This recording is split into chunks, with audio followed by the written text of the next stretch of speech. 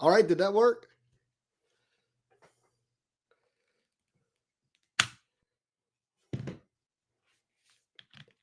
Hey, can you hear me?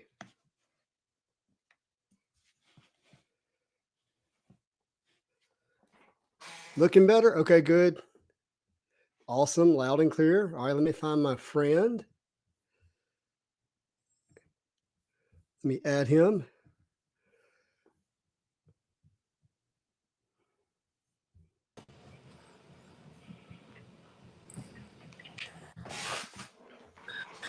What's up, Justin?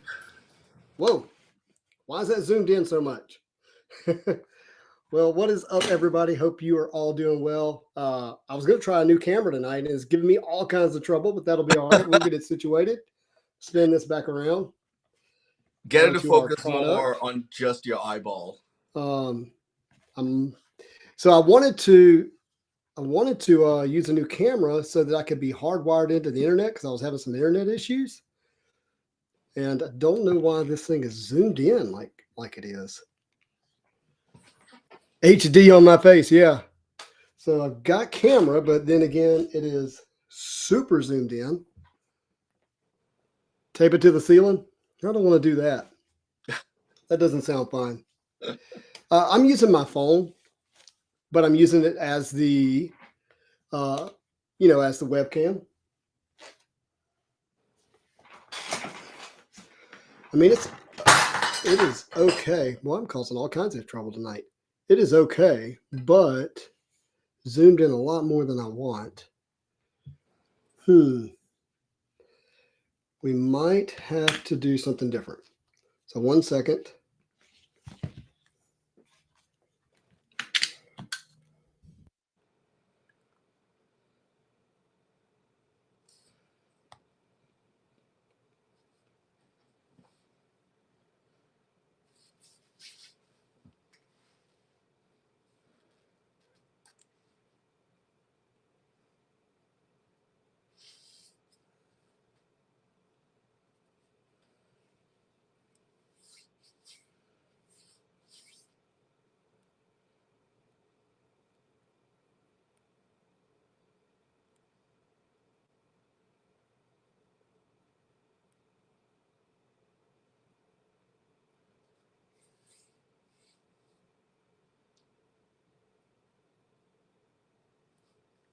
What's up, Mike?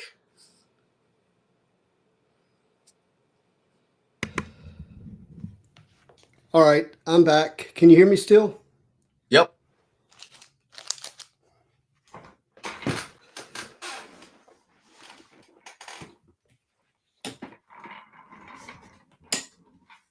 Justin, I'm assuming. All right, Aranga, if you're there, let me know, buddy. I'm here, Justin. Can you not hear me? Looking at the more options. Yeah, I mean, I see that. Yeah, you can hear me. Oh, yeah. I guess he is the King of Thieves. Surely he's here. I'm looking for you, bud. Hey, type in a message if you're here.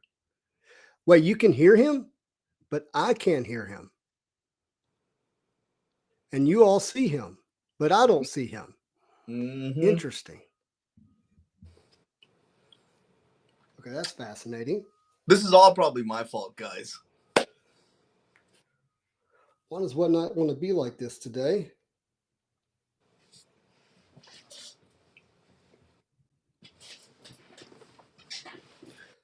Well, I cannot see or hear him. That is so odd. Okay.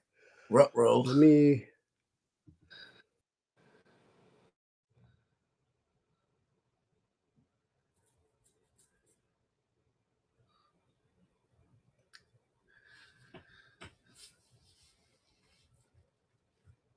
Is it just me, or did Justin disappear from the screen for everybody? So I'm running this show solo. Perfect. If you guys want to make deals, now's the time.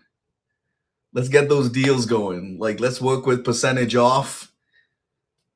Let's go. Let's do this. $5 for the Venom. All right. Yes. No, I don't know. I'm screwing up Justin's thing. Whatnot's gonna hold me to this. What OA is for sale?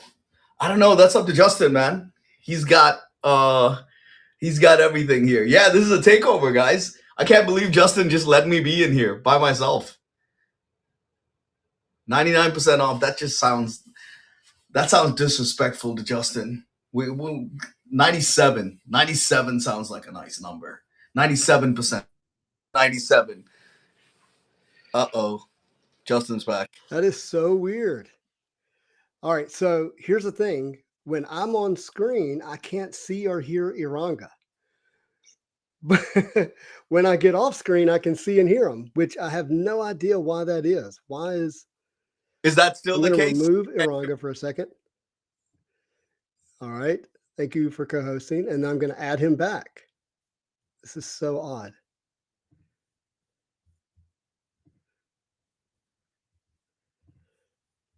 Iranga, I need you to put a message into the chat, if you will.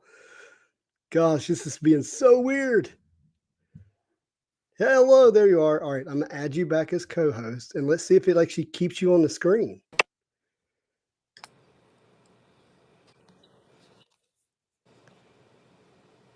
Can you hear me now? Hello. Oh, that sounds like a negative.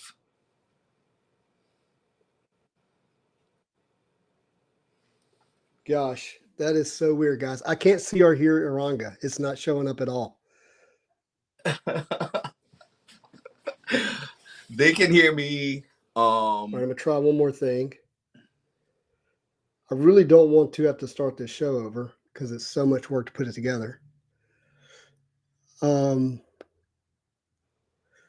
I don't think I'm using my laptop, so that's not the issue. The issue is that I was trying not to use my phone. It's probably the real issue. But 1 second.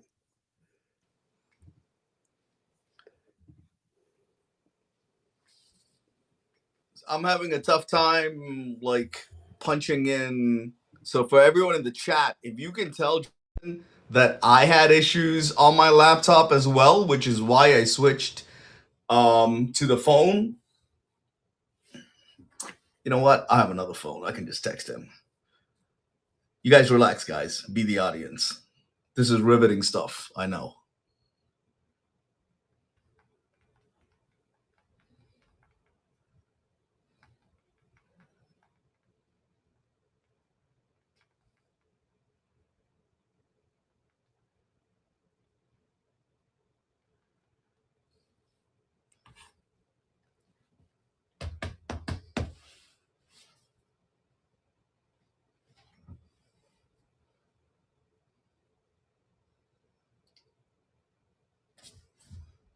Hey, thanks, Marvelous Breezy. That's your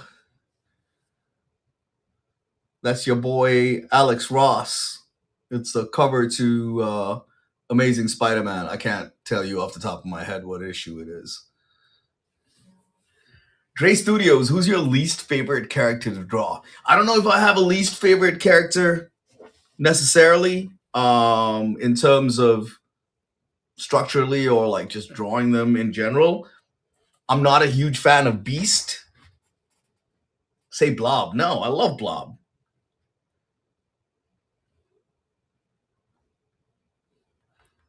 Justin's still working it out, guys. He's texting me here.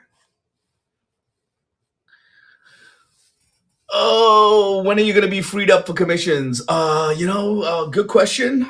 I've got some larger pieces I'm trying to finish off right now.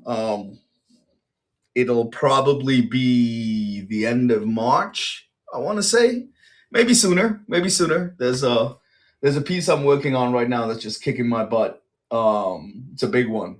So I've been working on that for the better part of a week now. Slow going. But once that's done, I'll move into a couple of other obligations I have, and then probably end of March.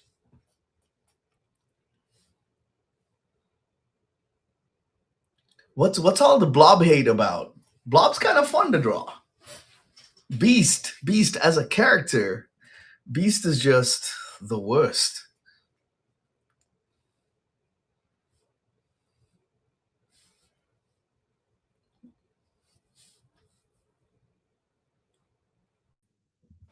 I'm sorry, man. He's just the worst. What can I do? Justin! Guys, I have no idea why it will not let me have me and Aranga on the screen at the same time. So Aranga, you probably can see me and hear me, but I cannot see or hear you at all whenever I am on the screen with you. Yikes. So question, Aranga, you're on your phone, right? Yep. Let me try something here. I have an idea. Maybe the issue is the mic.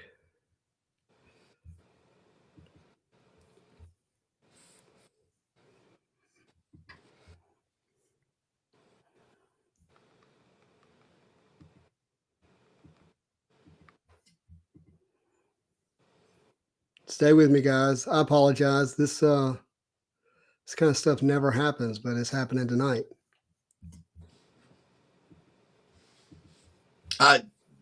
You guys can just blame me. We'll just run the Q&A. We'll do a sale. We'll be good. Justin will work it out.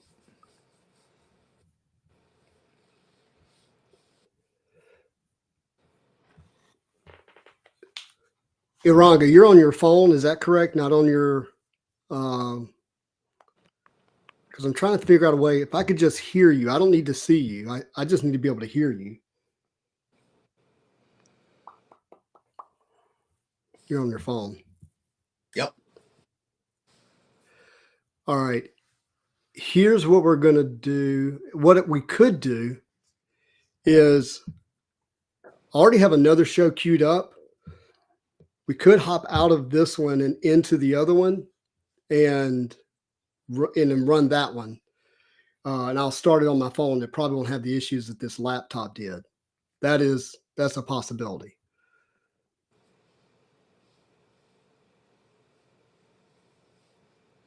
So, which I hate to do but we might have to do that.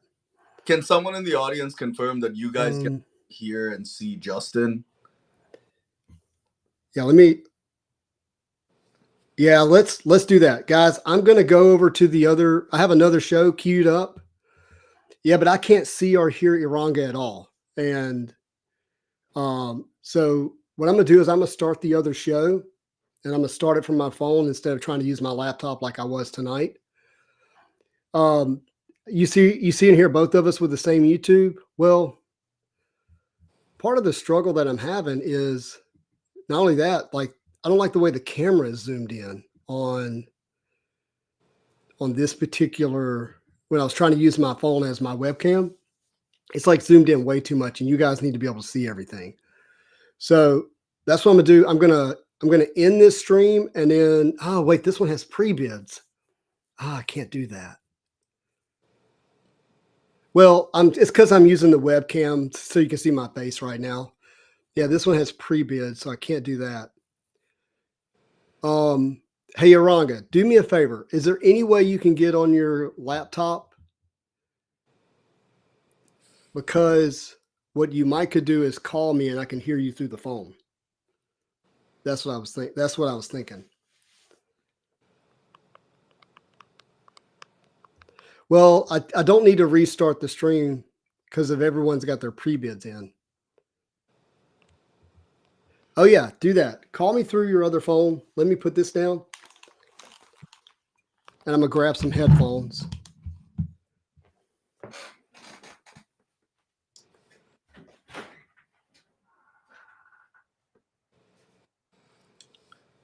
You guys get to listen to me calling Justin now.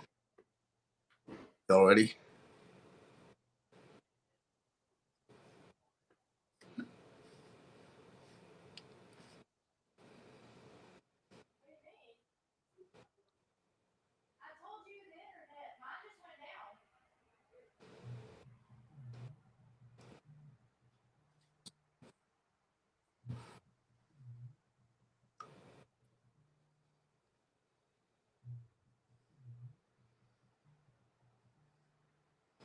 It's ignoring me, you guys.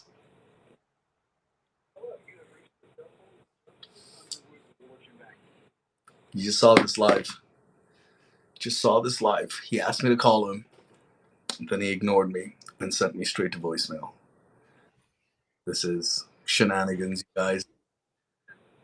Rude. Just so rude. I think he did that on purpose, like just to like show me up on in front of X amount of people. I'm back.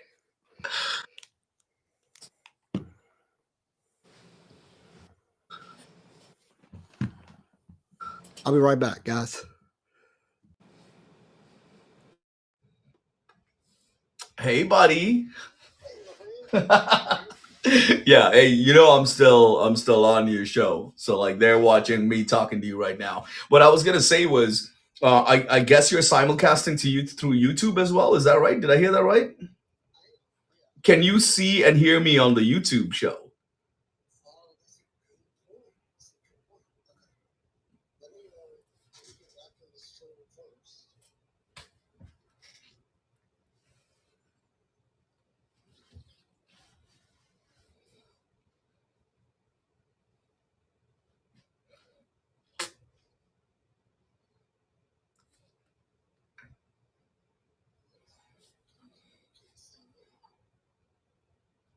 Nope, you're not back in the stream yet.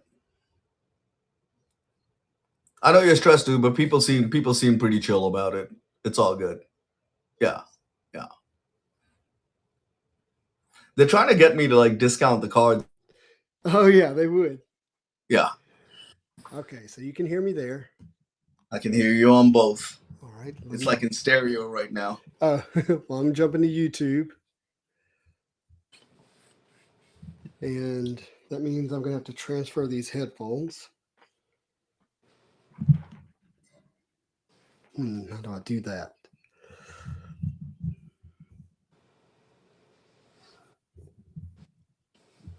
I know it still doesn't solve your Zoom issue, but yeah, we can work with that if we have to. I think so. I think so. SBID. Sorry, I'm saying my own name.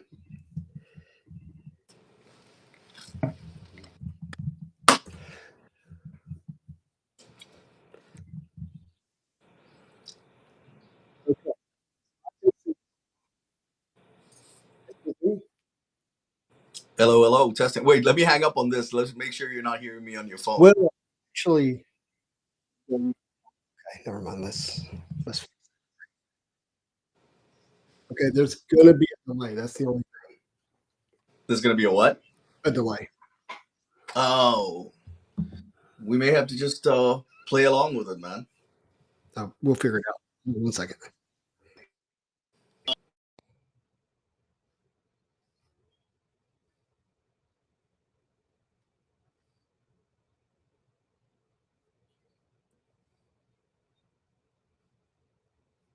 Yeah, you're gone.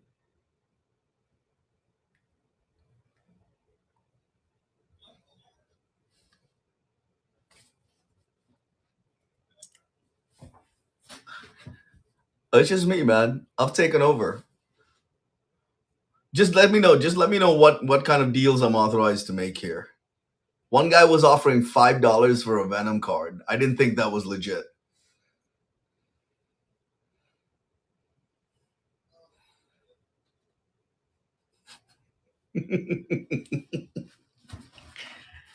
Guys, welcome to the Oranga Hits Whatnot channel.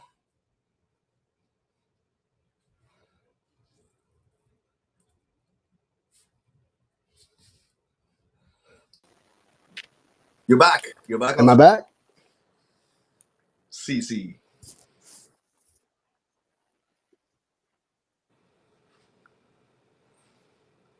Okay, so I'm going to hear you and me twice doing it this way.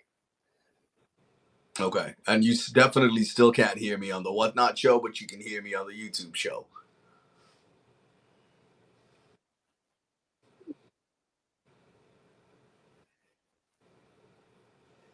Yes. And it sounds like the people on Whatnot can hear me at the moment. Yeah, it sounds like we're tentatively, it's like hanging on by a gossamer thread here, but it sounds like we got it going.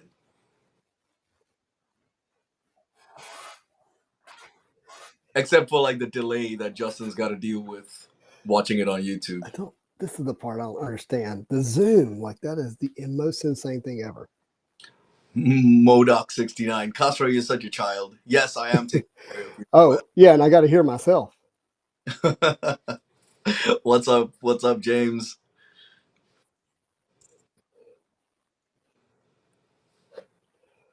Justin, you want me to hang up on the phone, or you still want me to keep the phone on? So weird. Oh my god, crazy. Oh yeah, yeah. Hang up. I can't. I'm not even on the phone. We're Okay. good. All right. All right.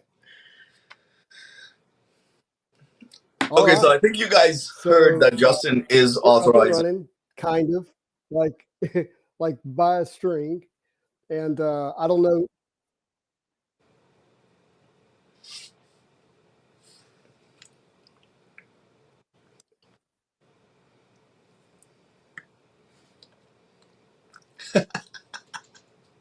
This is not working.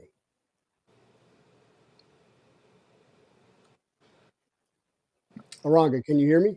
I can. Yep. Aranga, I have no idea if you can hear me. I can hear you. Oh, okay. Okay. Oh, yeah. Well, I'm getting the delay. That's what it is. Well, it's not that. I don't. It takes like 10 seconds for me to hear you. Yeah, that's a challenge.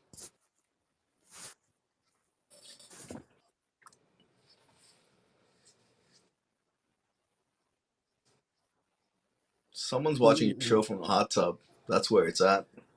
I think I'm going to have to end the show and start the other show. I don't think there's any way I can. Oh, that's good. I don't think there's any way I can do this show with it like it is right now.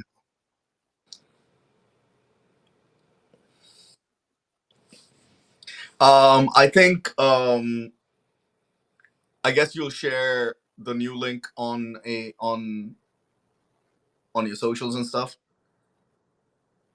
or will people just see it on your Whatnot channel?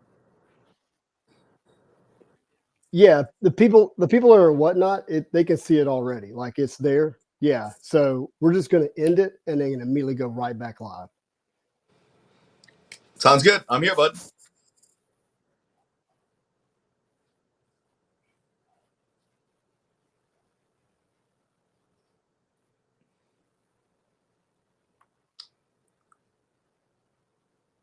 Oh, the new show won't be tomorrow, Poke King. We're like literally ending this and jumping right into it now. I have no idea what was going on. But let's just say that my laptop just will not work. Wanted this stream to be us, like hardwired in, but that just is not going to happen. All right, let's find our co-host here who did a marvelous job just hanging out, trying to keep everybody entertained while I was dealing with some technical issues. First Avengers, what's up? Patrick Woot, Sun City, all kinds of cool people. Aranga, I don't know if you know how to find me. Let me text you. You may not even know how to find this show, so let me text it to you. Let me text this to someone else too. Use this link.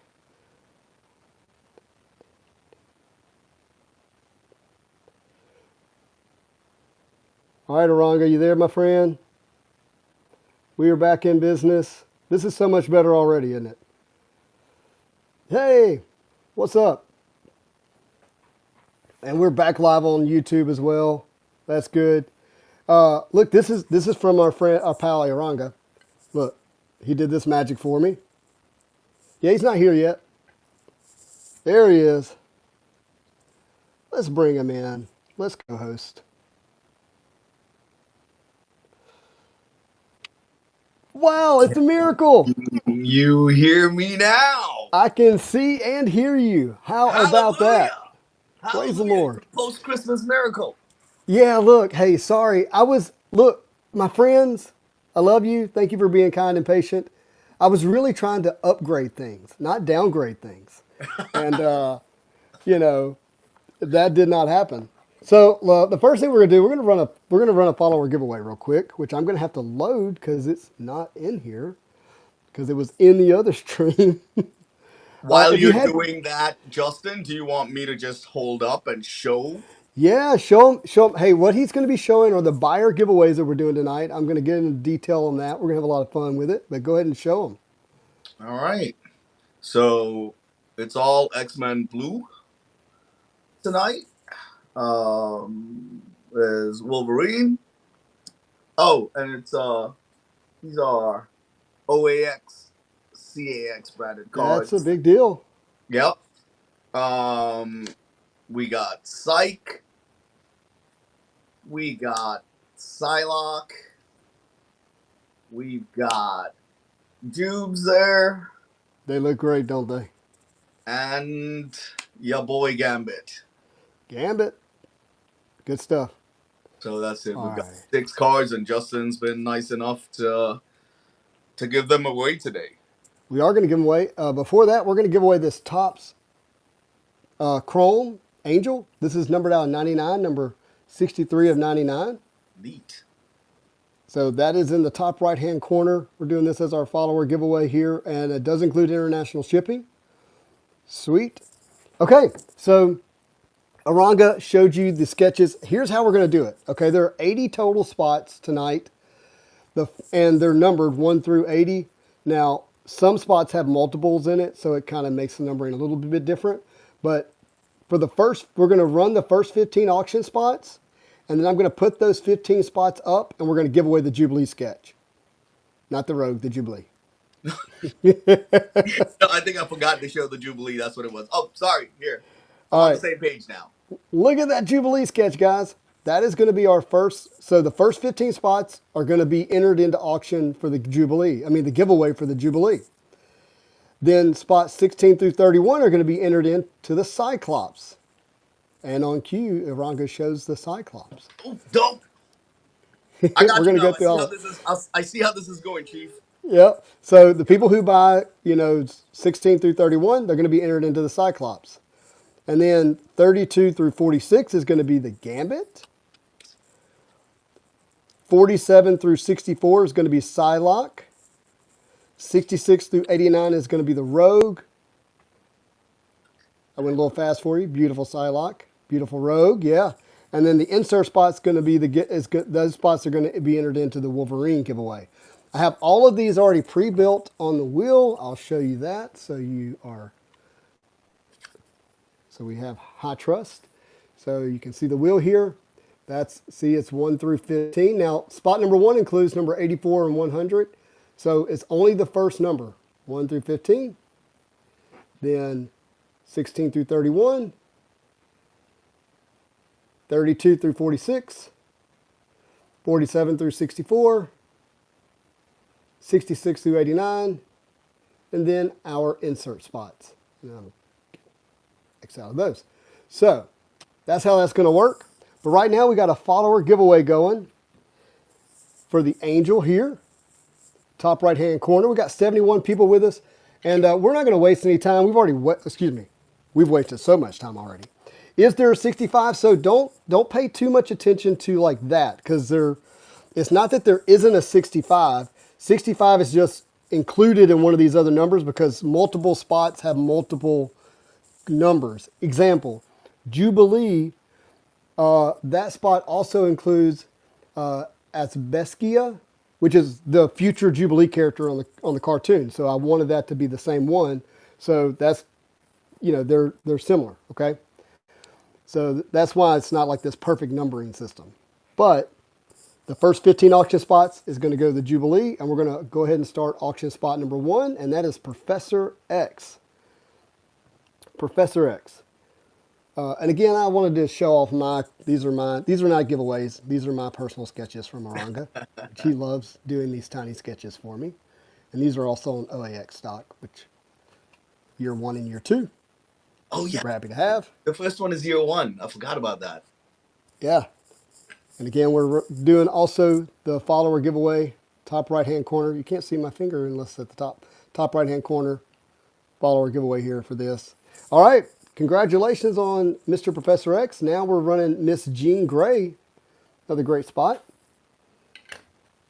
Make sure you get into that Angel follower giveaway. All right. Whew. We're up and running, Aranga. Hey, I had faith, man. I had faith that we would work it out eventually. We're only on the wrong show at the wrong time, but we're up and running. So I'm excited about that. Okay. 87 people have found you. 87, but in fairness, we had 140 bookmarks, so I feel bad for all those people. And tremendous amount of people had already put in their pre-bids. Those are ruined, but Lord willing, this will be a fun night. Whoa, Jean Grey is off and running. Guys, please, we're not going to pull out a piece of gold bullion here, okay? So, bid responsibly. But thank you for bidding. Next is Marrow. But again, the cool thing is, the sketch odds in this product is not easy, but 1 in 15 first spots is going to get an opportunity at the Jubilee sketch. And then we'll keep going from there. And we got our follower giveaway. Who's that going to be? Oh my Godzilla. Congratulations. Way to go. And we got questions. Poke King says, who's your PC, Oranga? And yes, this is a full case. Personal computer? Your personal collection. Who do you personally collect? Oh, it's varied. It's not specific to artists. It's specific to when I'm collecting OA, like published stuff. It's specific to titles that I loved when I was a kid. So it's heavily attached to nostalgia. So Dale Keown and Incredible Hulk back in the day, that was like my first thing. Incredible Hulk? That's not what I would have guessed. No. It's definitely not. But that was like my gateway drug into comics. Oh, Lost, congratulations on Morrow. Up next is Jubilee. Now, again, remember the first 15 auction spots enter you in to win the Jubilee sketch from Oranga. But if you had to pick one, like who would it be? If I had to pick an artist? Yeah, no, not an artist, a character. A character. So when I commission other artists, I usually get Cable, Mystique, or Ghost Rider. Those are my 3 go-tos. Is there a specific reason why? No, they cover a nice variety. Like if it's an artist that's strong with drawing tech, I go with Cable. If there's an artist that's strong with horror, I go with Ghost Rider. If it's an artist that's strong with color and drawing the female form, I go with Mystique. So it covers a lot of bases for me. Yeah. Hey, show them that Jubilee again for me real quick. Yes, sir. Here's Jubilation Lee. Jubilation Lee. Now, was the glasses and the bubblegum difficult? No, they were actually the easiest part of this, to be honest with you. One of the things was, I don't know if you can tell, her shirt is roughly the same color, so it's just variations of neon pink. I'm lucky that I actually have neon pink in my watercolor set, so that was pretty easy. Got you. All right, I got some. Kevin says, is this a full case? I said yes. And he said, does that mean there will be a shipping delay? I mean, define delay, Kevin 7. I actually am doing a lot better than I used to. She has an insert and only 3 characters, right? I'm sorry, I missed that one, whatever that question was, on which character. Can you explain how the gibbies are working? So if you're just joining us, I have broken each auction spot into essentially 15 different spots. So the first 15 spots, which we're auctioning right now, we're on 6. So he says number 6, Titan. The first 15, we're going to do a wheel spin to see who wins the Jubilee sketch from Oranga. Then Oranga has a Cyclops sketch, so 16 through 31. We'll go to that one. Then 32 through 46 will be Gambit. 47 through 64 will be Psylocke. 66 through 89 Rogue. And then the insert spots will be Wolverine. Sorry, man. I'm doing a very piss poor version of Vanna White here. I was going to hold them up as you were doing them. Yeah, continue to show them. That's great. Oh, Is YouTube not streaming? I mean, it should, But after the way the first stream started tonight, uh, I wouldn't doubt it if it wasn't. But probably what you're seeing is that it was streaming, and then you know a new stream has popped up, so you have to go to the new stream. You meant delay since? Oh, I meant a delay since this is technically a future show. Oh, I got you. I got you, my friend. All right, now we got Aurora going. The spot number 8. Okay, YouTube is streaming. That's great to know. So if we don't have technical issues, later tonight, the original showrunner and writer, the original creators for X-Men the Animated Series, I'll show you this. You may be familiar with this book, but it's X-Men, the art that makes the animated series. Eric Leadwall and Julie Leadwall, they're going to join the stream tonight. So if you hang around 8 o'clock Central Standard Time, they're going to join the stream, assuming that they got my most recent text that said, don't go to the one I gave you to begin with. And they're going to join and hang out with us and watch us open up the boxes and show off the cards that you guys get. That's pretty rad, man. I think so. I don't think that I ever thought that I would be hanging out with the creators of X-Men, the animated series. Yeah, that should be fun. I'll be watching for sure. Yeah. Well, hopefully it'll let you stay on. Hopefully you won't have to go anywhere. You can boot me off, man. No. Yeah. I just fought to keep you. Hey, how about this? Do you want me to start working on the other card? I do, yes. I actually forgot about that. Thank you for reminding me. Sure thing. All right, guys, we got Dark Star going. This is spot number 9. And remember, the first 15 spots are going to be entered into the Jubilee sketch that Oranga has.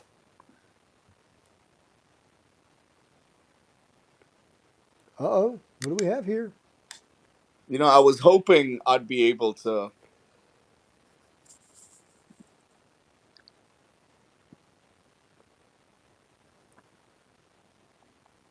You I was there? hoping I'd All be right. able to There you zoom are. in on this. Oh, don't start with the Zoom issues. I know. Someone told me that 3 dots and then go into Zoom, but If you find that, please let me know. Oh, I do see Zoom now. That was not showing up as an option earlier, by the way. Oh, you have a Zoom option? Yeah, so do exactly what they said. 3 dots. Hit the 3 dots, and then it says at the bottom, broadcasting, swap, rotate, Zoom, mic. Oh, you're the broadcaster, so that may be it. My video options are swap video, sound.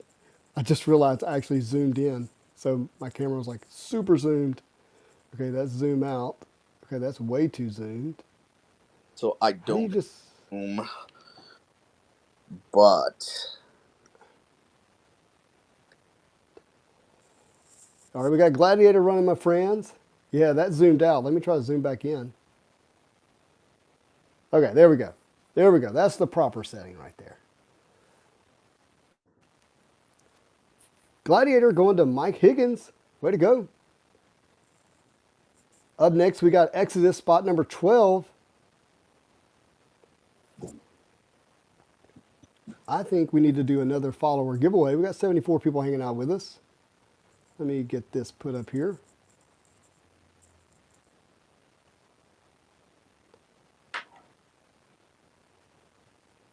Marvel cards. All right, what we're going to be giving away here, guys, is this is a full set of the SDCC, San Diego Comic-Con Upper Deck promo cards for X-Men 97. These are only available at SDCC unless you bought them on the black market. But this is a full set. Plus a gold morph, which is, the golds are the hardest to hit. There was one parallel in each one. And this is the gold for morph, so we're going to be giving away that. Let me get this typed in.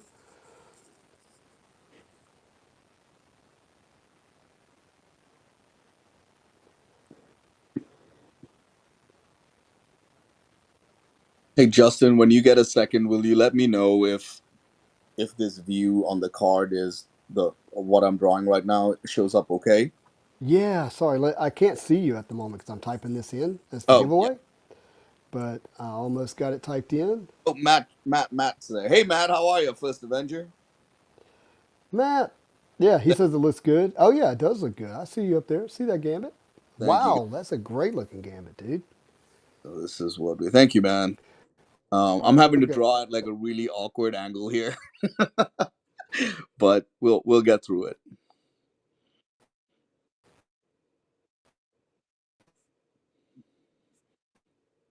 As we discussed, I'd already done the pencils beforehand so that we could save some time on the show. I'll do the inking here, and then we'll move on. We'll add some color to it.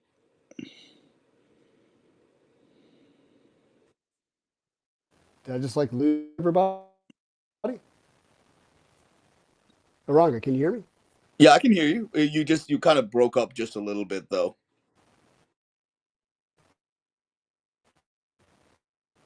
Justin, can you hear me?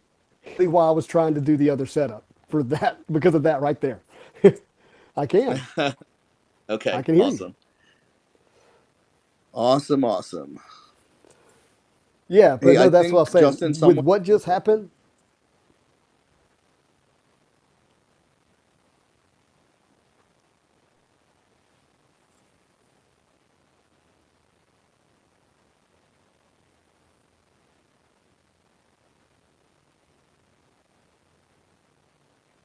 can you hear me, Aranga?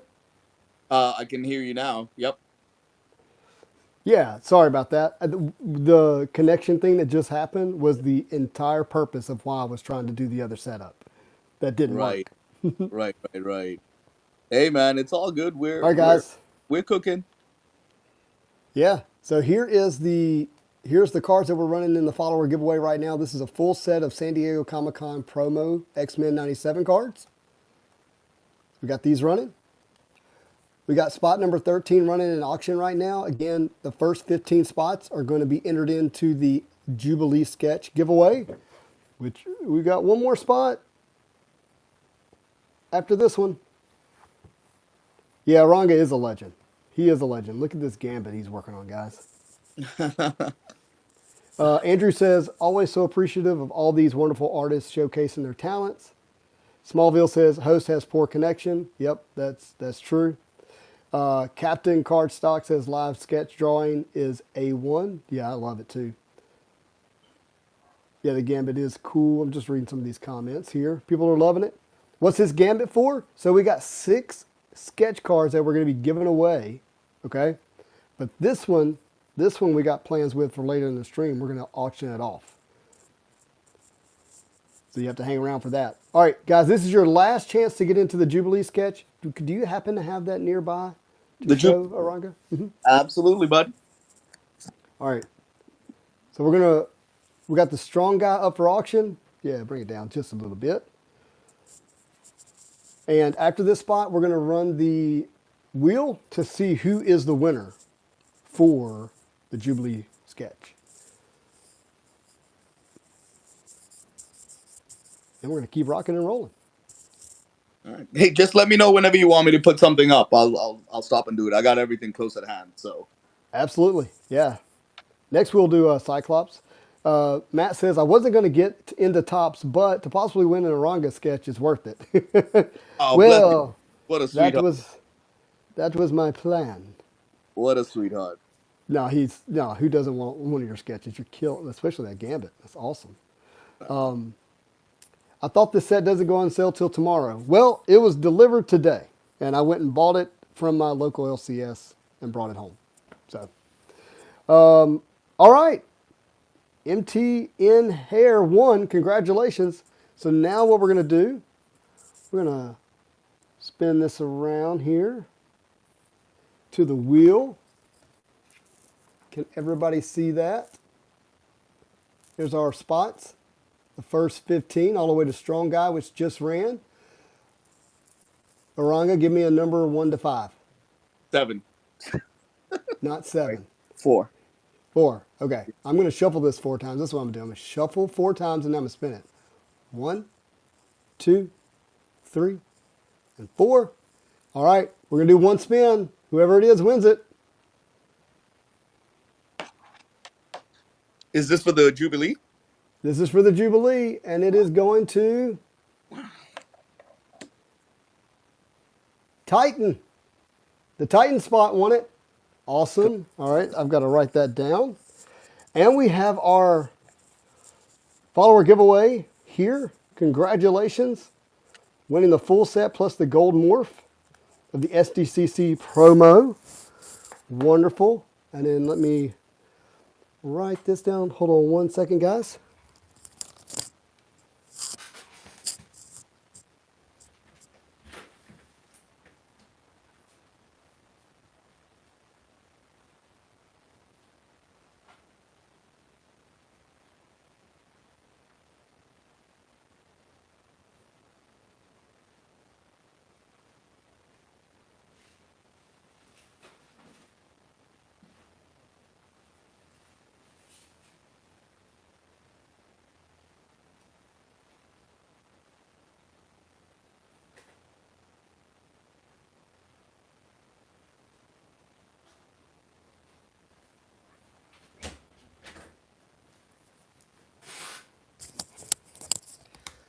This is a full case break, which is 8 boxes for tops.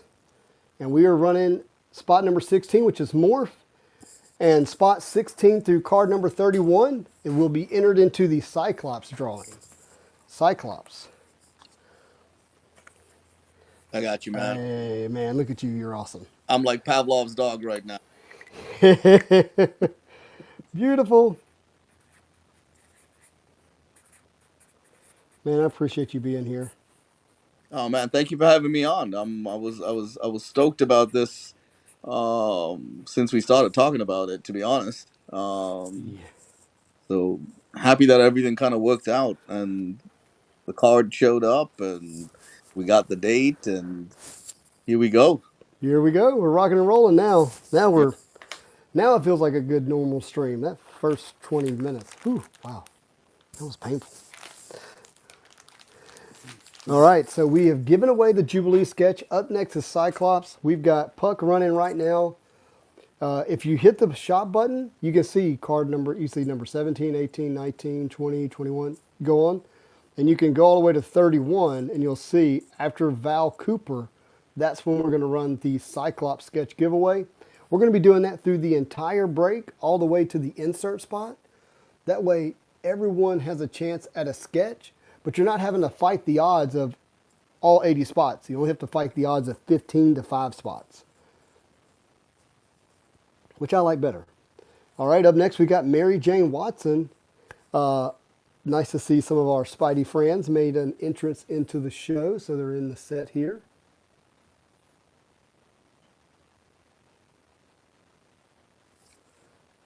That Gambit's absolutely amazing. Great job, Aranga. Again, we've got plans with this sketch at the end of the auction, so stay tuned.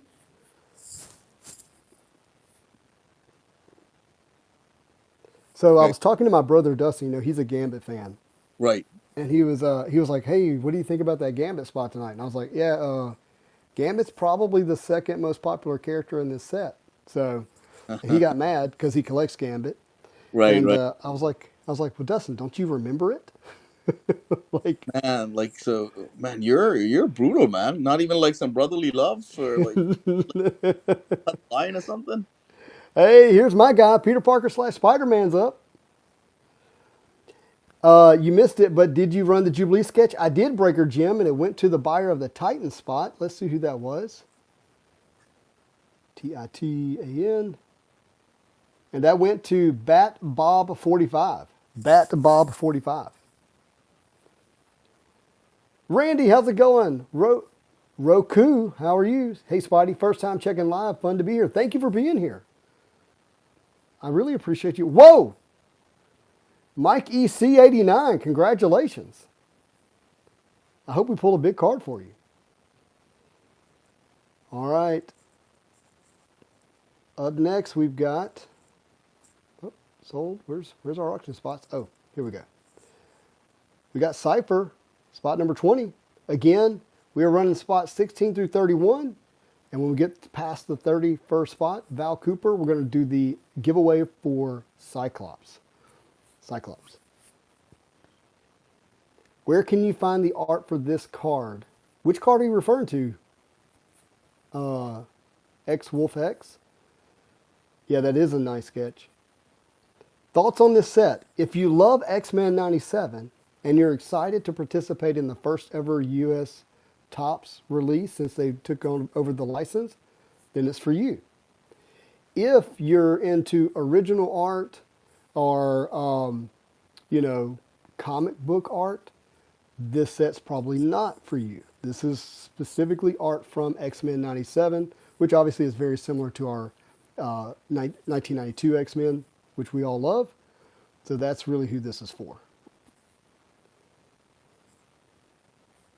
Do you have a favorite medium when making card sketches? That's a question from Andrew for you, Aranga.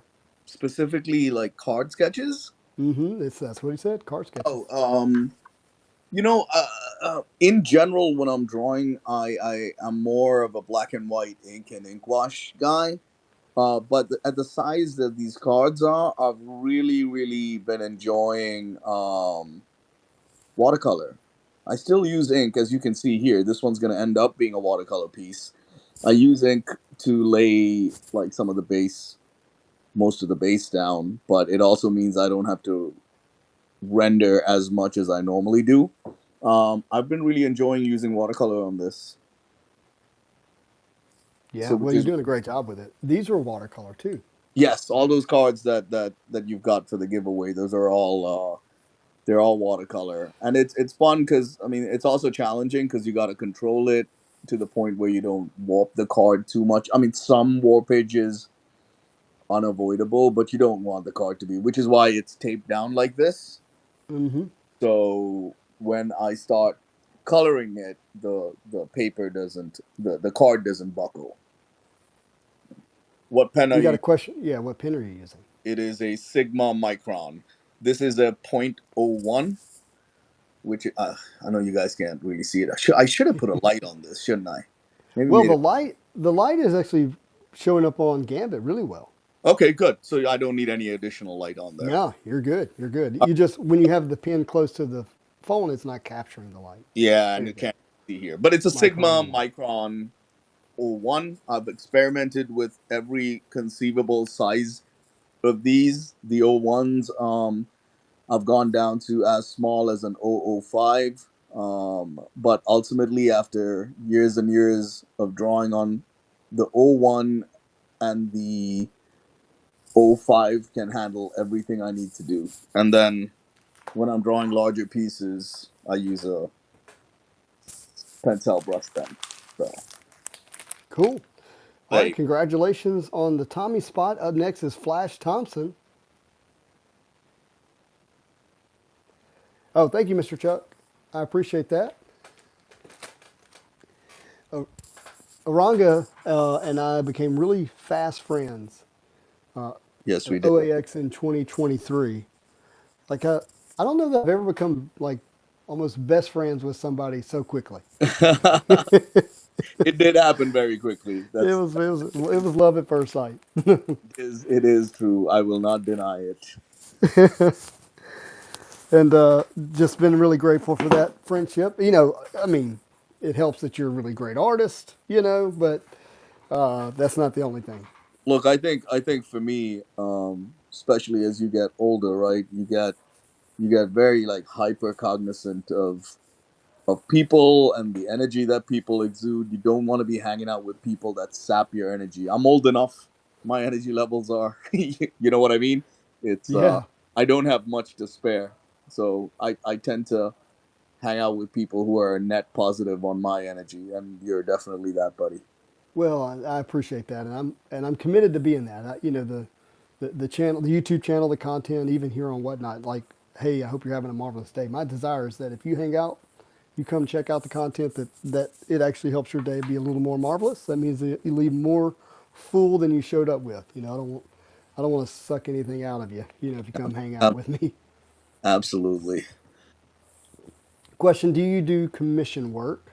I'll let you answer that. I do commission work. Generally, I take a few slots at a time because I don't like overburdening myself and then not delivering at a time. Most artists get, well, not most, but artists get a bad rap for taking on commission work and then not delivering on time. In the 5 years I've done this, I've only been early. I've never been late, and I'd like to continue that streak. So, long story short, I take short, limited lists. My next one is probably coming up at the end of March. If you follow me on Instagram, I have a link to my newsletter. My newsletter subscribers get first shot at the list, and then I open it up if there's anything left on my socials. Love it. Love it. By the way, if you don't mind showing the Cyclops sketch again. Yes, sir. So everyone, these spots all the way up till Val Cooper, card number 31, from spot number 16 to 31, you will be entered into the wheel to win this particular Cyclops sketch. Oh, And what's that, bud? I'm sorry, Cyclops, i.e., the best X-Man. Oh, the best, the leader of the X-Men. Right. I mean, look, it's the blue team. He's definitely the leader of the blue team as well. For sure. Storms, there may be, I don't know, there should be another set, right, Justin, at some point? At some point, yeah. So we're going to do another show in the future. And, there's a blue team. There might be a gold team. So There was another team, if I recall right. There's another team, the New Mutants with magic. There you go. There you go. All right. The question is, who's going to be the winner of the Cyclops sketch? Whose name's going to go right here? We're on spot 28. We're going to 31. So how long did it take you to come up with this design? I'm sorry, say that again. Oh, this specific card, the Gambit. The sketch that you're doing now. This is actually probably the third one I went with. Oh, okay, I got you. I had a couple of others as well. I wanted to have one that would show well on the screen. That was large enough that it showed well when I was drawing it. So I would say once I settled on it, I did the pencils in, let's say 30 minutes. So I look good. Okay, I got you. No, I'm kind of curious. Like, do you have really good references, or do you just know his suit that well? No, man. When it comes down to the X-Men at this point, like specifically this era of X-Men, I don't need to look at references. There are times when I'm like, oh, hold on a second. And the thing with Psylocke is the number of bands on her arm and the number of bands on her legs, they change consistently based on which artist draws it. So I have based on what it looks like, I just go with what I want, how many bands I want to put on her. But no, in general, I don't have to look these characters up anymore, unless someone wants to torture me by getting me to draw Beast. Well, look, guys, we only have 2 more spots before we do the giveaway for the Cyclops, and that is going to the spots 16 through 31. So if you want in on the Cyclops sketch, you're going to have to get into these last 2 spots. We got Boom Boom and then Val Cooper. Great question about Magic. She is only in the insert spot, which is the Morph lenticular. If you think about who all Morph turned into in the 97 show, that's, I think, who is listed in the Morph lenticulars, and Magic only showed up in the show as morphing into her, and so she's in that insert. 2 Gambit sketches and no Magneto. Smish. Hey. We love Magneto as well. Dre, thank you for hanging out with us. Love Dre. Dre was the first artist that I had on live sketching with us. He did an amazing Venom. Hey, Dre. I just recently started following him on Instagram too. Then we He's started a good following follower. each other. All right, if you don't mind setting out the Cyclops sketch, we're on the last spot, and then we're going to run the Cyclops giveaway. There it is. Oh, we go way back now. Way back. Wayback Machine. Well, you nailed the Cyclops hair. I'll give you that. Yeah, thanks, man. Yeah, people rag on Cyclops, but come Hey, on, dude's a look. captain. He's made his way through. They did their best job to make him look really cool in the most recent show.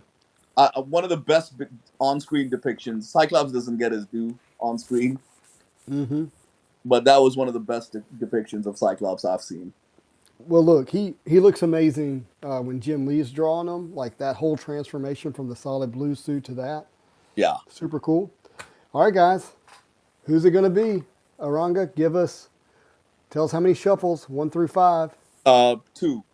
2 shuffles. Let me find my, no, there it is. So 1, 2, and then we're going to spin. Best of luck.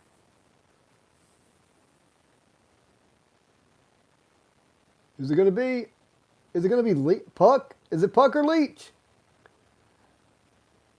Leech. Congratulations to the Leech spot. Congratulations. Let me get this written down. Who is the winner in the chat? Let me know. Hey, would they not need to be in the chat? I'm just curious. Just Nope. kind of new Nope. to it. If they buy the spot, they're entered in. Gotcha. Very good. Nice. My new favorite X-Men, Ray the Panda. Let's see. I want to see who won that. Yeah, that was Ray the Panda. Congratulations. All right. So now we got a big one. All right. You see that our friend is doing a Gambit sketch right now. Okay. But he's already done one. And that's the one that's going to be in this giveaway. So take a look at it. There it is. So spots 32 through 46 will be entered into the Gambit sketch giveaway. The Gambit sketch giveaway. And we're going to start running that auction right now, which is actually Gambit. It's the Gambit show. Hey, Izzy's Cards and Comics. What's up, What's man? up, Izzy? That's my fellow Alabamian. Oh, we're not. That's a muted word on my stream. Alabama. He's also based in Tuscaloosa, so you're gonna hate Oh, another muted word. I need to. Oh goodness. No, look, Gambit. He is a great character. I love the fact that he's a Louisiana guy. You know, I'm a Louisiana guy, so that makes it really cool. Did you appreciate Shannon Tatum's depiction in Deadpool versus Wolverine, or Deadpool and Wolverine? You know, I liked it well enough. I don't necessarily know if that's how I picture Gambit necessarily on screen. And I hate saying that because I love like his enthusiasm for it. Like he's been a fan. So good for him for like nailing that role. Yeah, and real quick, congratulations to Gambit Rogue. That's who just won the Gambit spot, the auction spot. Congratulations. Say Sounds like what? he got his. Yeah, it sounds like they got maybe one of their favorite characters. Good for you, Gambit Rogue. Yep. But no, I mean it wasn't a perfect depiction, but it was kind of fun to give us that after so many years of teasing it. You know. Yes, it was definitely a fun, and I actually liked him better than what's his name, Taylor Kitsch, like in the from Wolverine. Yeah, kind of liked him better than that, but I also I don't think I picture him in my head as like the long term Gambit. No, not at all. Getting back into superhero cards after buying into the new Bo Jackson Battle Arena card game. Oh, well, are you a historical Marvel card fan, or is this like a new thing for you? Also, Bo Jackson, War Eagle. Oh yeah, quite the athlete. Bo knows. Old school Marvel fan, same my friend. Bat Bob, congratulations. Up next is Lalandra and Princess Matrix. Wait, that's not how you say that. Magistrix. It's a big word. Now just need one of the Gambit sketches. Yeah, well, look, hey, it'd be pretty cool if the Gambit spot won a Gambit sketch. That'd be awesome. If I pre-bid on the spot, will it auto-charge if I leave? Yes. Yes. If you win, if you have the winning bid, it will auto-charge. That is correct. We got Mojo. Yeah, that's really the point of the pre-bid. The pre-bid, in my mind, is so you can go ahead and put in your bid and you can walk away. You don't have to sit here for an hour and a half trying to time it perfectly. Now, I do go in order so that people can kind of guess when to be in the auction if they don't want to pre-bid, but that's essentially what it's for. Captain Cardstock is winning Mojo.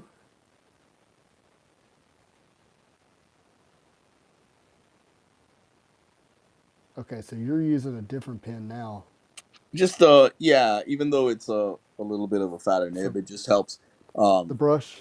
speed up. It just speeds up filling in larger areas of black, so I'm not scritching away with a micron. I love using a brush personally. Yeah, there's a real organic feel to it. Microns can sometimes feel, when you draw exclusively with it, like really Yeah. sanitized and technical. It Whereas, does. You feel like a real artist when you're using a brush. yeah. Excuse me.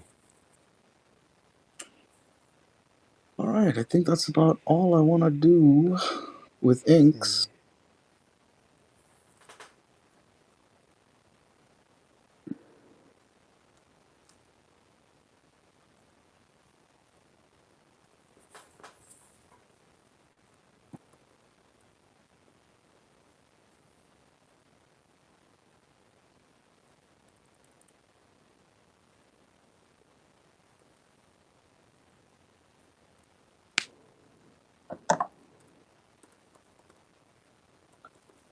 Okay.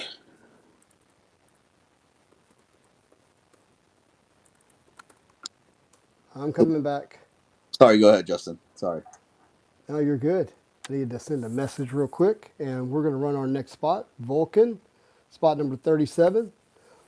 Remember, spots 32 through 46 are going to be entered into the Gambit sketch giveaway. The one that's already finished, not the one that you see on the screen. I don't want to confuse anybody. Bam. That one right there. There you go. What's it got in its mouth? Oh, just stuff that kids shouldn't be, or adults. Candy cigarette. It's a candy cigarette, you It's a guys. candy cigarette. There we go. Just a candy cigarette. Or just like a giant toothpick. A toothpick. That's what Matt said. It's a big old piece of straw. Yeah, there you go. Big old piece of straw. All right. Hey, Justin, if you give me like just 10 seconds, I'm going to step away for a second. I got to fill some water. I'll be right back. Oh, sounds good.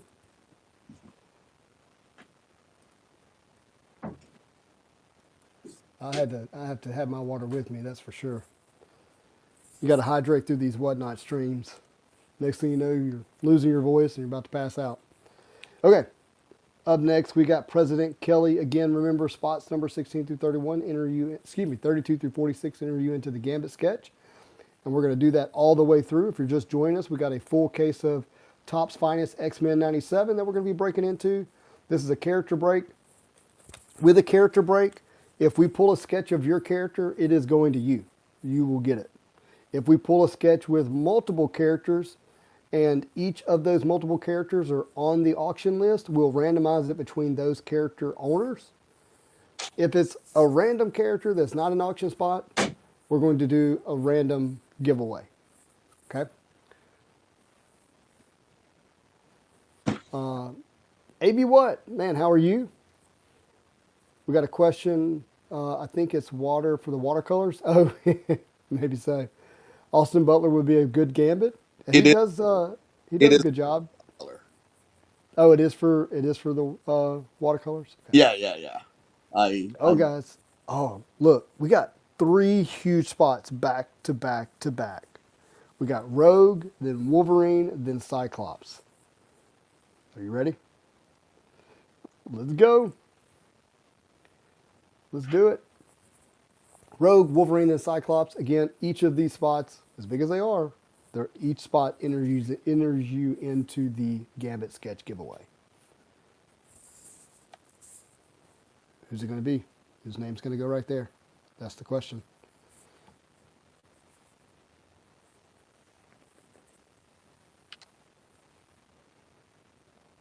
We got Shane. Oh, nope, Gambit Rogue. Gambit Rogue's in the lead. They're like, no, I'm not leaving without Rogue. I've got Gambit already. Nope, Shane says, no. Not going to happen.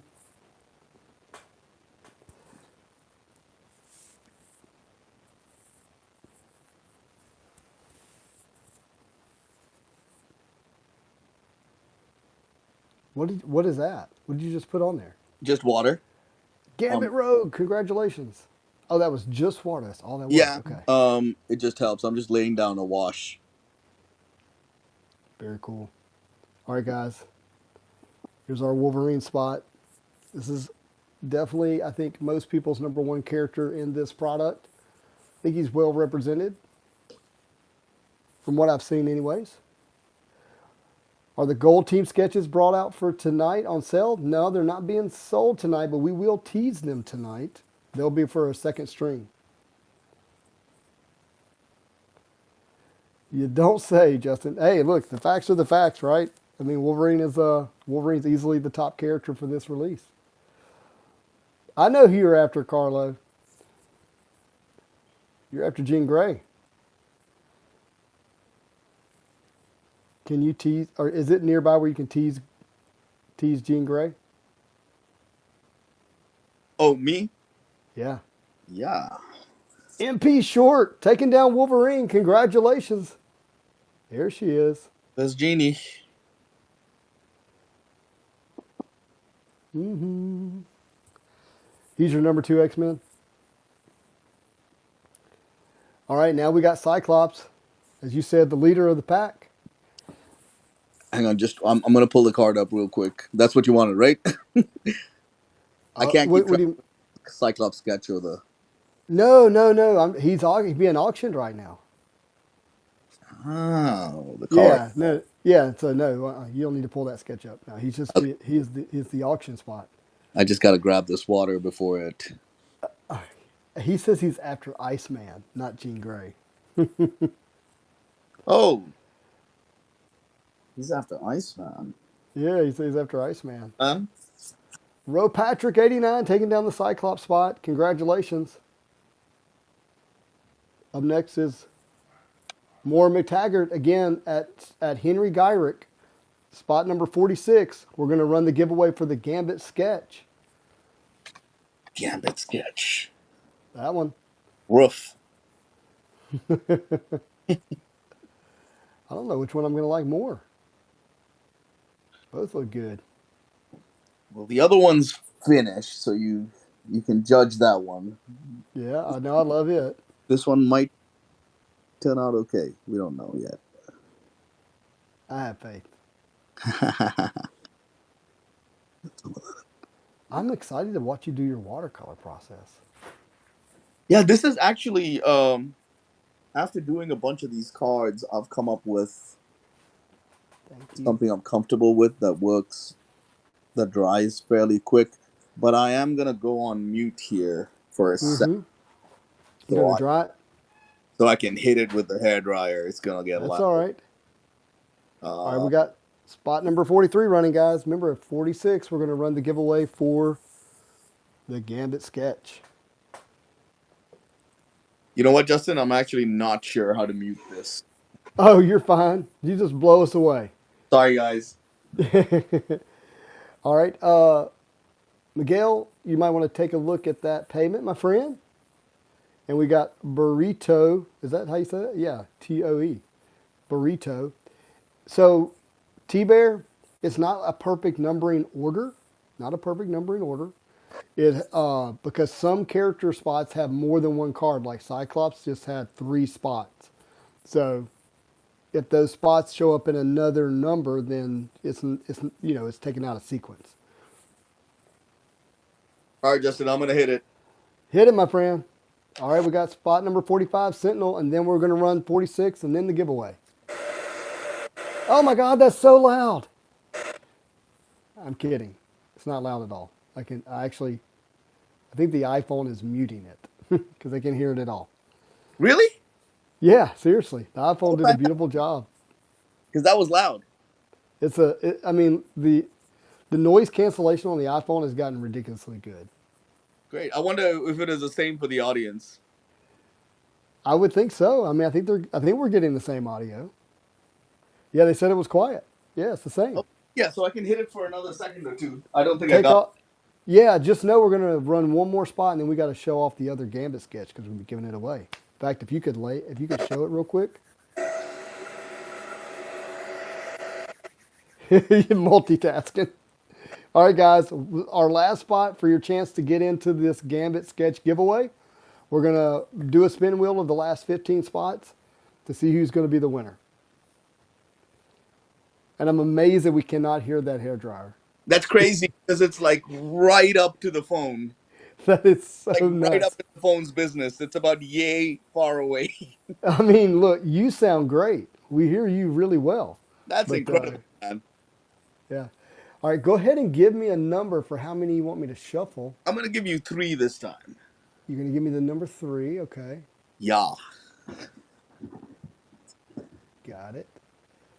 All right, who's taking this one down? Sold to Cornelius. All right, here's our spots. I'm going to show you this 3 times. Uh-oh. 1, 2, 3. And this is going to be our winner for the Gambit sketch. Yeah, there you go. Best of luck, everyone. Oh, I thought Gambit might win Gambit. But it's Princess. Oh, my goodness. Well, let me show it a little longer. Show it a little longer. That's our winner for the Gambit sketch. That's why every one of these spots matter, man.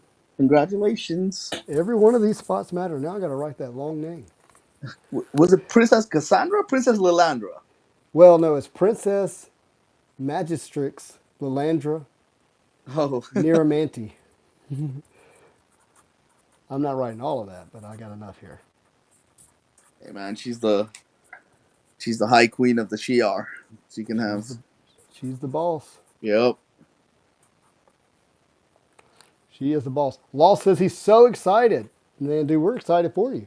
And he just can't hide it. Sing it, bud. Sing it. All right. Okay, now you got to show Psylocke. Now you got to show Psylocke. All right, my friends, look. As Betsy? Spot, yeah, Bessie Braddock. Spot Braddock, sorry. 47 through 64 is going to be entered in for the Psylocke sketch. It is so good. I didn't want to draw like a psychic knife fully because it obscures so much of the image when you do that. So this is like just her starting to form it. Oh, I love that. Yeah. That way, so cool. You still get plenty of that figure, and it's not blocked by the giant psychic knife. It would have been a lot easier for me. Yeah. No, I'm with you. But no, thank you for taking the hard way out there. Always love it when the artist shows a lot of courage. And by the way, again, just as a reminder, this is on Original Art Expo stock, OAX card stock. It is a promo card stock that, they won't be doing again. That's it. And you might can get Iranga to sign the back of it. So that was a question I was going to ask you. I'm more than willing to. Do you want me to just sign it there? I did that at the show. I just wasn't sure if anyone wanted it. I think it's great to have it because it feels unfinished when it's not signed on the back. For me. You got it. What the chat says. What does the chat say? Law says, please sign mine. You got it. I'll sign all of them. Sweet. My default position is no one really wants my scribble unless they ask. So I preemptively sign anything. Definitely not true. Well, if I was you, I made him sign mine, guys. I don't know if y'all see that. So. This one I don't think got signed. Nope. No, it did here at the bottom. Thought I did. Yeah. Yeah, the bottom. Sorry, I looked there first. Breaker Jim, way to go on Sauron. Up next is Adversary. This is the horrifying creature that, hunted or haunted Storm and Forge in the show. Catchy, yeah. Or wait, Catchy Catch said yes. They all want you to sign it. Everybody does. All right, message received, loud and clear. Yeah. And again, guys, this is a full case, 8 boxes. It's going to be a lot of fun. I'm looking forward to opening up our very first Topps Marvel cards. It's the real thing. I remember in my very first content creating shows on YouTube speculating, what if like Disney took back the Marvel license and Disney started making the cards? Or what if Topps started making the cards? And that essentially has happened, and we're here. So this was like a monumental thing, huh? Yeah, I don't know how to give you context of it being different, but you understand the comic book world really well. I would say it's, how like diamond distributors. That's what I'm trying to say. Yeah. Diamond is like going through its thing right now. Yep. And it may be all shook up, and the way comics are distributed change, and they've been changing. It's maybe that's on par, but I think it's probably even bigger than that. Wow. It's would it be kind of like the equivalent of if Marvel suddenly got the rights to publish Batman? Wow, that'd be nuts. No, I don't think it would be. That would be insane. I couldn't, because No, I mean comparatively. I mean, I'm not talking about level. Yeah, crazy, yeah, I guess so. Yeah, I'm trying to like imagine Batman in the Marvel Cinematic Universe, but you're just saying just from a publishing standpoint only. Yes, like Yes, there yes. was. I don't know if you remember this or not, but there was a point at one time, when there was some crazy stuff going on, and DC. I think this was like in the late '80s. DC. There was an idea cooking where they would license Batman out to Marvel to publish. Of course, nothing came of it, but Yeah, that's sacrilegious. that's crazy, right? It was, Yeah, I think, totally. Jim Shooter was editor-in-chief at the time, and he told that story. Wow, that is crazy. Yeah, I mean, there's multiple reasons why it's a big deal, but one of the biggest is that the historical brands that have been synonymous with Marvel cards, which are Masterpieces, Metal, Flair, those are no longer going to be connected to Marvel cards. Skybox. And so we are just going really accustomed to knowing that we're going to get our cards on those brands, and we love and we understand them. We kind of understand what is going to be considered collectible or valuable out of it. Now it's new discovery. So unless you have this Topps Finest release, apparently I think it's built off of an old 90s baseball set configuration. Huh. And which some people that collected baseball loved, right? But Marvel card fans don't have an affinity towards that yet. Maybe they will. Right. But it's all new territory. Does it Andrew, congratulations. shift the way people think about value of the cards, or no? Well, I think it does, to some degree. Talking about value is difficult because of course. If people say, okay, well, in sports, a lot of the collectability is in the fact that you can sell it later for money, and there is a value aspect, or let's use a negative word, a flipping aspect of it. Sure. Marvel cards has not historically been collected because you can flip it quickly, from a collectible value standpoint.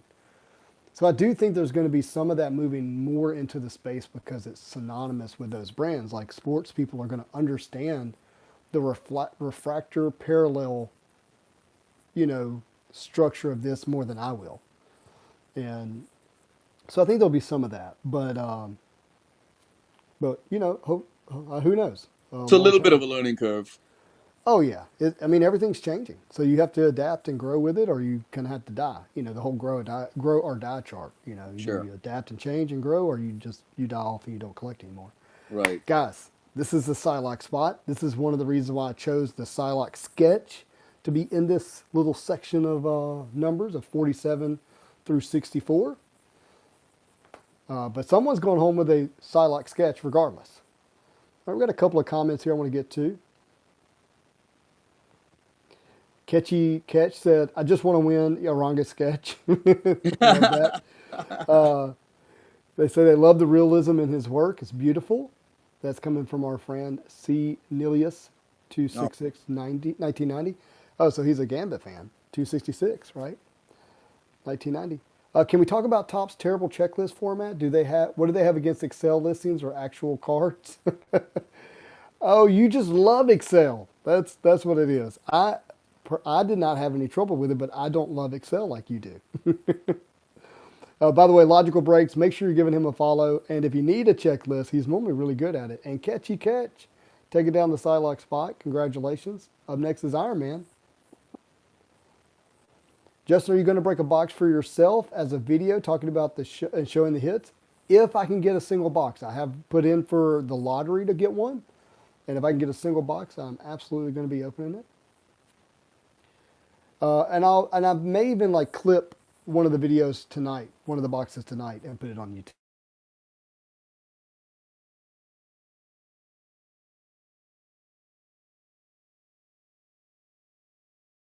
We'll have the creators of X-Men, the animated series, on later tonight, and they'll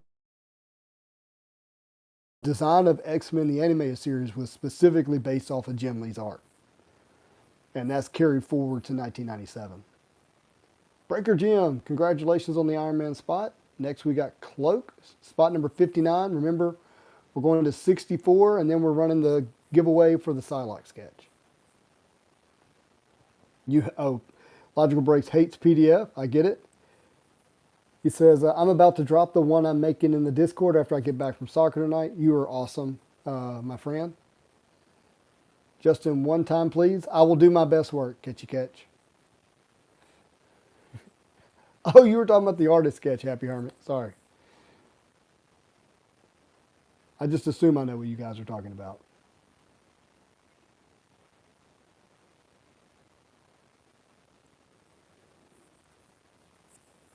My wife brought me some tea. I'm very happy. that's a lucky man right there. T-Bear says, man, seeing this sketch, it's beautiful seeing the process. It's amazing. Oh, thanks, T Bear. I was hoping people would. It's just kind of, I guess, nice. I've never done. Actually, that's a good point. I've never done a sketch card live. I do a decent amount of live drawing, but I've never done a sketch card live. I almost wish I'd done a time lapse on this. Oh, yeah. So I could use it for. Vines Mike says it's like watching a good movie. Love that. What would this movie be called? Oh, I'm gonna leave that up to you, Justin. This is your Cajun Man. I was trying to think like the Gambler. I don't know. Kenny Rogers. Sketchy Cajun. Sketchy Cajun. If you don't know, you can swipe the chat to the left so you can have full screen. That's right, Captain Cardstock. And on the right-hand side at the top, it says swap. And you can swap it up and down to get an even clearer view. All right, card number 61 is Archangel. Archangel. That's another personal favorite of mine, man. He's awesome. Which form of angel do you like the most? Like design and all? Archangel. 100%. 100%. It's got to be Archangel. Like regular angel is like, I mean, come on. I mean, when Alex Ross does regular angel, I'm like, yeah, that's pretty awesome. Yeah. Yeah. But just in general, Warren Worthington as rich playboy with wings, just so appealing. Do you like the evil version, like when he has the long yellow hair, or do you like it when he's got his? I do not like it when he puts the cowl down and he's got the mullet. I hate that look. Okay. The cowl is such a good design. It really is. Just use it. All right, 3 more spots, guys. Or 2 more. Sorry. We got, no, 3. Spiral, spot number 63 and 64, and then we're running the Psylocke sketch giveaway. I'm excited to get into these boxes, though, man.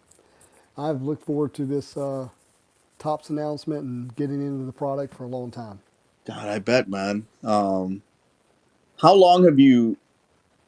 And I'm sorry for being ignorant on the topic, but how long have you guys known that this was coming, and when were the dates announced, et cetera, et cetera? Well, we've speculated for a while. Okay. Yeah. And that speculation was like, we started seeing some of the tea leaves, but there was like nothing official. And then I was at San Diego Comic-Con, and the art reps for Upper Deck were going around telling people that they had lost the license. And so I made a video saying, hey, look, allegedly, what the art reps are saying at San Diego floor is that they lost the license and Topps has it now. And it had not been announced anywhere at that point in time until my video. So, Oh wow. okay, all right. So actually, the next spot is spot number 64, and it is Magneto, and this is your last chance to get into the Psylocke sketch giveaway. If we can have Psylocke in the screen again, that'd be great. And the cool thing about this Magneto spot, it's actually 3 spots. It's card number 64, 86, and 98.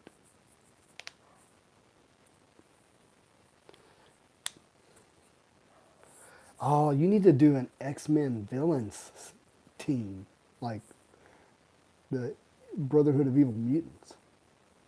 Yeah. I was actually kind of tossing that idea around. No, Like, I gave you that idea. I take full credit. Sorry, yeah. Justin asked, I'm kidding. that's a genius idea. What I had in mind was maybe not necessarily the Brotherhood, because I don't know if I necessarily want to draw like Magneto or like. Of course, I want to draw Magneto, but What? the Blob and Take it Avalanche, back. those guys. I want to make it like the heavy hitters. So Pyro, you got Mystique, you got yeah, you got Toad, Tempest. JBT Slabs. Congratulations on winning that. Let's do it. All right, give me a number of spins. What are we doing? I mean, shuffles. 2. 2. Okay, 1, 2. All right, guys, this is for that epic Psylocke sketch. Best of luck to everyone. 1 in 15 chance. Who's it going to be? Is it going to be Blob? Blob is a big spot. Blob taking it down. Is that you, Catchy Catch? And Blob, so that's for Psylocke?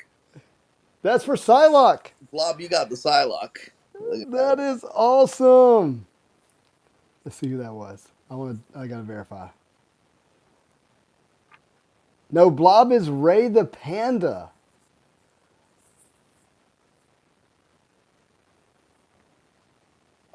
Oh my gosh. Oh, you told Iranga you hate Blob. That's what it is. Ray the Panda took that down. I think we were talking about what I hate drawing. This was during the dark days when we didn't have you, Justin. And I said Beast because I kind of think he's a scumbag character. But they were like, Blob. And I was like, I kind of like Blob. Oh, I got you. Oh, that is awesome. All right, look. The Blob spot taking down the Psylocke sketch. That's insane. This is karma. Yeah. All right. The next one is going to be Rogue. Do you mind showing them Rogue, my friend? Not at all, good sir. And Rogue is number 66 through 89. This is good girl Rogue. Yeah. It's gorgeous Rogue. Yeah, so spots number 66 through 89 are going to be entered into the Rogue sketch giveaway. So every single spot tonight is entered into a sketch giveaway. But this just increases your odds because it's 1 in 15 spots. except for the inserts is only, I think, 4 or 5 spots. So that one's going to be, really good odds. I am pretty much done with this one. Oh, wow. With this card, I have to. I'm sorry, I spoke too soon. I'm gonna give like a little bit of a neon pink outline to the cards, but not going over his face. Okay, well, I'm going to go ahead and add this.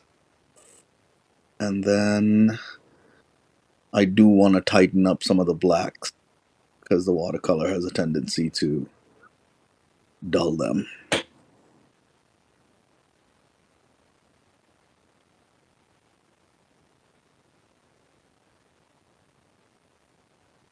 I made good time, right, Justin? I mean, I'm Oh, you've made amazing time. okay. Good. I'm Good. I'm going to go ahead and add this so that I have it to the listing. So, guys, if you want to, let me edit this real quick, actually.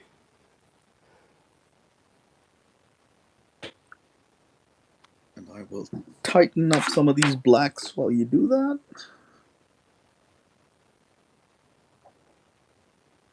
Actually, I'm gonna hit it with the dryer one more time, so I can just. That You're fine, my silent, friend. that silent hair dryer that I own. All right, let's see if that works. Nope, that does not work. That is not working like I want. We're going to run this Gambit sketch a little later. I don't want to run it right this second.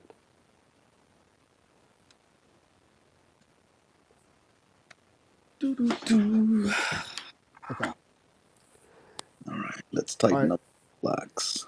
We're going to run the Gambit sketch in a little bit. It's going to be an actual just auction to buy the sketch. It's not a spot like you're buying into the break. We'll run that a little bit later. Up next, though, is Emma Frost, number 67. And spots number 66 through 89 are enter you into the Rogue spot. Love me some Emma. Is Magneto a big chase in this product? Yeah, I mean, yeah. He's the number one villain for the show. No doubt.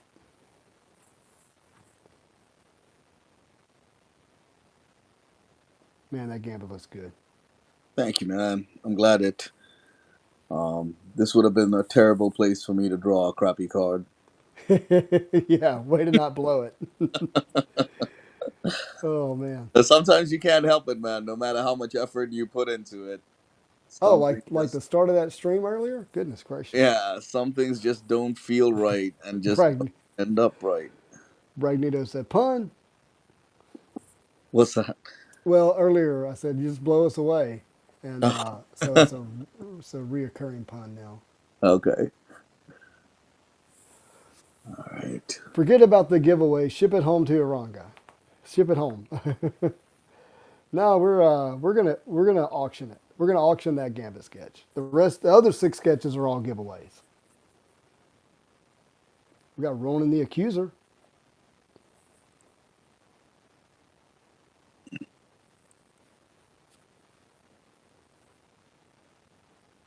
And again, we're doing a full case break of 8 total boxes.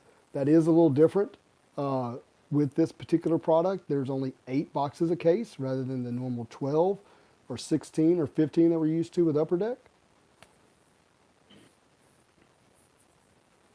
Yeah, it'd be a good one to bid on.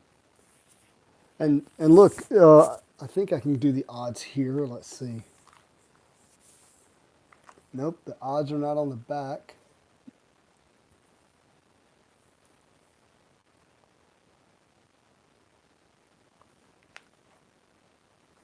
I have the odds on my computer. That's what I'll do. The odds to just pull a sketch in this product is 1 in 698 packs. So the fact that we have 6 sketches that we're giving away tonight, plus a 7th one that's going to be auctioned, I think really adds value to this break. Because it's hard to hit one.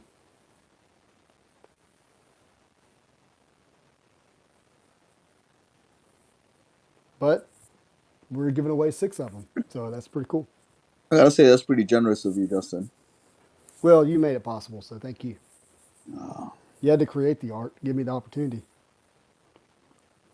Well, I love this spot. Goblin Queen. That's a great looking card and character. yeah, I got a friend who's like obsessed with Goblin Queen, and he just commissioned every possible iteration or For every. from you? No. I'm sorry, not just from me. He's a bud, Oh, but like so from every artist that he ends up getting a commission. yeah. No, I got it. I got it. Yeah. I mean, I can't say anything. I'm practically doing the same thing with Magic. That's true. I mean, there's nothing wrong with that, man. Once you find something that you're into, it's nice to have different variations or iterations. You know what I mean? Well, that's one of the things that I think is great about her as a character. She does have various costumes. Yeah. But did you see that I got an Arthur Adams Magic sketch this week? No, how did I miss that? I haven't made like a full post. That's I need to send it to you.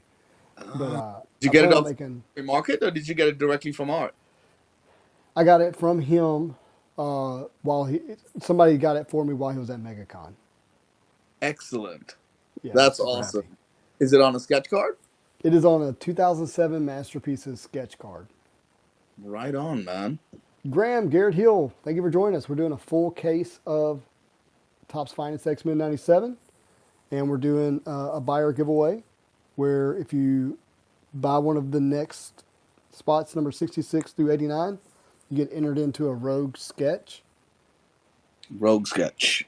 And then the insert spots will auction last. That enters you into the Wolverine sketch. Wolverine sketch. Wolverine, there he is. There he is. I'm your Vanna White. You're doing a great job.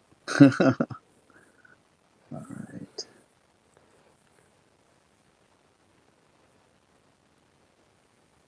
That Carl Denty executioner hurt a lot of people's feelings when he shot Storm in the show. Catchy catch. That would be a good call because they seem to be very lucky.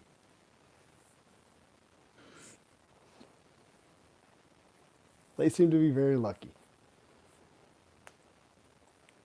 Hey, Justin, I just remembered Andrew, I think it was Andrew, someone in the chat had asked a question whether I'd drawn Age of Apocalypse versions of these characters. And the answer is yes, I love that storyline. I did an homage to Jim Lee's X-Men #1 triple gatefold cover, but all the characters were their Age of Apocalypse versions. I don't even Oh know if wow. Andrew's still in the stream, but I was just kind of waiting till you got done with stuff and then I forgot. No, I'm glad you asked that. I mean, I love Age of Apocalypse, and the iteration of those characters are fun. Yeah, just a great storyline. I know it just And blew my mind when. Andrew said, "Thank you so much for answering. It's their favorite storyline." Oh, sure thing, Andrew. Thanks for asking. Catchy Catch says, "Do you know Street Fighter and X-Men versus Street Fighter, Marvel versus Capcom?" Yeah. Of course I do. Of course I That would do. be fun to watch you do. It's interesting because like those characters are so stylized. They're more manga almost. At least the Capcom art is. Yeah. So if I did it, I would be doing it in a more traditional American superhero comic style, Got you. if that makes sense. Yeah. Catchy Catch, he says, "Man, I would love to see that. Gambit art in the game looks so cool, no Oh yeah. doubt." Guys, we're on Nightcrawler, fun spot. After Nightcrawler, we got Cable, Sunspot, Storm, Dark Phoenix, Apocalypse, and Mr. Sinister, and then we're running the giveaway for the Rogue. And then after that, we only have the insert spots left. Poke Triton, leading for Cable, Aranga's favorite. Oh yeah. Now, which do you like? Are you a Rob Liefeld Cable guy? Is that like your favorite? No. I mean, no. That's of course where I first saw the character and stuff. I don't dislike it, but like my sweet spot is John Romita Jr.'s like just husky giant, just massive shoulder pads and pouches galore, and Right? that's my sweet spot. I love it. So I just like him all geared up and stuff. Where Rob, when he first introduced him, he had more of like some spikes on his arm, and like he was still geared up, but it was more like a traditional costume. No doubt. Poke Triton, congratulations on Cable. KGK says the Cable and Bishop versus Apocalypse arc as a kid was so awesome. Sunspot's running. Not sure if I'm familiar with that. Okay, Justin. This is my favorite part. Oh, let's see it. Is untaping it. It's so therapeutic. Oh, I feel that. But you got to be careful.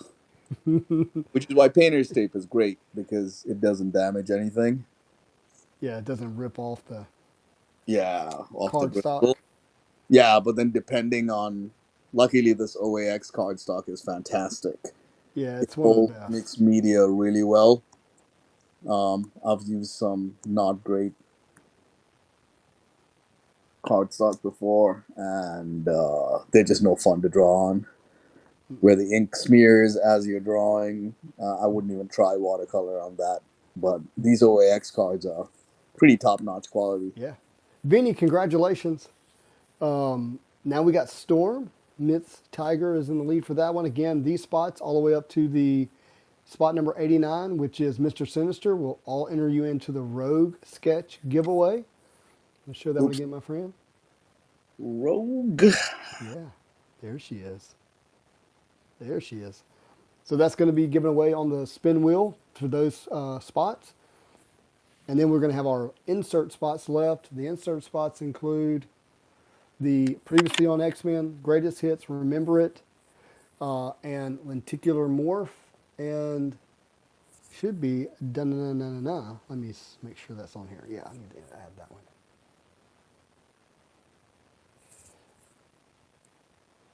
Congratulations on the Storm. Up next is Dark Phoenix, another big spot.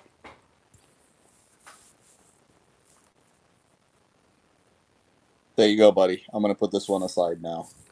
Yeah, we're going to run it here in a minute. No. No rush. I was just saying it's done. So when you are ready, if people you got it. That's, you got it, my friend. That sucker right there. I'm excited for people to get the opportunity to get that one. I am now going to swap over.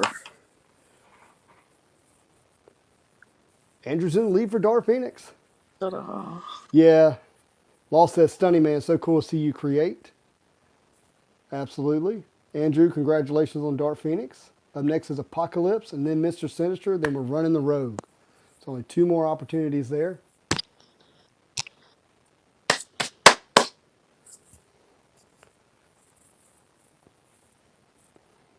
That was fun, man. That was awesome stuff, dude. Mike says, can anyone explain what insert parallel we're hoping for our characters to hit our best case scenario in the case? Thanks. Didn't do much research. Well, the kind of the easiest hits in the case is the oddest autographs. That's kind of the easiest hits. Then you have your retro. Excuse me. I need to clean that up, Lord. Then you have your refractors. Okay, and then those refractors can be unnumbered or numbered all the way to 1 of 1. Okay, guys. Next is Mr. Sinister. Mr. Chuck, no, Dustin has plenty of Gambits. Tonight is for everyone here in the chat. Okay, guys, after Mr. Sinister, we are running the spin wheel for the giveaway for Rogue. Whoops, that's my cue. That's your cue. Look at that. Can you put your new Gambit and that Rogue next to each other?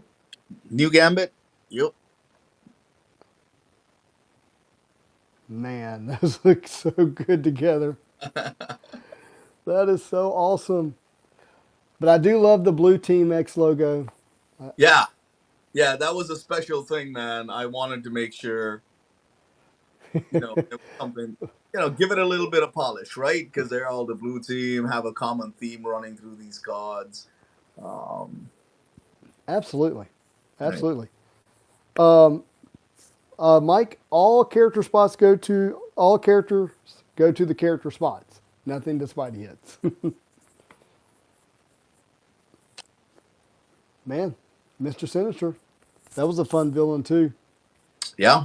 What a And Captain Cardstock took it down. All right, so if you want to let me know how many to shuffle, Aranga. let's go with 4 this time. I think I've left out 4. 1, 2, 3, 4. All right, show them what they're going to win. Da, da, da, da. All right, everybody. Best of luck on the Rogue sketch. Who's it going to be? Forge. 66 Forge. Forge. Who has the Forge spot? Dun dun dun. Oh, dude. They got the Rogue. I got to see who that was. Rogue for 66 Forge. Andrew says it was me. Andrew, look at that, man. Congratulations. That was Andrew Lego. Way to go. Let me write this down so I don't forget. Congratulations, man.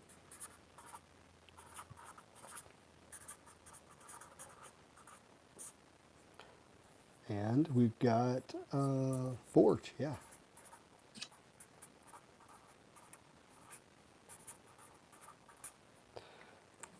Way to go, man.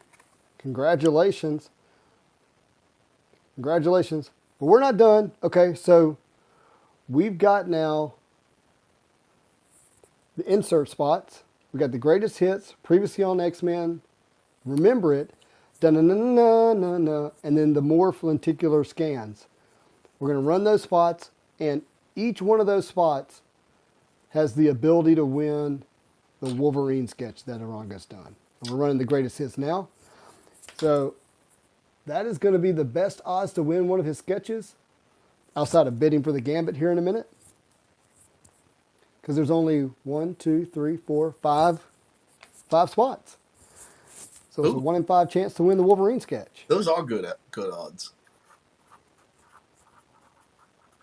My thought process was like, this is a better, more engaging way to do the giveaways where it gives people greater chances than just like running all 6 sketches at the end as a buyer giveaway. I think oh, go ahead. Oh no, I was just gonna say as a newcomer, it's kept things interesting. Yeah, I hope so. Weems, congratulations on the greatest hits. Up next is previously on X-Men. Aranga, just so you know, your Gambit sketch is already pre-bid up to $150. Oh wow. So, I'm blown away. Thank you guys. That's so by that math, we've given away at least 6 $150 sketches. Yeah, thank you. Yeah. That's awesome. That's great news. Neil City says it's been fun. Hayo Chi says those magic cards in the set. No, these are not. These are my Aranga sketches that I was showing as an example of the work that he does. The Rope, previously on X-Men, took that down. Congratulations. Up next is the Remember It. If you've seen the show, you understand what that means. As a Gambit. Yes. Yeah. That was a big moment. Spoilers, it's been a year. I think it's like April 11th or something like that. Season 2 comes out.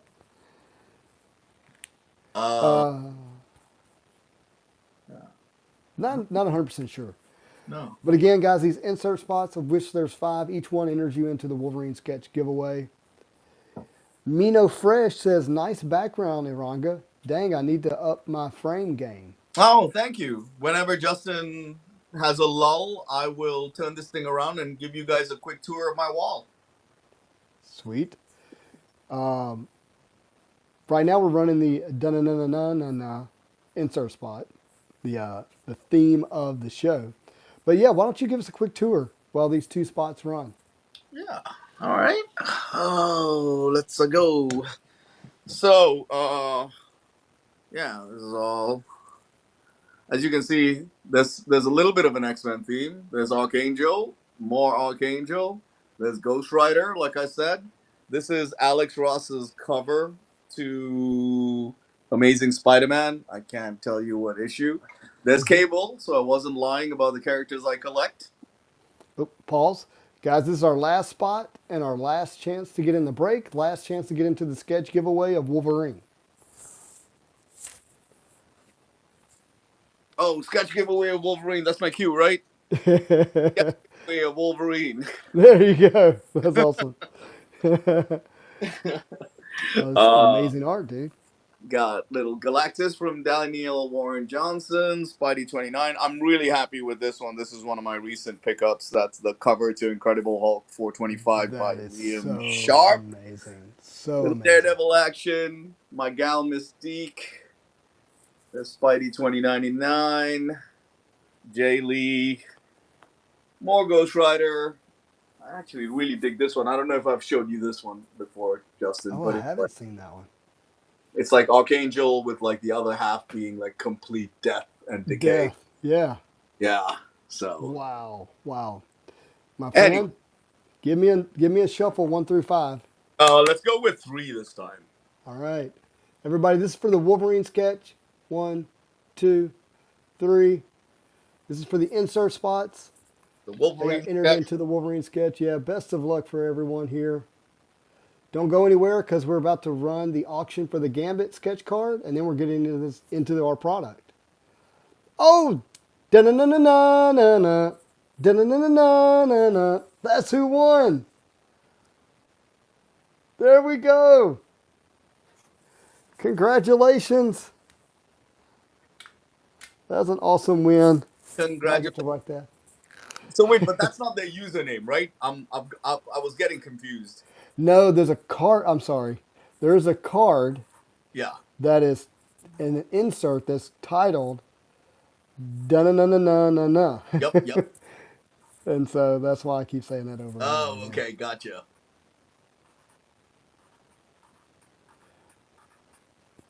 Okay. Boom. That's the winner. Da-na-na-na-na-na. I love that. All right. Show your Gambit sketch, guys. And we're about to run the auction for the Gambit live sketch that Aranga did. This is it. And it's running. We got 30 seconds on it. Best of luck, everyone. I'm going to get set up.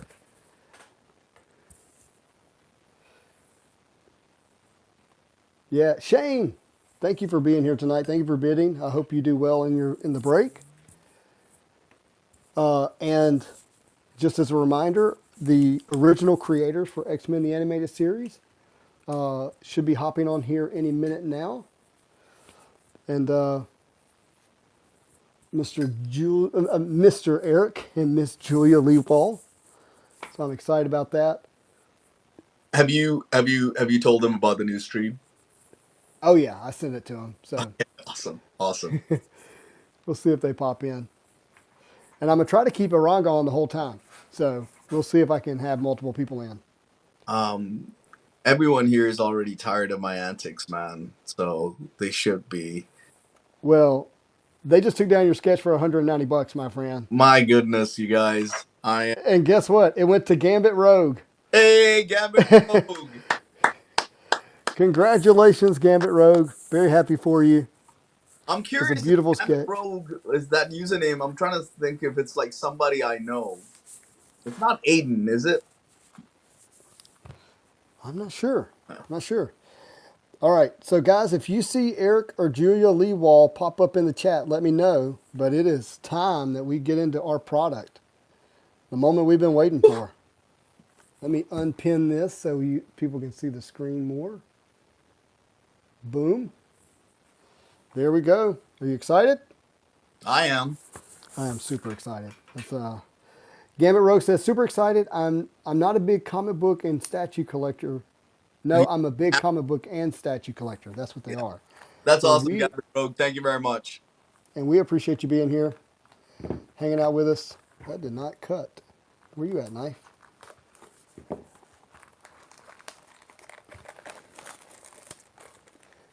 I know this may sound weird, but as someone who opens a lot of product, like I'm really excited to feel what the packs feel like, how well they open, all that kind of stuff. Get these out of here.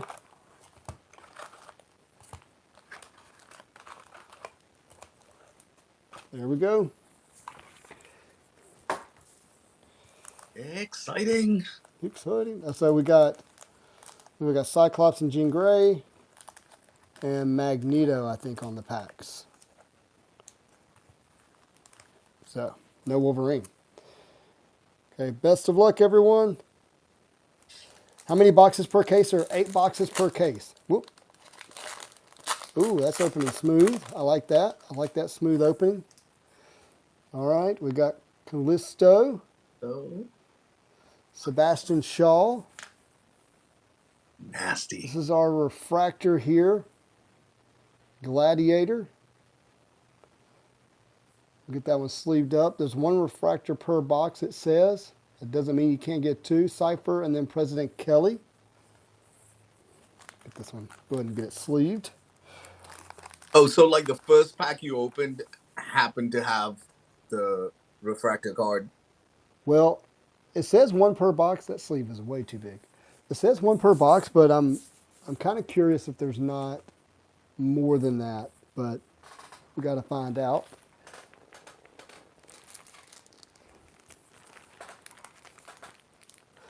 Captain Cardstock says, I've seen 2 in 1 pack. Oh, 1 number refractor per box, but you get more. So that's like the minimum, I guess. okay. If not, that's pretty cool that the first pack you. Oh. Yeah. Yeah, I think seeing these is going to be something we can expect to see. All right. A little better setup here. I grabbed my bigger sleeves and they won't fit in this card here. There we go. Next pack.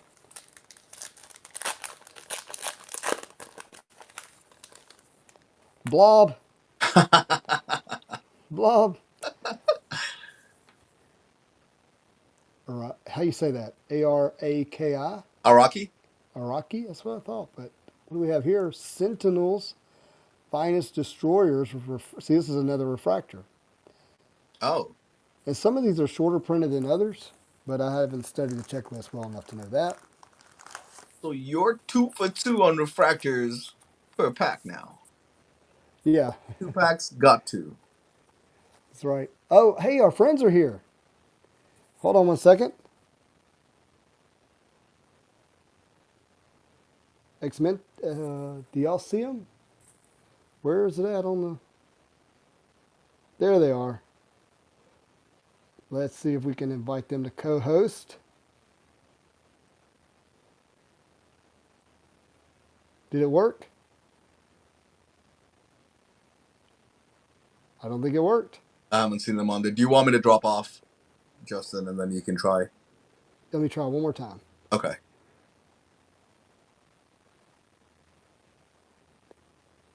Yeah, I think you have to drop off, my friend. Sorry about that. Hey, no worries. If you need me back on, I'm gonna grab something to eat. But everyone in the chat, if I don't come back, thanks so much for supporting Gambit Rogue. Thank you for buying the card. I will see you guys at some point again. Appreciate you, Aranga. Thank you, man. Have a good one, guys. Okay.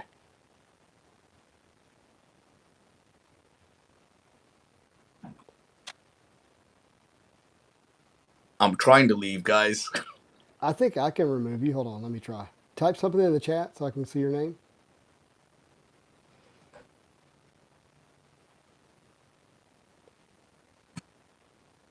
And remove. And then we're going to add our friends. And invite to co-host.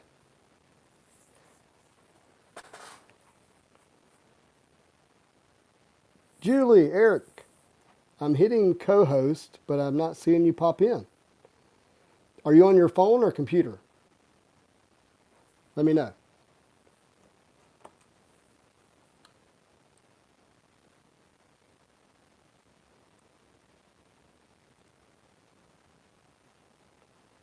You're on your computer. Does it have a camera?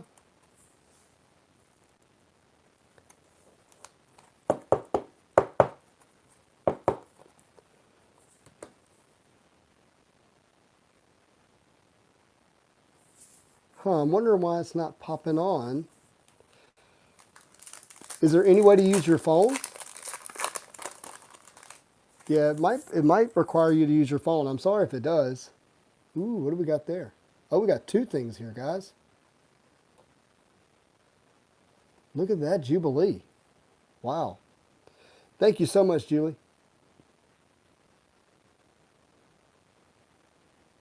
Look at that Jubilee, guys. We got something else there. I haven't seen these before. RI8 Jubilee. What insert is that? Okay, let me know when you're here on your phone.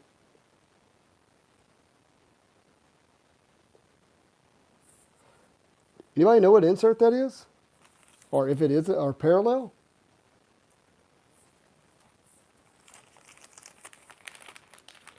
Oh, that is a remember it. Okay. RI is remember it. What a beautiful parallel.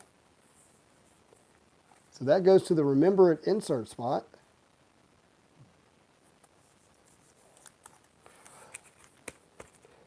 There we go.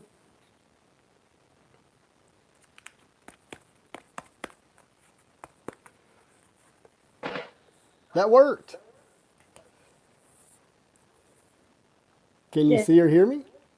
We can see and hear you, but we can't see or hear ourselves. Oh, okay. Well, it's Oh, Fred. pointed Oh, at. Lord. Okay. Yeah. Sorry about that, Julie. Jesus Christ.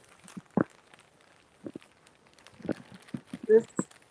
I Go like that. don't know how it's going to work. And I don't know how to back Did it that out. work? So Whoosh. you're on your iPad, Yeah. and it's We're- probably not wanting to stand up there. We're. Oh, I know what it is. Done that Hey, before. I can help you because you can't see the screen, can you? No, You I can't we see can the screen? We can see the cards. We can see the card. We Oh, can see you unboxing okay. them. Yeah, your Oh, hands okay. right now with the cards. Yeah. Okay, good. But you don't see We're you? just way too. We are, We see ourselves, but but it's way too close and the angle's weird. Oh, I'm sorry. So when I went live earlier today, I was trying to use my We're working computer on and it didn't work either.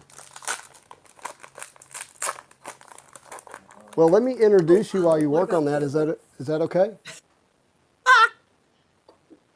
Give us 1 second here. Yeah, we We don't. got Yeah. another insert here. Quality at a What do you think price of- you can afford. What do you think about Peter Parker being in an X-Men 97 set? Well, he was in X-Men 97 for a split second, wasn't he? He was. Look at that, guys. Explosive teamwork here. Wolverine and Gambit. This is our greatest hits insert. Collectible says, I remember them. What have you got? I'm pulling this back. So Okay. we're not.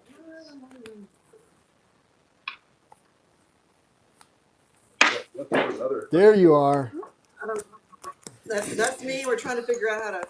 Get the. I see you, Julia. Far enough away. Yeah. It's not really set up to photograph this, but So that's the question. We've never done. I can hear you. Can you hear me? Yes. just fine. Yes. Okay. Oh, beautiful. That's weird, 'cause Beautiful. we're- And We're just we're just using the iPad microphone. So well, let me tell you, you probably look better than you realize. okay. Have you seen these cards yet? Not a one. No. No. Where did we get some set of cards we haven't opened yet? Oh, okay. Anyway, no, we haven't seen the new ones. No. Well, let me tell you what this is. So these are so Topps took over the Marvel trading card license, Okay. and this is their first ever U.S. based release, and it is of X-Men 97. So they chose X-Men 97 to be their first U.S. based product All right. release. Out of all their options. Wow. Thank you. Out of all their options, yeah. Disney might have had something to say about that, but so far the cards look good. This is my first time ever opening them. Well, we saw you posting, when did this set come out? Was it just in the last few So days? technically, the official release date is tomorrow. Ha ha ha ha! So we're getting an I'm early asking look at please. them. Of course not. No, no, we haven't. Well, some people started opening them yesterday. There were some open Well, yesterday. I that, saw. again, an entire universe of which we are not fluent. But happy to see this. Now, the opening, the each of the card sleeves, it has a different X-Men on it. Is that what I'm seeing in the pack Yeah. sleeve? So we see Magneto, Cyclops, and Jean Grey. Okay. I don't- Is that was typical the- that they have? Okay. Well, I was going to ask, was the Adversary in the '92 series that you guys did? Not that I remember at all. That's 97. Yeah. That's what I thought. Oh The Mojo was. my God, Yes. that's a great one. Yeah, That's a great one. definitely. No, but That's previously on X-Men, I love that. Oh, look at that. Has that shown up on anything else? Nice Magneto uncanny. Yeah. Yeah, we're going to come back to that. I'm going to get this one sleeved. So these are called Previously on X-Men. This is an insert called Previously on X-Men. So Eric, do you remember coming up with that little kind of catchy phrase for the show?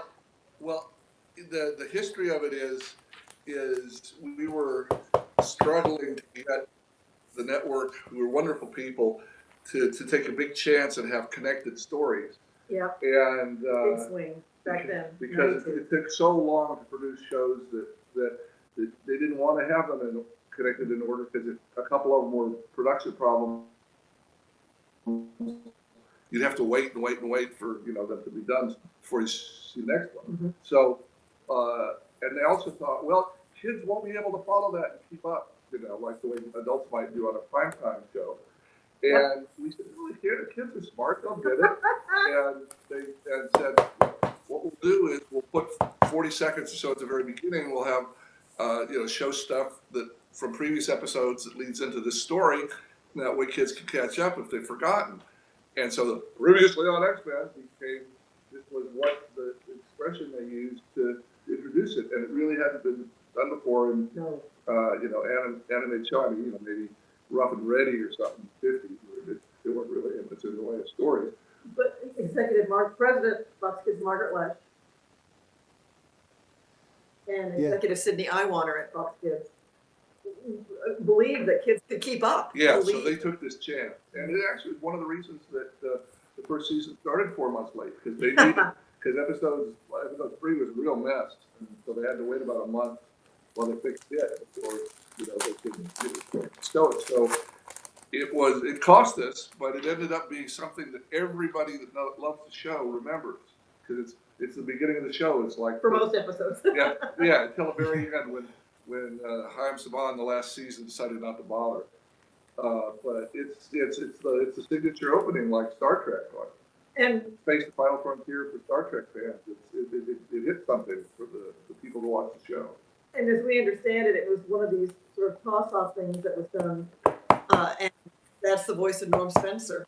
We had to get independent confirmation from the rest of the cast that was the voice, because it was, when we started looking into it, it wasn't easy to find that out. But yeah, that's the late wow. our Cyclops, the late Norm Spencer. That's his previous on X-Men. Oh, I'm seeing here on that we didn't get our introductions in because we were having our own technical glitches. You want to tell folks who we are, shall we? Yeah, well, I mean, I think most people should know who you are. But guys, this is Eric and Julia Leadwall, husband and wife, who played a hugely significant role on 1992 X-Men, the animated series.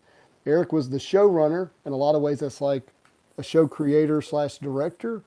And then Julia also was a writer for the episodes, but also partner in crime for Eric as well.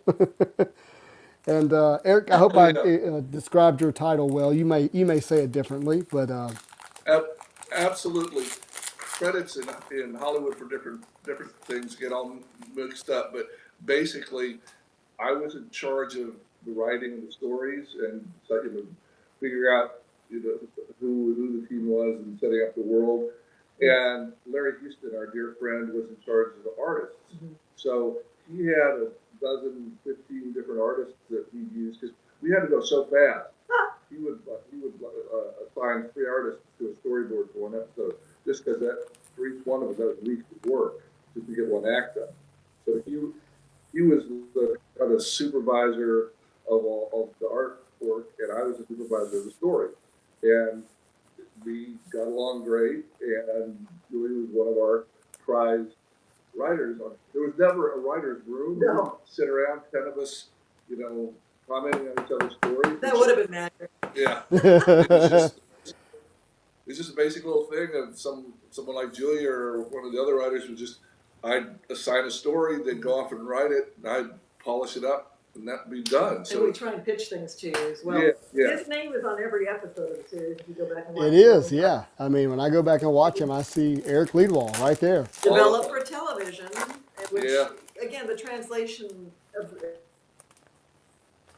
across media is not easy. And Yeah, if it's a brand new thing that's not based on anything like a comic, then you can say created by. But if it's based on something that already exists, they usually say developed for television by. So it's the same thing. Just, is there a pre-existing property or not? Yeah, I mean, and look, I know you guys have spent a lot of time talking about this, but just to see, this many years later, new shows being created that's really inspired by the work that you guys did in '92. But you were also involved in X-Men '97 in a little bit of a way. I mean, our first introduction with each other was a little more eventful than we intended, if you remember. Oh yeah. we don't have to go there. We're not going to go there. But we will share. We'll share because we can share that we are consulting producers on X-Men '97. Yes, and the one time we got in trouble with our bosses when we were talking to a certain card specialist, and loose lips on my part, but it has been fun watching the new show come back because it's 30 years later. Yeah. It's a generation and a half younger people that have lived through different things and that grew up on our show, and so it's going to be different, but at the same time, it feels connected in a way that their great effort made so. It could have been terrible. 8 out of 10 times they try to do a redo or a continuation of the show, comes out terribly. So we had our fingers crossed, and we didn't know how it was going to work out, but the people that did it are just incredibly talented people. And are dedicated X-Men and X-Men the Animated Series fans themselves, which is incredibly gratifying. Yeah. Was there a moment in? I mean, I know you were, involved and aware, but was there a part of the X-Men '97 storyline that just really blew you away? Well, okay. I'm going to speak in general here. We saw every script, we saw every storyboard, we saw all the animatics, and seeing that they were literally picking up where the animated series left off with the passing of Charles Xavier having to leave planet Earth because he was mortally wounded. And the team was sort of staring at each other, in that final shot, which for me is an iconic final shot of them all outside of the mansion looking up, as Xavier goes off and kind of realizing that it's up to us now. And then they pick up on that, and the way they pick up on it, oh my God. Yeah. I think the biggest thing that hit us was just the spectacular production value, the craft that went into. They spent like 2.5 years and lots and spectacular amounts of Marvel and Disney money to make this thing special. And we were just, especially our buddy Larry, who on the art side, saying, "Oh my gosh, I wish I had a third of that budget, please, or a third of that." And they really did it up right. I mean, they could have even just an average version. They didn't know. They went all the way with that, and it's the spectacle is it's like film quality. It really is something that we could never, we could not have aspired to on the craft side back when we did it. I mean, we could write the stories, we could evolve the emotions, we could use the characters to the best of our ability, but just the sheer animation craft is something amazing to watch. The spectacle of it is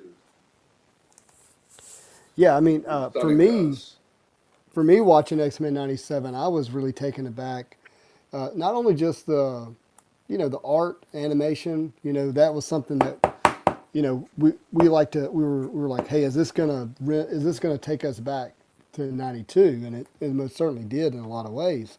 The voice actors, obviously bringing a lot of those back was spectacular.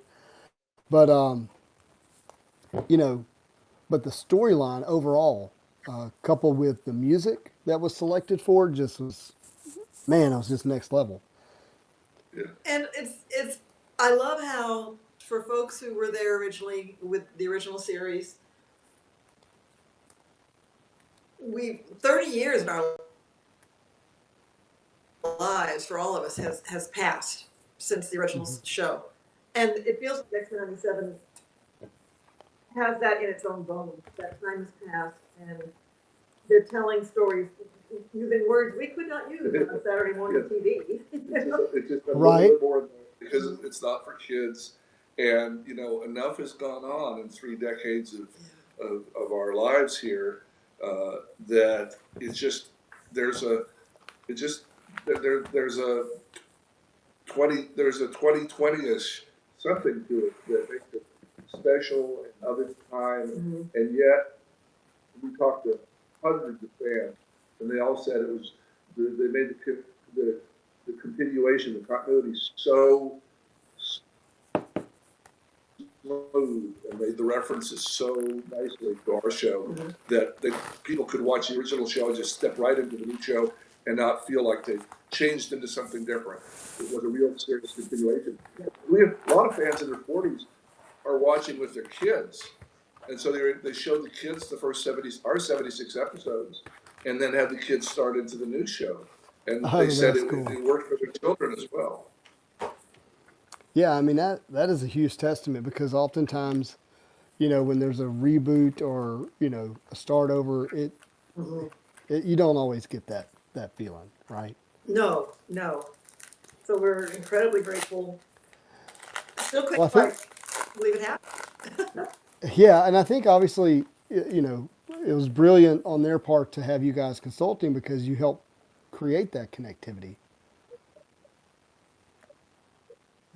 Yeah, and Larry, who's consulting as well, got to be the director of their opening sequence, which is based 80% on his own opening Really, sequence. that is really cool to hear.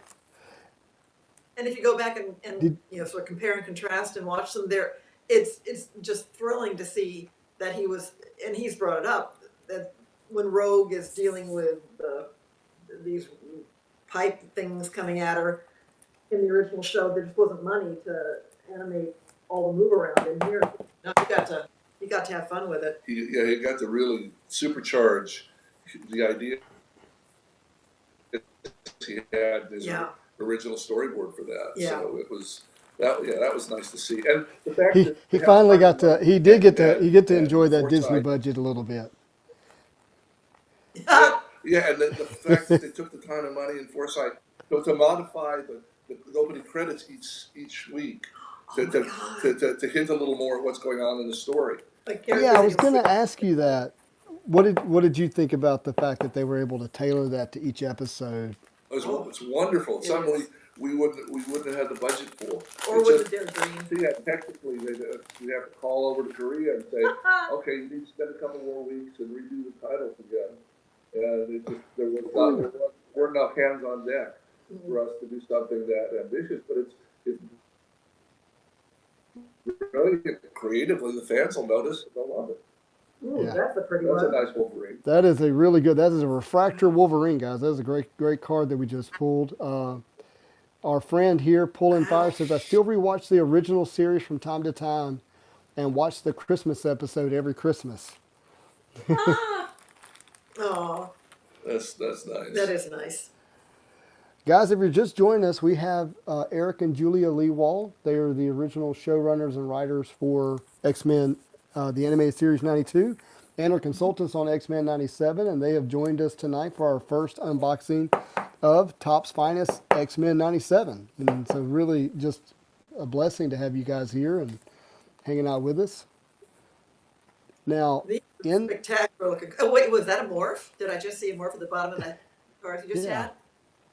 So there's Morph. Woohoo! Yeah. Well, I thought that, wow. I thought he was dead. I'm just kidding. We tried. We Yeah. really tried. Yeah, for anyone who's with us right now, the truth is, the first 13 episodes, way back in 92, the assumption was that was all you were going to get to work with, because the show was going to fail. Yeah, and so we decided we'd kill Morph, and he was going to stay dead. And you were going to swing for the fences and have a death on a Saturday morning cartoon. It's incredible that you did that. And sure enough, Morph was supposed to stay dead. We keep emphasis. Oh my gosh, Yeah. that was a good looking spoon right there. Yeah. So how many cards are in? There's 5 cards per pack. Is it like a case Well, that you get? Yeah, we're doing a full case. So we have 8 boxes. We've only opened, this is our second box. So, Well, we'll be with you for as long as we can. yeah, Yeah. do not feel obligated to hang the whole time. If goodness. you were only here 15 minutes, that would be worth it. I had a question. This Wolverine here, this is a remember it. So this goes to the remember it spot. The Yeah. remember it insert spot. What did you think about that line when you heard it or read it for the first time when Gambit Oh, that goes? was. You know, it's funny. We read the scripts, and people assume that it's kind of all there on the page. I mean, it's not real. I mean, the story read tight, and then the animation looked good, and we knew that this is a spectacular moment in And the this is story. a wow moment. Yeah. But it's you know how beautifully effective it was when it actually all came together with all the music and all the effects and all the timing just right. When you see the rough stuff and the scripts and even in a storyboard or animatic form, you kind of get the sense that, that's a good scene, but you don't get the full emotional impact that you do when it's all together and working right. And so, yeah, we were just knocked over when we saw it that, the day it premiered on the 5th one, as everybody was. And just because they played it so well, and Lenore Zan. as Rogue had such an emotional reaction, and it's a kind of thing that you should write for. You should build those and have those, and I think everybody mentions it. Yes. That episode 5. Remember it. Yeah, I mean, I think you guys kind of, paved the way for that type of moment to happen on an animated series with Morph. Yeah. I think creates the courage that these new creators need to have to say, yeah, what if we kill off Gambit? How?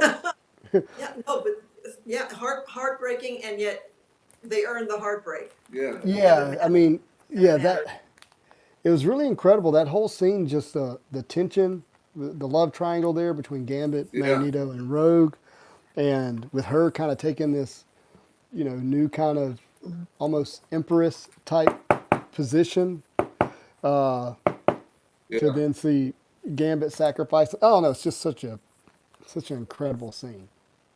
Oh, I see someone here. I'm shocked when Morph died. Couldn't believe it when he actually came back. There's a story there. Yeah. We can explain. Your host knows this story. He wasn't. No, please go ahead. Back. Morph was not supposed to come back. He was truly supposed to be the sacrifice that proved the Heroic sacrifice. The heroic sacrifice that proved this was real. That this nice card. So nice card. And guys, this is numbered to 97. This is a beautiful card. This is our best hit so far.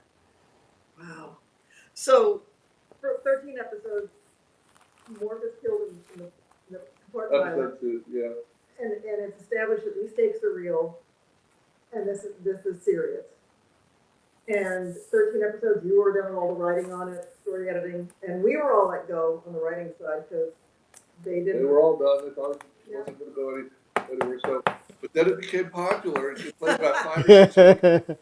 And and all the kids are watching it. And so, of course, what does any smart, nervous network do? They've got a hit in their hands. Why is it so successful? So they have a bunch of 9-year-olds in and show and ask them, show them 2 or 3 episodes. Well, the worst word, focus group. Focus group. Had a focus They had a group. focus group after about 5 weeks. Oh, wow. And they said, 9-year-olds, we know you love the show. You're talking about it with all your friends. Who's your favorite character? Yeah. And Morph won in a landslide. And No so way.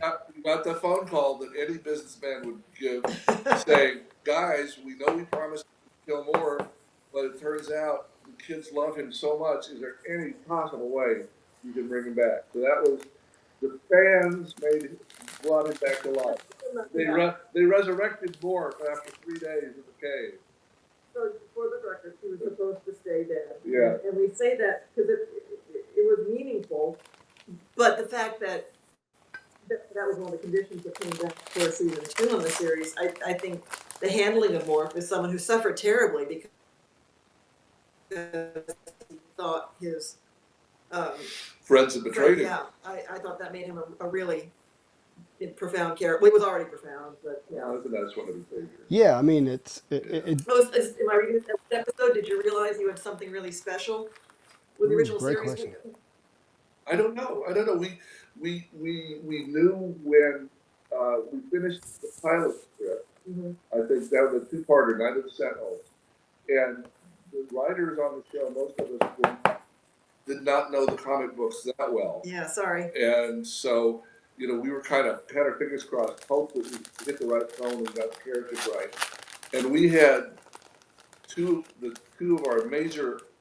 two major forces, art forces on the show, Will Meugniot and Larry Houston, who knew the X-Men backwards and forwards. Had been at Marvel Studios. Since they were little, they knew every book, back and forth. They came to us when we gave them the first draft and said, "Guys, you got it right." And they were excited. And so all the artists started, putting in extra hours, getting storyboards more ambitious than they thought it might be. And it just kind of snowballed. And so we thought we were in something special. And the fact that we were told, you don't write down by Mark, you don't write down to a Saturday morning. Kids on it. You write up. Think of this as a half-hour live action drama. Really? Treat it with respect. Yeah, but So we had the latitude that it felt special in the beginning. It felt special going in, but you never know until the audience watches it. If it's worked, or if it's caught fire, or if it hasn't. Mm-hmm. And we've been on plenty of things where, high quality people, very talented folks, good budgets, everybody did their best work, and it just didn't connect with the audience. So we really didn't know for sure, I'd say until January. Preview in October, to preview in November, and the audiences seem to really like it. And, comic book people seem to really like it. But then suddenly, boom, it comes out in January, and it's the #1 show on kids' television. And we knew that it just had become the thing that year that all the kids were talking about. And that's pretty amazing. We don't have the connection to the audience. We're home, we're at home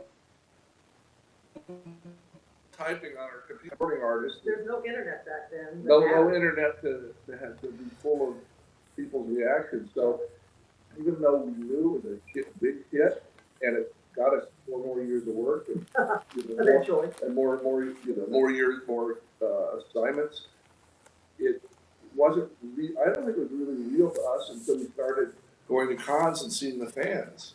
And seeing how much. Yeah, I was gonna say I don't know that you realize how big of a global impact you had. You had a successful show, but we're talking about an all-time great show. All over. We go.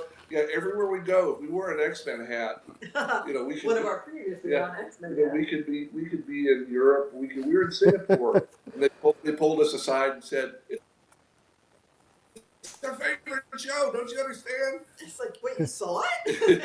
I learned English watching the show. Yeah, so we talked to fans when we wrote the first book about the show, and found out that all over the world there are people that grew up on the show, and that had seen all the episodes, and it's like having a favorite song. It was their favorite show, and we just thought, boy, you start adding up all those people, the tens of millions here and the tens of millions. It was hundreds of millions of people that saw the show. Ooh. Oh, that was a Right. nice one. Okay, someone asked this again. If we can speak to the show, but everyone needs to go back 30 years.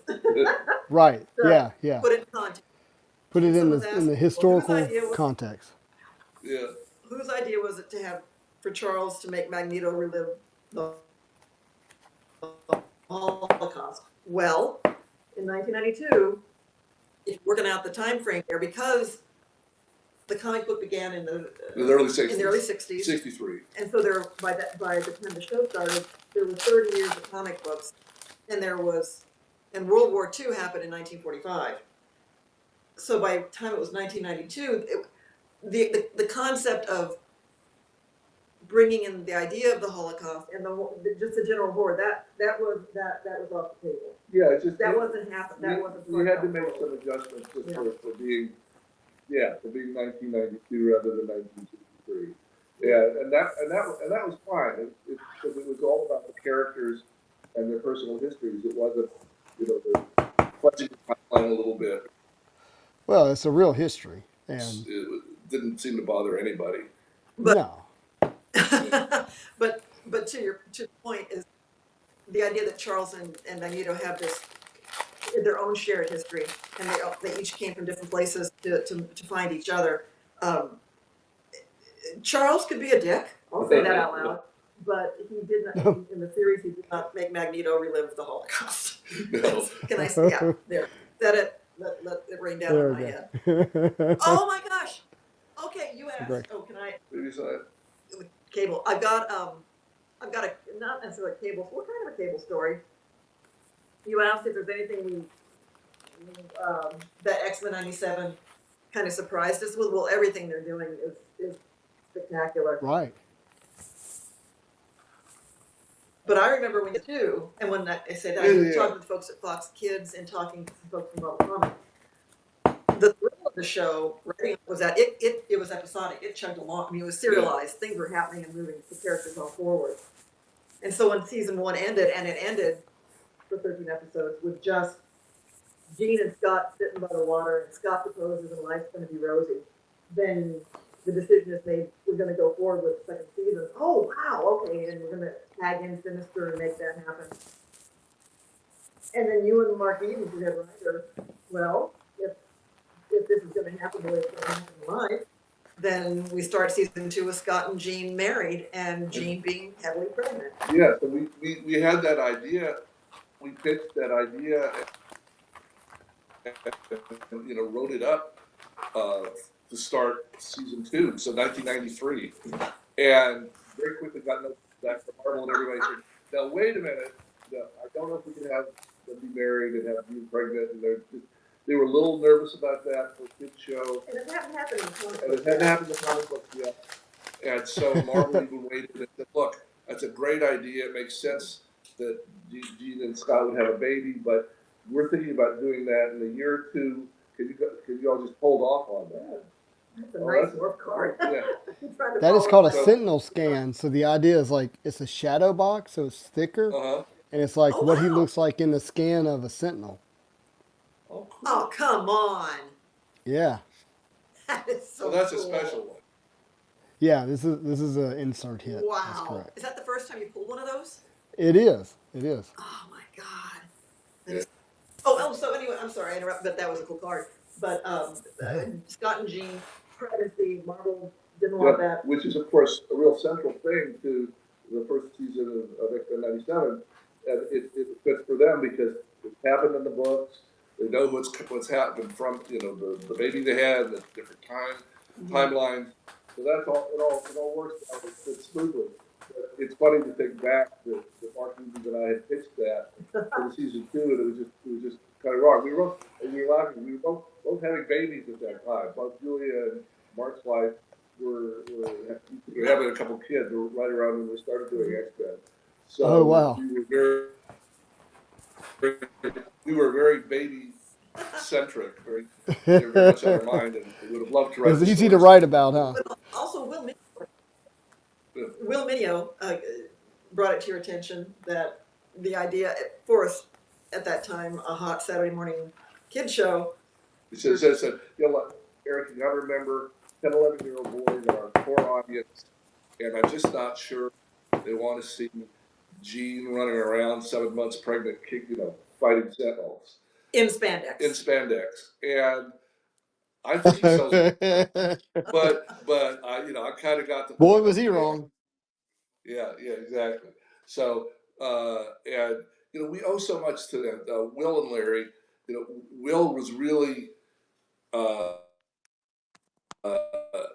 kind of the spiritual head of the show when we got started.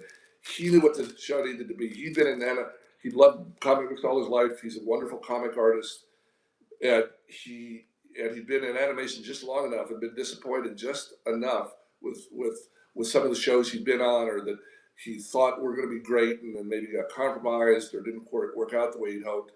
And he set us on the course.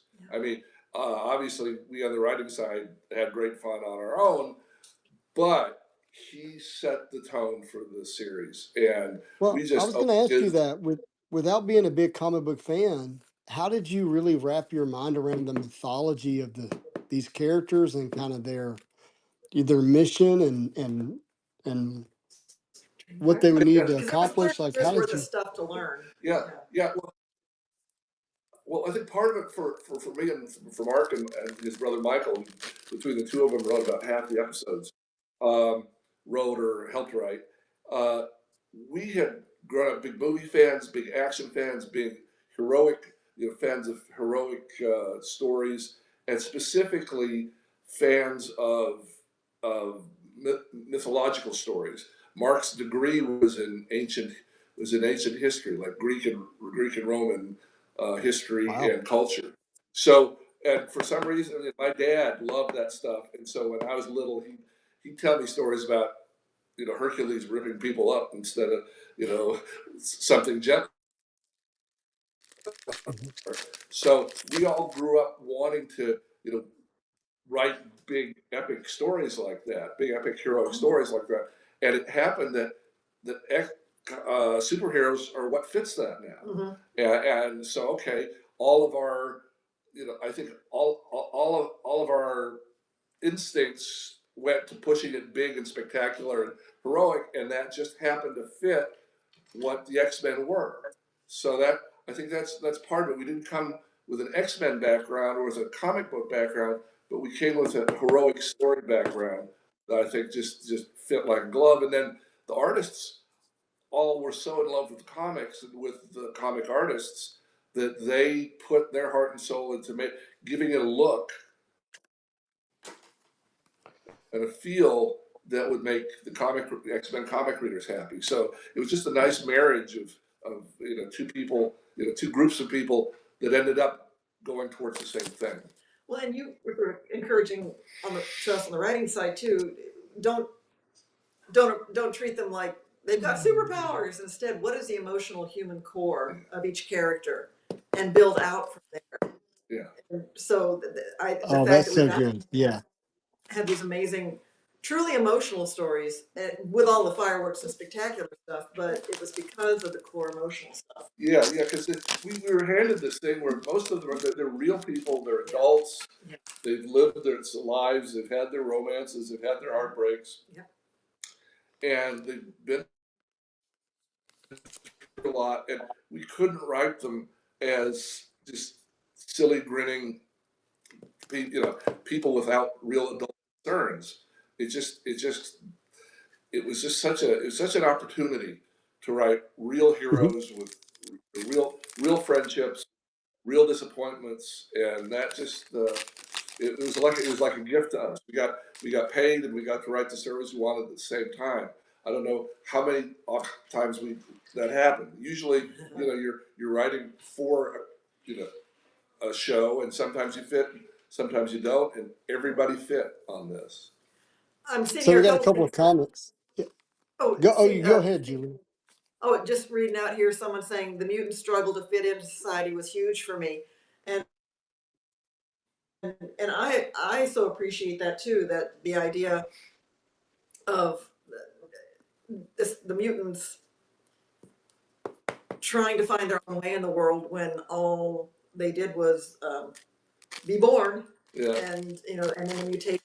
I mean, my God, what a metaphor for adolescence, and don't we all go through astonishing, scary, amazing changes ourselves as we grow? And we don't know. And someone else asking, do y'all have a personal favorite character from the show? And to that point, I don't know where to point right now, but my man Beast. I adore Beast, and he was the least among them able to walk down the street and sort of just, I'm a normal person and Just I'm not going to blend pop in. my claws. Just blend in. Yeah, So you couldn't do it. yeah, so and he was in the smartest. He was romantic. We sort of teased the damaged romantic poet soul, which all of me being a girl at a certain age, oh my goodness, that's Yeah. And you heard me say this before. I had real empathy for Xavier because we had this show to run, and we had writers and artists to try to all keep going in the same direction and everybody keep rowing together.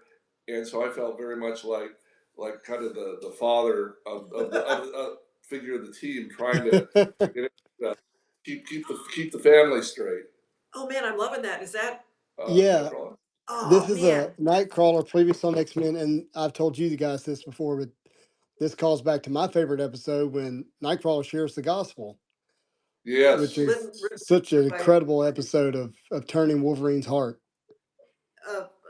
written by Len Wein and Len Ulley. oh God Almighty, written by Len Ulley, and just a remarkable episode. And I'll say this on my side of it: it's not proselytizing. It is just having a conversation about the idea of religion, and I don't think we can have that today. I don't think we can Yeah. talk about religion and belief today, which is terrifying. But that was, boy, were we happy to get that opportunity because I mean, just think But about it was it. Nightcrawler's character. It wasn't overbearing or in your face. That was his character. Yeah, You know? yeah, No, yeah, it was core to who he was. Again, what's the human insight yeah. stuff? Why And yet, yeah. why introduce him? Why bring him on as a guest if you're not gonna find out the most dramatic, emotional stuff about him? And Yeah. so we did. We focused on that. This character that looks like the devil, or a devilish character, right? Yeah. And has this heart of an angel. And again, that's the fact that each character in the team, much less each character that was brought into the show. I've often thought that, like, Wolverine is like the coolest, character because he can pop his claws, he can take anybody on, and he can heal instantly. But if you dig a little deeper, I mean, that's so tragic because we know he's outlived everybody he's ever loved. He's going to keep outliving everyone he's ever loved. Yeah, that's tough. The thing that Yeah. makes him what he is like his Yeah. his biggest sadness. Yeah, and so that's when we talked about writing the Nightcrawler episode. We thought, okay, we start with Nightcrawler, who's going to be a person of deep faith, and we want to have him come up against, dramatically have a conflict, or come up against or mix with someone who maybe has had great reason to doubt and maybe world weary, maybe troubled and thought he had faith once and now disdains it. So it fit giving all that emotion and all that heartache to Wolverine because as I say, given that to Jubilee, she hasn't lived through a tenth of what Right. Wolverine's through. So if Nightcrawler's going to confront her, there's not going to be that much there to confront. So I think one of the magic bits of that show is just the original decision to pair those two and have them, Yeah, that's a deal with great each point. other, He has a struggle whole with life each of evidence on why not to be forgiving, but yet you still forgive. other. That's awesome. I love that. No, it's you said something earlier, Julia, that you said you were told to write up, not down. and I haven't heard you use that terminology before, and you probably have, but that I think you just nailed it. Like you guys wrote up. We were not watching Saturday morning cartoons, and our typical, Scooby Doo or Bugs Bunny, whatever, right? Like Which are perfectly real life. fine. Bugs I Bunny is love as good them. as it gets. I love them. Yeah. I love them. What's up, Doc? Yeah, no, I love it for sure. Ooh, we got a Spidey hit. Oh, there Uh, you go. love seeing Spider Man, but no, super grateful, and I can't wait for season 2 of X-Men '97 Oh, to see where it was left off with you know Apocalypse and his 4 horsemen possibly. It's going to be incredible to see. Don't say anything you're not supposed to. Don't say anything you're We not supposed wish to. that, yeah, yeah. no, We can't. We're just good. saying we wish it We've would, learned. Okay.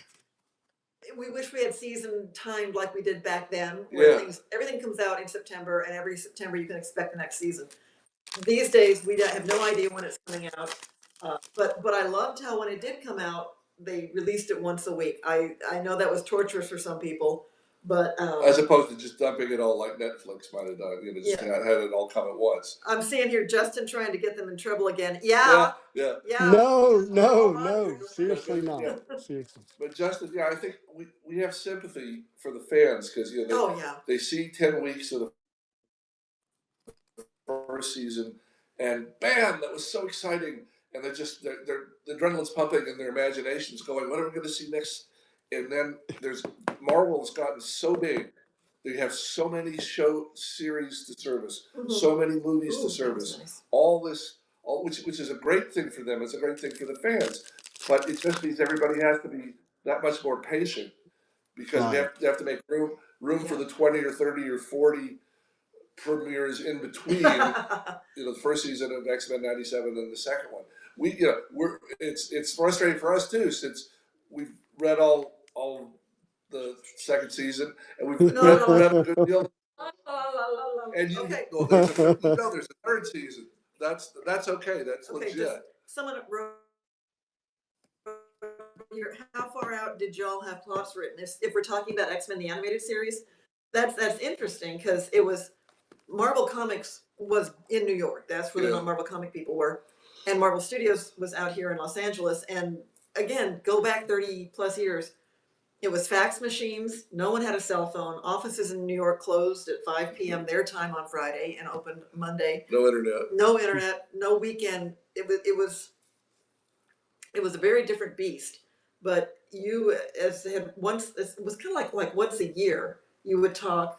You communicate with them, but like once a year you guys would kind of figure out what you want. It came in kind of in bursts, like that first in February of '92, where they said, "Oh, it's green light, get into the show." So then everybody kind of looks at us on the writer's side and said, "Okay, real quick, come up with the 13 stories." I mean, not obviously 40-page versions of them, but ideas. And so we worked like crazy for about a month, coming up with, okay, how about this one? How about one for Rogue? Maybe she's gonna feels like she wants to give her powers up, and she's tempted about it. So we got the Cure, and it's you have a list of some of the guests that we want to have appear. Okay, we're going to meet Apocalypse. What do we want to show about him the first time we meet him? What? What is that? Oh my goodness! Oh no, you're serious! You got him! I do. We're When you get a chance, Eric, I want you to tell the audience, the significance of these cards in particularly, but the significance of Marvel cards and the animated series. Yeah. Oh yeah, it's a big deal, because imagine that were given this job in February of 1992 and said, okay, there's been 30 years of comics, and there are a couple hundred characters, and there have been a bunch of timelines, and right now there's 3 or 4 different books series are going, and you need to try to absorb as much of that as you can in the next week or two, so you can start popping out some story ideas that fit with this thing. And I would go down to the comic book store, and of course, I can't read hundreds and hundreds of comic books. And they didn't have a lot of omnibuses back then. No. So the first thing I did was I asked the guy, he said, get yourself a box of these cards so you'll have all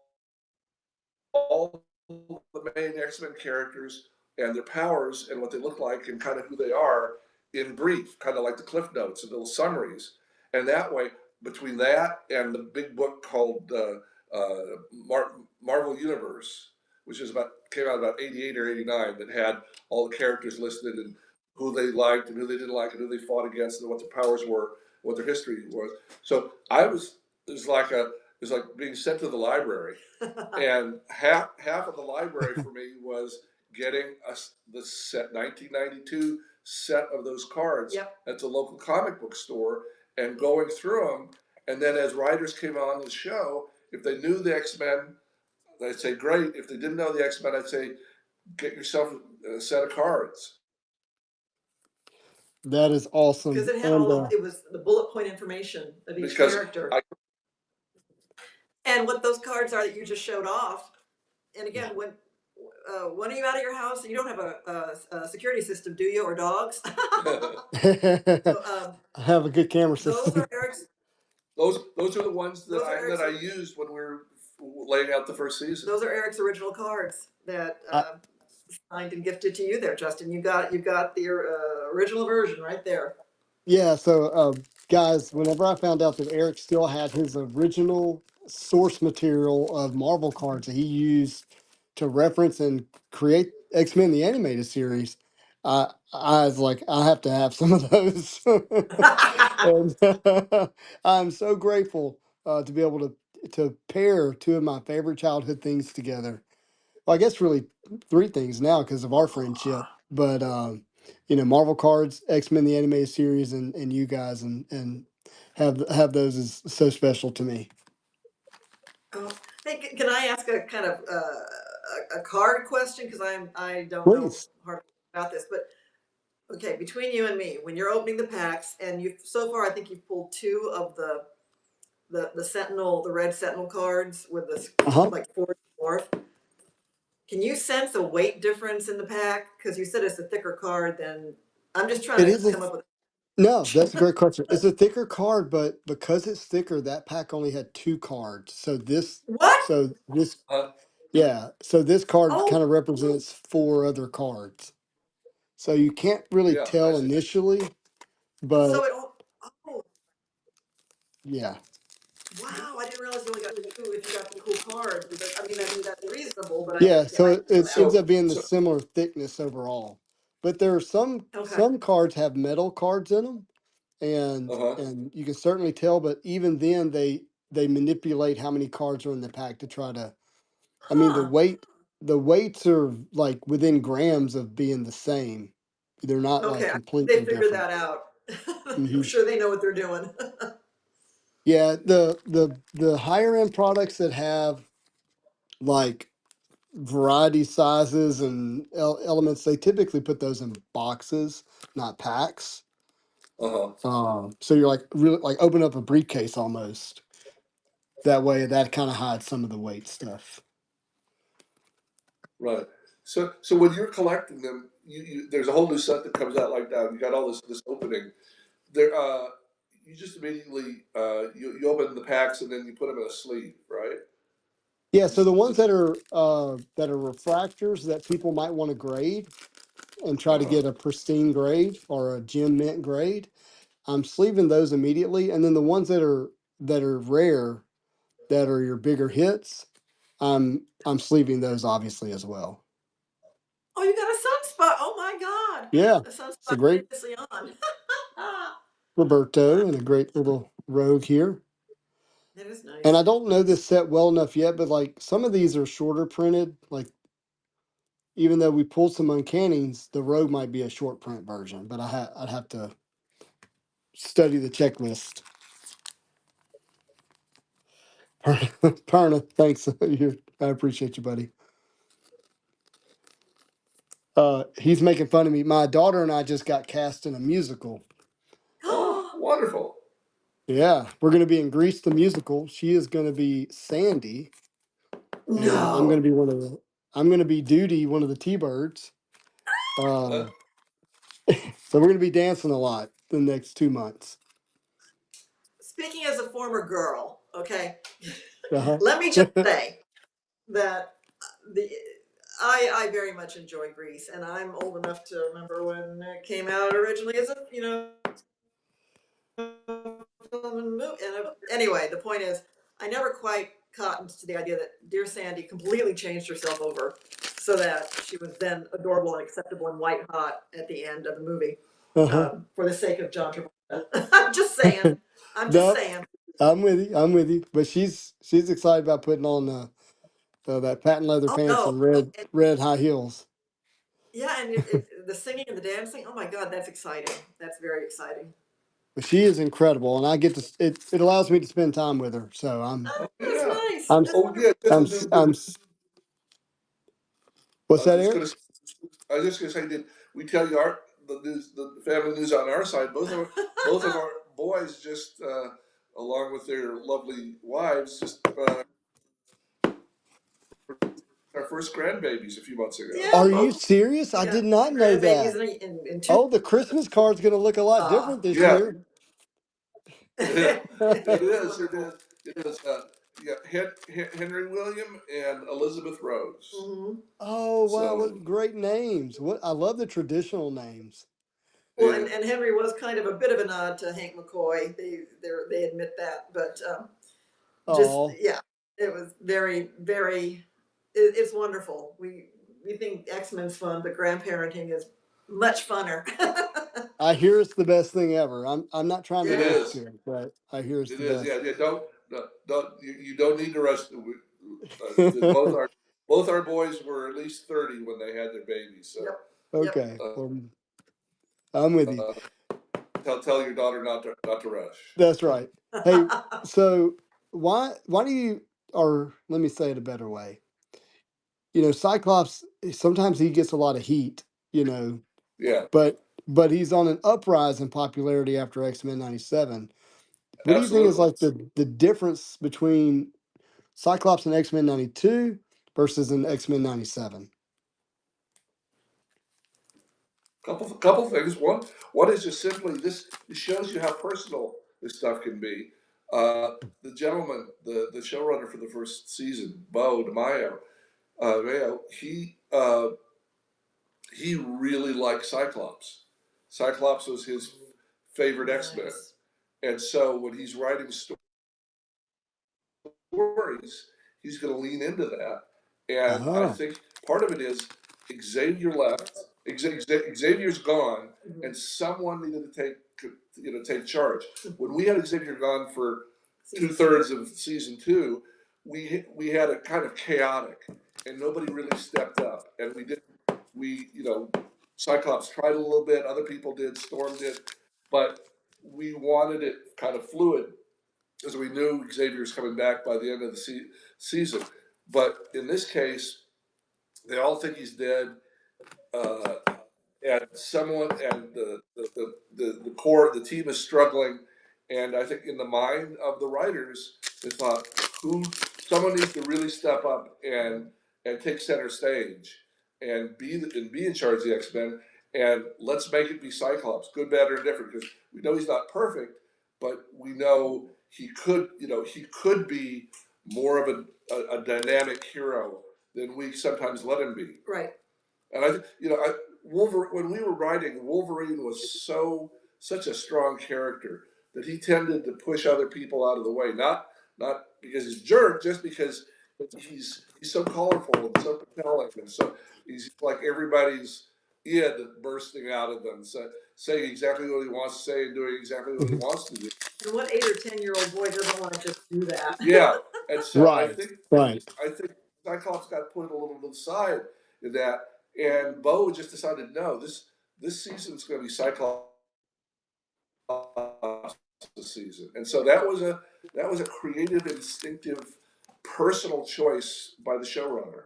And also, 30, again, I keep harping on this, but 30 years have passed, and as some of us have lurched into adulthood, the fact that leadership is not easy. Right. And Oh, gosh. doing the right thing is not easy. The hardest thing in business is leadership.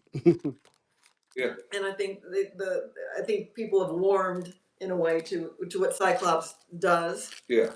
Because we've all gotten a little older and hopefully a little wiser. But Yeah. So it's a little bit older. He's certainly, yeah, but to have someone who's more of a field general, where Yeah. like Wolverine is like a, more of a soldier, right? A good, Yeah. really good soldier, but well, he doesn't take orders very well. But I think you understand Yeah. what I'm saying. Exactly. And, right. But also since they're going with all the stuff with Jean and Cable, Cyclops is just right in the middle of all that. So much of the plot is swirling around Jean and Cable that having you don't want Cyclops to get lost in that. Those two characters are so important to him that he needs to be. That's kind of its own triangle. He needs to be the center of that. Hey, JBT Slabs, I have to get a sleeve thick enough for it, but I am. I will, my friend. Well, I was really impressed with the way his powers really even increased in the way that they used them. Oh, look at this, guys. That's a big hit. That is 15 to 50. oh, Ooh, wow, that's beautiful. that is, man.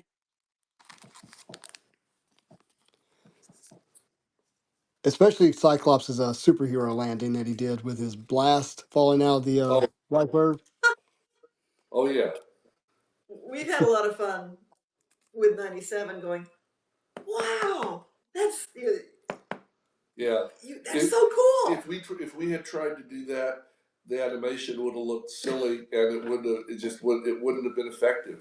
But they knew that they could make it feel right, and so they took chances. Oh yeah, I mean And it blows people away. it worked. Oh, the other one, and you just pulled a cord, was Gambit piggyback on Wolverine and Gambit charging his staff and charging Wolverine's claws. That was so cool. Yeah. And I'm thinking That one that right had to there, be painful for Wolverine. I know he heals quickly, but man, no, that was a really cool moment. Oh, I need more top loaders.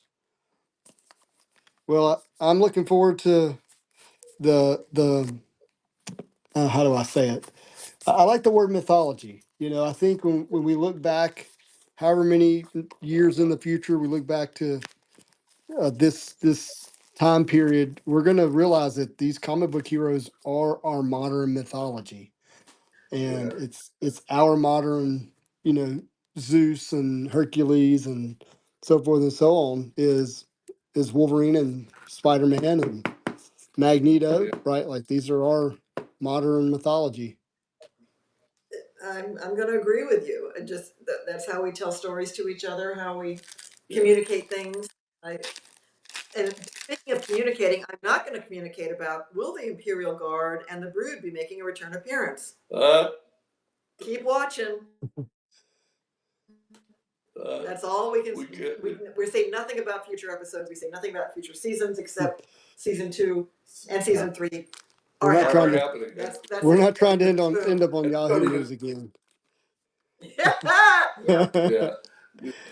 Yeah. We don't even know when season 2 is going to start. We When it's be released. yeah. It's just that it's fascinating. As far into season 3 as we are, it just I just admire them for their patience and knowing they're part of this larger thing. But I do get the impression that that as far as Marvel and Disney goes, this animate X-Men '97 was a real jewel for them. Was a real hit. Was a real winner out of all all the movies and the TV series. I think it's one of the half dozen real bright spots in the last 2 or 3 years for them. And speaking of winning, this always makes Eric nuts, but X-Men the Animated Series back in the day never got nominated for an Emmy, never got nominated for any other kind of award. There weren't as many awards available back then, but it never got nominated at all. Wow. Not lost, it just never got nominated. Yeah, it was more, their kids shows, it's Saturday morning, let's not even bother thinking about it. But the fact that with X-Men '97, it received a nomination for a Primetime Emmy Award Oh my God, that was 30 years of my heart waiting for that to happen. Didn't win that award, but it just won the Critics' Choice Award for Best Animated Series, which was There we go. tremendously gratifying. So, but That it is was awesome. nominated, it was nominated for Emmy for Best Animated Series, and we got to go to the Emmys. We'd never been before. Oh, We got wow. with about 18 other people Yes. from the show, all dressed up, you know, Oh, that was tuxedos. How was that experience? It was spectacular. Aside from Besides losing, because it's about 3 hours long, and our category came up about 40 minutes in. oh, not even 40. I think Half an hour yeah. in, and we thought, okay, we're all gonna go up to the stage, and we lost. So then we couldn't leave for the next 2.5 hours. Yeah, they closed it down. Because we sat there watching everybody else in the room getting statuettes. Yeah. Oh, well, But- an honor to be in Oh, that had a room. great It was time. a magic night. And Dick Van Dyke was there and received an award and went up on stage and danced. It was like, I've seen Dick Van Dyke. 98-year-old Dick Van Dyke got up there and danced. Yeah, Wow. I mean, my heart. That's pretty incredible. Yeah. He was in Mary Poppins, So wasn't yeah, he? Oh yeah. so the fun Okay. part of all of X97, oh nice, is that we're getting to have the fun of this. The fact that the new card series is out, you know, all these fun things that are happening, we get to enjoy them now. Yeah. In a way, There's lots of it wasn't happening back then. lots of new action figures. I mean, Oh my gosh! before we just kind of had our heads down, writing scripts 6 days a week, Yeah. and now you know we're Yeah, I mean, it's interesting that you get to see enjoying all the impact a lot quicker nowadays than probably. Yes. I mean, the Mandela effect doesn't happen anymore, right? Because the information, everything's right in front of you pretty quickly. Yeah. Mm-hmm. Yeah. But that is pretty darn nifty. So yeah.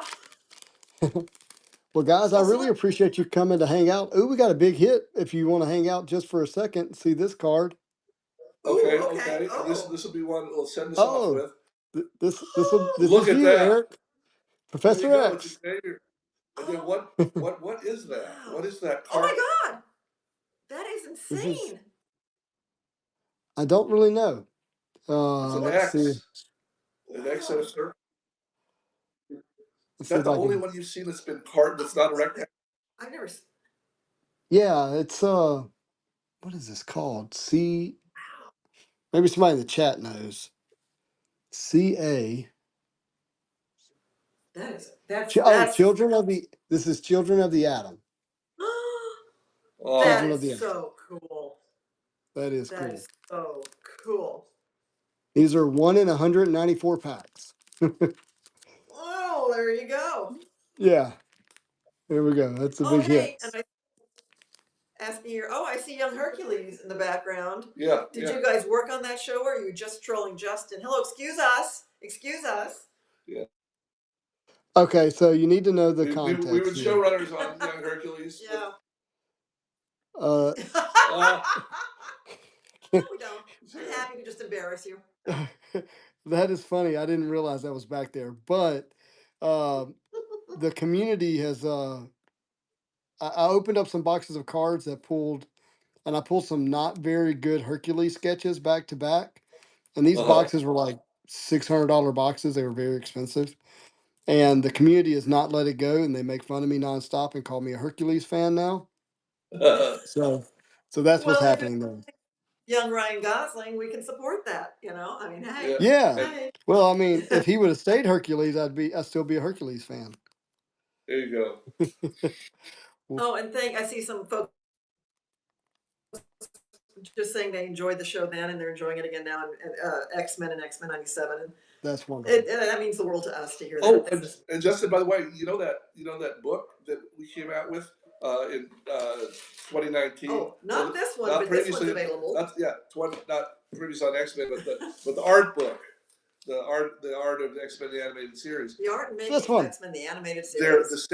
the same publisher in June, mid-June, is coming out with a companion book that's on X-Men '97 art. Yes. Oh, X-Men wow. 97, the art and making of the animated series from Abrams Books coming out this. And we're aware of it because they had us write the introduction, just like a little 2-page intro, but somebody else wrote the book, and it's got all the art from the new series in it. Yeah. The way we had the art from the old series in that book, also by Abrams Publishing, and as I said, coming out in June. So look for it. I'm sure if it's a big enough comic book store, they'll get some in. Yeah, I bought my copy, I think, either directly from you or Books A Million. I can't remember. Yeah. Either one. Man. So do you think there'll be a You Books hit A some- Million? I'm not sure, but we'll find out more. We hope to get a bunch of them so we can sign them at cons with the other book. Because so many people now, when we go to cons, they say, "Oh, we love your book. We already bought it." So. But then we're asking them to haul around a 4-pound book, which is not something you want to do at a con. It's a tough sell at a con. Yeah. Yeah, it's one of those things you want to get, but can you ship it to me? Yeah. That's for sure. You got cool cards there. Yeah. Well, perhaps on that note, then. Yeah, we'll let you keep going because I know this is a big night for you, and we'll stumble back up. Yeah. Here, but thank you so much for having. It's always a pleasure. You're always welcome, and hopefully I'll get out to California, maybe see you again, or see you at a con soon. That would be, we have throttled back just because we're new grandparents. But we love meeting folks and talking about the show. Obviously, that's all we're doing here right now. We've never done a con in Louisiana, so that would be fun. Yeah, you never know. I might have something in the future I might have to talk to you about, but I'll be in touch. Okay. Hey. Yes. Now, what we don't know is how we turn out. He's got to get up and go over there and get the iPad. Well, I've got you guys. You have a marvelous night, my friends. Thank you for being here. All right. Hey, thank you, Justin. Okay. Bye-bye. All right, my friends. Let's get our other co-host back in here, Mr. Iranga. Let's keep going. That was fun. Thank you guys. If you're here in the break, I know that not having me give commentary on the cards may be something that you missed, but been able to hear from Eric and Julia talk about X-Men 97 and X-Men 92, the animated series, is always just such a real treat for me. And Iranga, how are you, my friend? Cool, man. Isn't that amazing? Yeah. We got to hang out with the creators of our favorite stuff. It was really neat that they agreed to come on as well. That's they're the best. They are the best. I feel so grateful to that they make themselves accessible to us. Yeah. Really is a blessing. And I've been enjoying this. We've hit some big cards. Oh, we got a Peter Parker refractor here. Okay, there we go. Going to the Spider-Man spot. Dude, how many of those have you picked up now?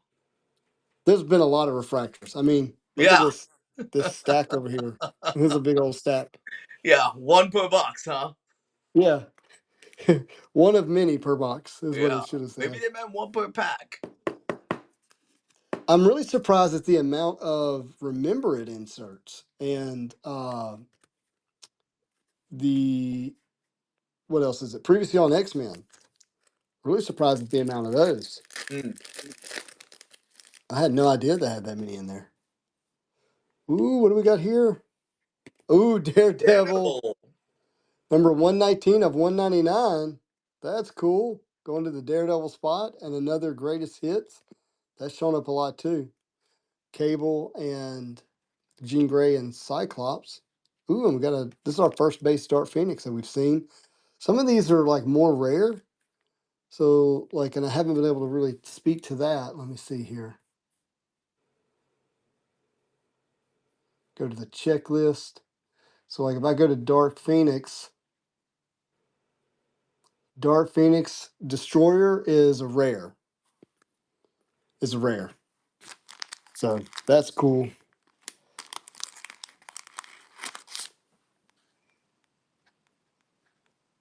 Top-notch guest. Thank you, Vines Mike. Look, I appreciate it. I always want to bring as much value as I can to these breaks. It means a lot that you guys participate in the way that you do.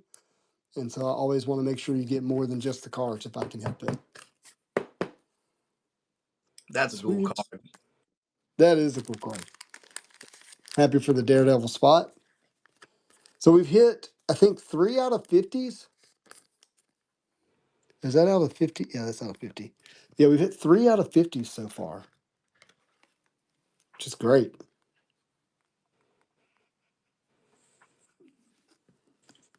And this Did you is get some? you're still working on the fifth box? I missed it if you. Yeah, so after this box, we have 3 left. So this is box number 5. Okay. We got Blob. Mo Blob. Look at that. Genosha, welcome. Heck yeah. Great episode. Oh, yeah, it will. Define great. Traumatizing. It's traumatizing, yeah. Yeah. It Yeah, was. one to remember.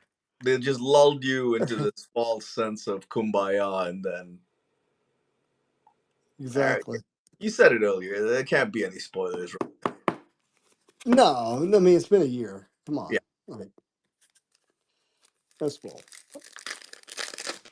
We can talk freely about it. Yeah. That guy. More Peter Parker. Peter Parker. Oh, we got Nightcrawler and Rogue again, back to back. Hey, someone asked if they could see the Gambit that was auctioned off. I'm just going to throw it up real quick, Justin. Please do, yeah. Show all the sketches. There it is. Beautiful. And that went to Monsieur Rogan Gambit. Yeah. He paired them together. Yep. Mike, the only other one is a base Spider-Man. So far, other than maybe a base refractor, there hasn't been a big hit of Spider-Man yet. But you have hit the base. What does that mean? Explain it to this newbie. Well, base means that it's the easiest, most printed card, right? Like the easiest card to pull or hit. Okay. And it's like the standard art and design. And then you'll have parallels that have a different design or art to it. A lot of times they'll have like this refractor, shinier art, so to speak, a shinier design. And they can be serial numbered, so different design with numbering, which gives visibility to the rarity. So there's only 92 of those in existence, Right on. or 50 of those in existence. Right. And that kind of transparency, communicates quickly to the collector or the audience that, oh, that's actually a pretty special card.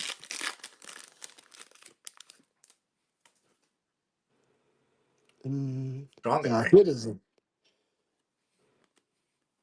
so these are popping up. This is a Beast Pack. Ugh.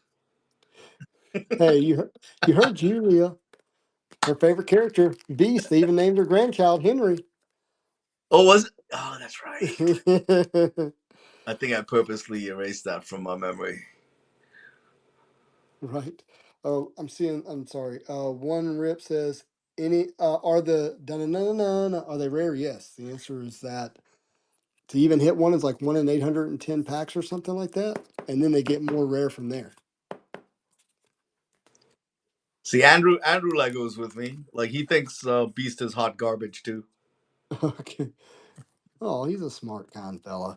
Except the new Dark Beast. Goodness gracious, that guy's a It's not just maniac. Dark Beast. I mean, not the AOA one, but like in the comics these days. Well, I'm calling him Dark Beast because I don't know how else to say it, but like the evil, maniacal, Yeah, murder, well, killing, I tell him, Wolverine killing one. he always had that in him. He It always was had that in always him. there. He's just a smug. Yeah. Julia, I'm sorry if you're listening. These are beautiful cards. I do love these. Oh, there's our Black Panther. I love the cards they made of the promo images. Those are so cool. Yeah. No doubt. That one, like the Gene. I did an entire set of those, but done in more comic book style. Oh, I love it. Yeah, they were large, like 11 by 17. They So just look really good. they do, and like these two, like you see the different design.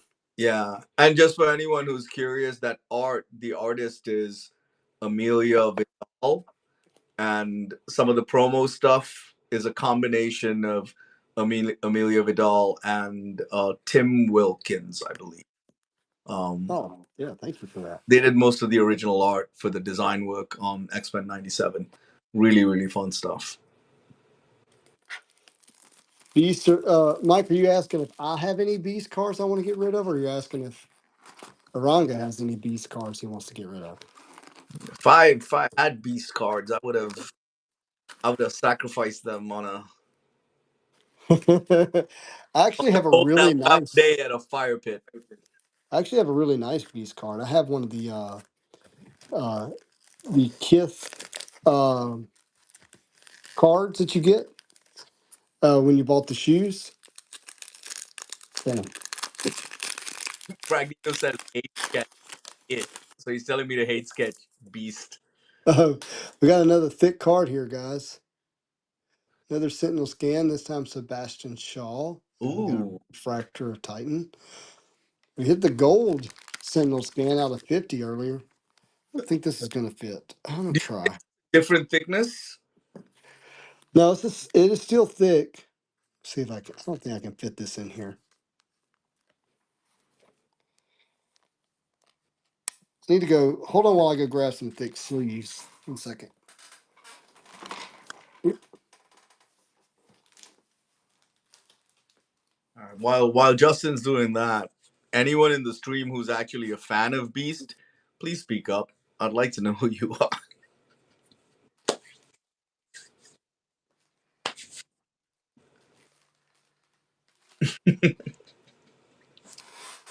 Did you find any fans? No one's speaking up. I thought I saw someone earlier say, "What? Beast is dope." Happy Happy Hermit Hermit. says, I'm Come on, Happy unfollowing Hermit. you. Oh, This- Pulling Fire is a fan. Beast was my favorite character as a kid. You're forgiven as a kid, but you're an adult now, and so that's good. That's good. Roku, I like Beast, not my fave, but he's a good variation. Okay, that's like 3 of you guys. All right, you're that makes it a club. Skyfall Chan says I like Kelsey Grammer. That's like Yeah, he actually is kind of cool as Beast. I Reminds me. actually liked his depiction of Beast. It's like, what if Frasier were Beast? Yeah, I just couldn't stop the Frasier theme song from running through my head every time Kelsey Grammer showed up on screen. And I'm so glad you came. Yeah, that's why psionic brands work. what about Hairless Beast? No, I don't know what's happened to this chat, Justin. no, Is this normal? no. This is the Aranga effect. Got Collectibles. What's up, brother? How's it going? Catch you Here we catch. go. Thanks, man. I didn't go far. I grabbed myself something to eat. Hey, another Aurora? Leech? Yeah, we got something under here. It's not wanting to show up. Come on. There we go. Oh, farewell, mon ami. Oh, wow. That's sad. That's pretty sad. But that's one of the big moments. Gray hair or blue hair beast? Oh, Furless Beast. I don't know. I was having such a good time in this chat till the Beast Lovers showed up. Well, I mean, you kind of interrogated it. You initiated it. That's 100% on me. Bragnito, are there any characters you haven't drawn? I'll answer that once Justin gets through this. Yeah, what do we got here? Another previously on X-Men. Storm. I like how they give the previous 92 version and the 97 version on the previously on Yeah, X-Men. pretty cool. That's pretty cool. Adonis, how are you, brother? That's you. Everyone's got their nicknames in here, and then it's hard to connect the names to, like, some of them are people I know. Oh yeah, no doubt. Any characters I haven't drawn, dude, I couldn't tell you. It's one of the reasons I love taking commission lists, is like stuff that I don't draw necessarily. I drew a Zorro recently as a commission, which was such a blast. Have I seen a spawn from you? Yeah, I actually did a bunch of spawns for Spawniary. That's the thing that went nowhere. Oh yeah. Yeah, You're giving your art away for free. yeah. Listen, they all sold afterwards. I'm kidding. I just heard people trashing. Yeah, it was, you know what? That. It was people that weren't contributing or trying to Yeah, it's always like actually participating in it. they're like, I don't want to do it, so I'm just gonna hate on it. You know what I mean? Yeah, there's always that section of people that just can't be happy about it. But look, there was some artists that I would have never seen their art. Well, Yeah, I say that. Like, that's when I became aware of them, you know, yeah. was through that. And that has some value, you know. Listen, man, your chat's trying to get me to draw a beast. I swear to God, I'll draw and if we auction it and it goes for $2. Yeah. You'll have to just say, well, that's fair market. Yeah, exactly. Basically, like, work hard to prove something that I already knew. Right. But what if it goes for more than $2? You know what, man?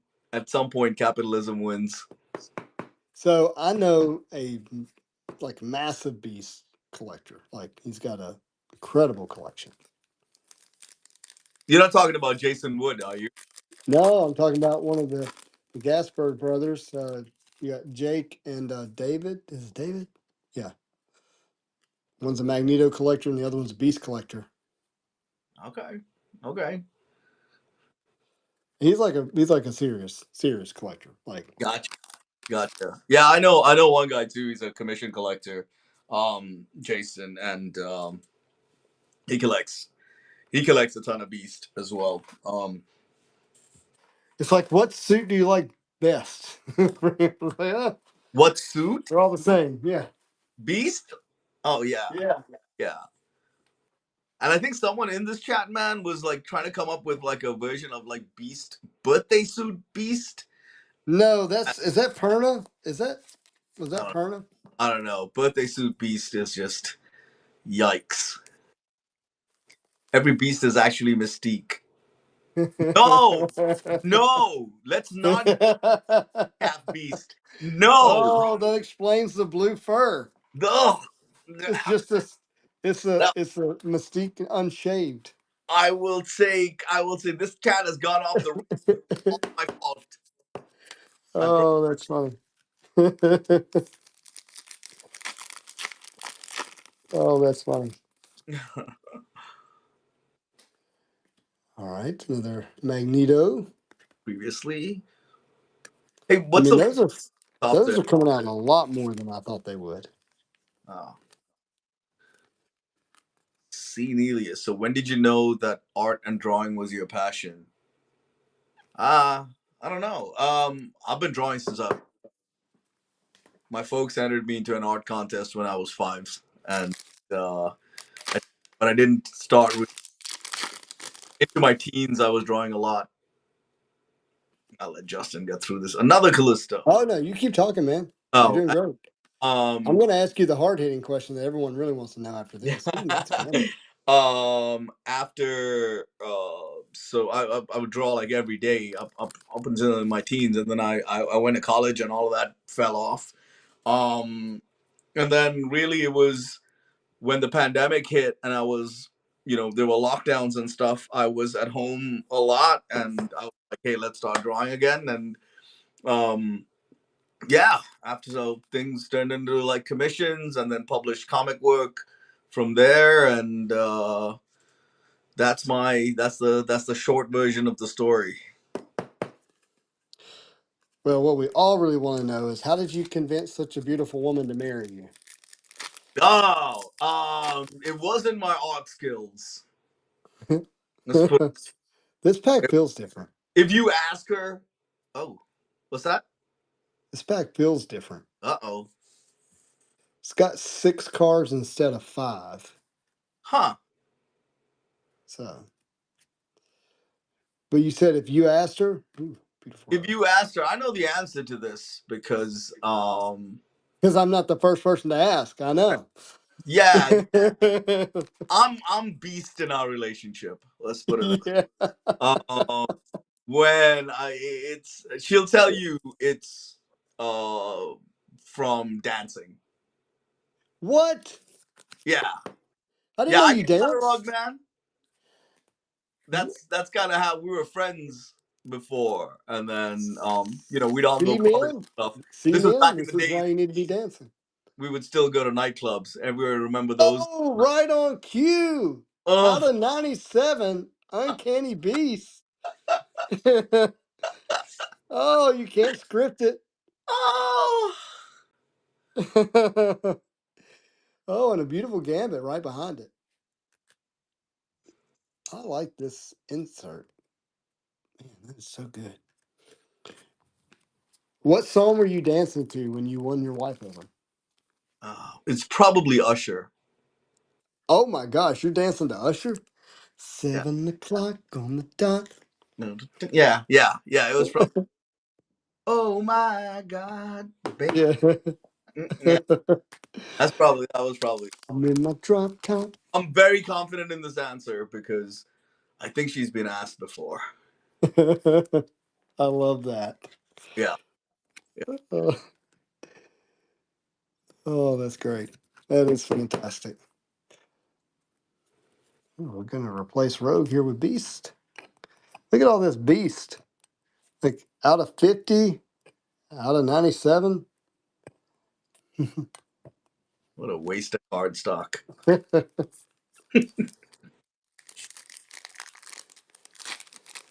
So the Soul Train then. Okay, yeah. That makes sense. Yeah, more Soul Train. That's right.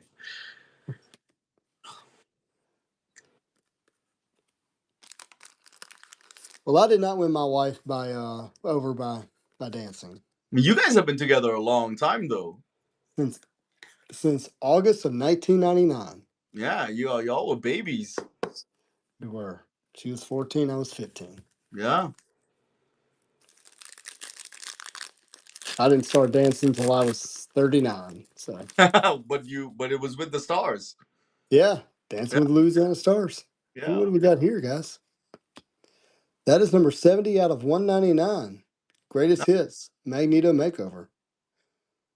That's got everybody in it. Cyclops.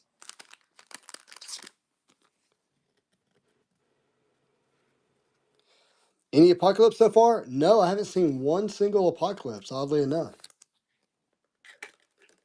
We're gonna see a lot of Apocalypse in season 2. We hope, yeah. I mean, it feels like that, that's for sure. Yeah. Because the storyline that they're running is the Cyclops and Phoenix comic book storyline. Can I show you a couple of things while you're doing that? Please do.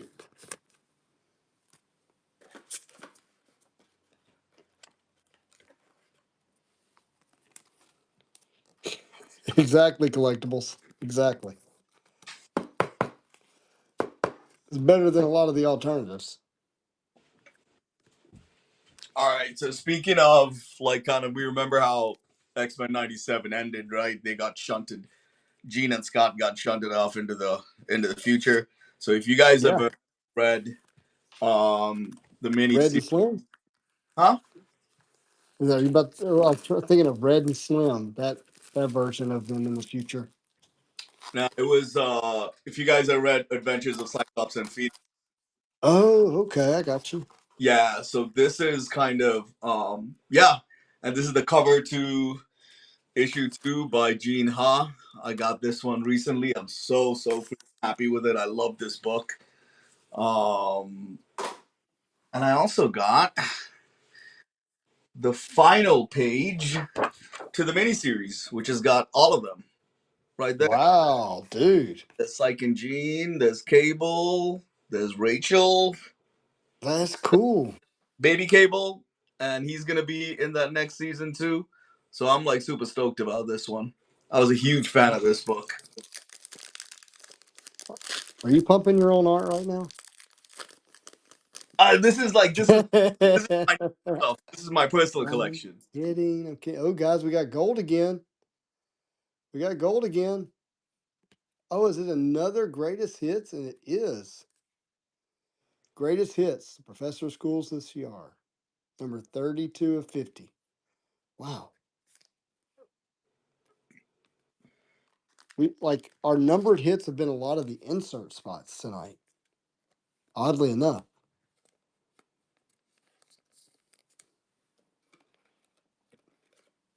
Did I lose you?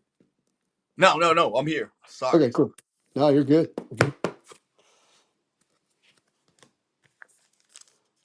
Keep going. I need to sleeve that one.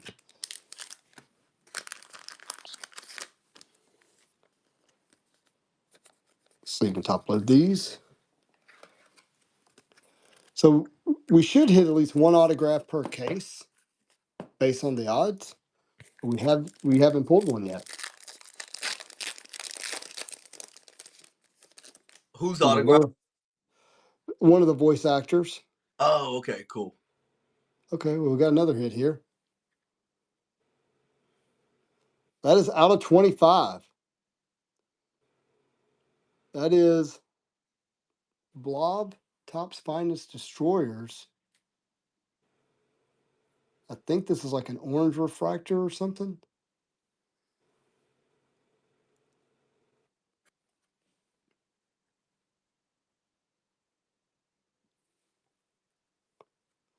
Number 6 of 25. We got Master Mold refractor. Did you get 2 refractors in the same pack? Yeah, but the orange refractor is one base card rare. This is a destroyer. Hold on. You have to kind of bounce from the checklist to the odds to really understand it. So Blob Destroyer.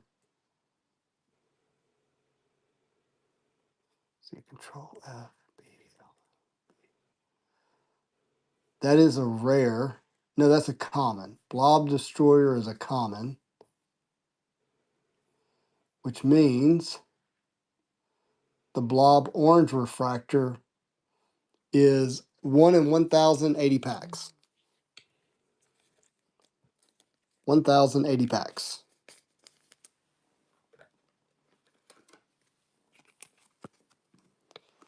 Any number remembrance? Don't think so. Oh no, yeah, the Jean Grey. Sorry, the Jean Grey is a number to remember it. It's out of 97.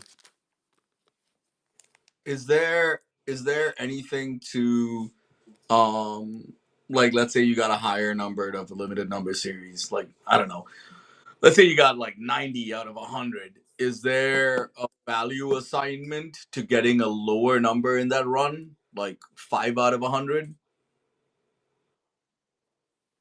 Oh, Is it well, as more valuable if the number in the run is lower? I guess it depends on who you ask. Like to me, it's not as big a deal. But to some people it might be. The mainly what Marvel card people look at is the alpha or the omega. The one out of, or if it's numbered out 97, it would be 97 and 97. So okay, so that's Oh, there we and go. thing as well. The first one and the last one. Correct. Okay. That is correct. Oop.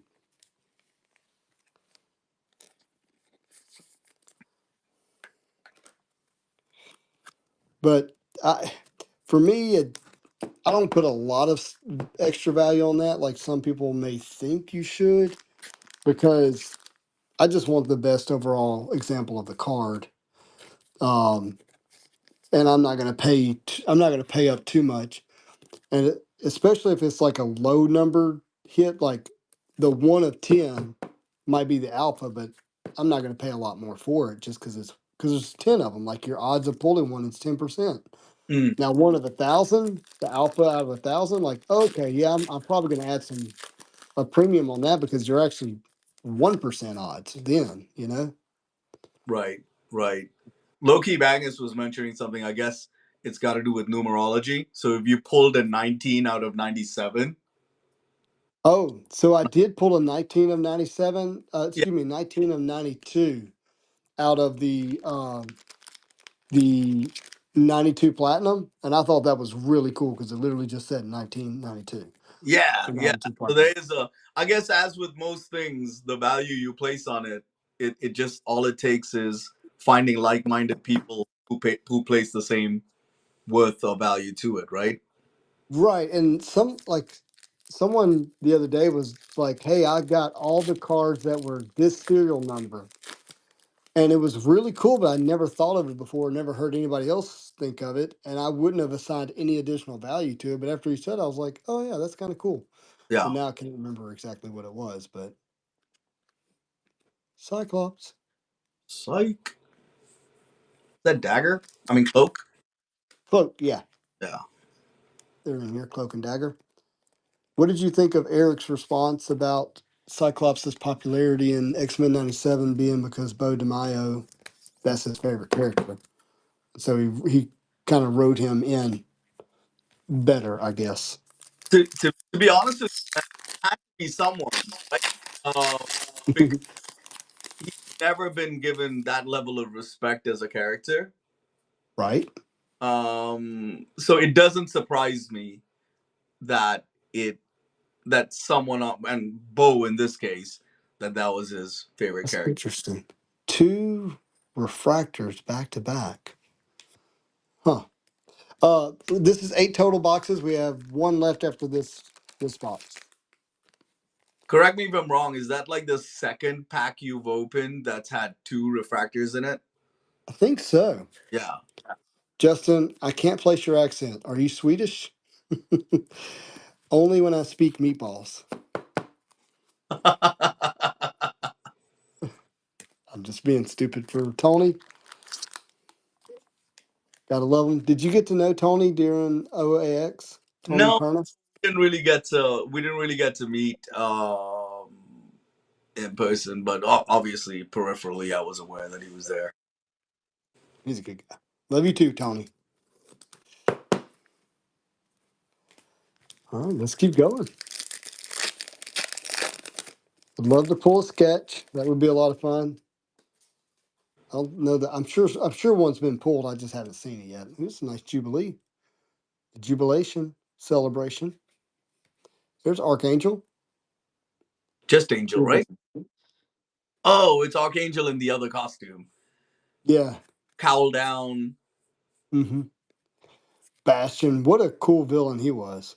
Yeah, yeah. Another night. Yeah, he was tough.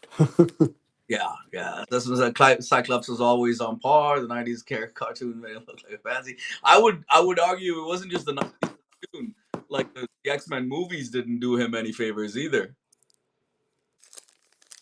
No, I didn't like the way he was cast, to be honest with you. Yeah. Because I thought he looked too young for how old Jean Grey looked in the casting. Yeah, there was a little bit of a Mrs. Robinson thing going on there. Yeah, I was like, oh, okay. All Yeah. right. She didn't have it, you know, I think Jean Grey without the actress needs to be able to go from like damsel in distress, Marvel Girl character, all the way to Dark Phoenix. Like they got to have that range. Right. I still don't think they nailed Dark Phoenix though. No, Sansa. I'm calling her off of her Game of Thrones name because I don't know her real name. But I mean Sophie. that. Sophie, yeah, the popularity of Game of Thrones got her that role. I mean, Yeah, yeah. I wouldn't argue. and she's gorgeous. You know, there's a lot of reasons to want to see her on the screen, but and she nailed the role in Game of Thrones, but I just didn't think she could. She's just not Jean Grey. Yeah. Another room. Greatest hits. The latest comic arts have stepped him up a lot. Justin would make a great Dark Phoenix. Yeah, you know Oh what? yeah.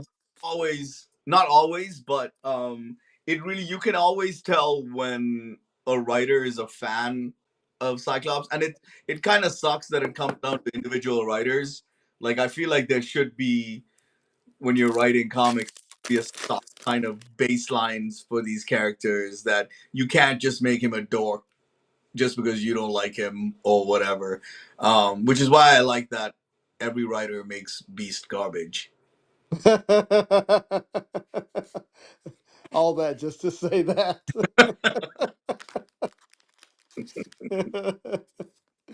Oh, that's funny.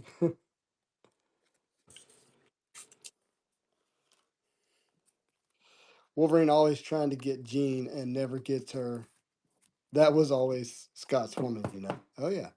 Yeah, it's really one of Wolverine's creepier tendencies, that he's always pining over someone else's relationship. Well, it's not. Is it fair to say he doesn't get her? Like in Age of Apocalypse, he does. Yeah, it only took a post-apocalyptic alternate reality for it to happen. But can we talk about how underrated Wolverine and Storm's relationship together in a I future apocalyptic? What'd you say? I really like Wolverine and Storm together. Man, that was such a great. They did that whole relationship was really awesome. Yeah, I think sorry. Storm's personality to not put up with his BS. I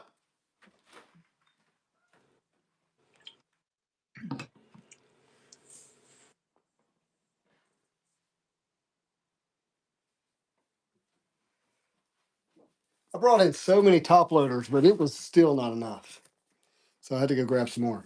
But yeah, I think that relationship was underrated. Yeah. Mars breaks. How's it going? Rain and Storm still not okay. Who else was together during OA? Quicksilver and Storm, which I thought was weird as crap. But Quicksilver and Storm were a couple during AOA.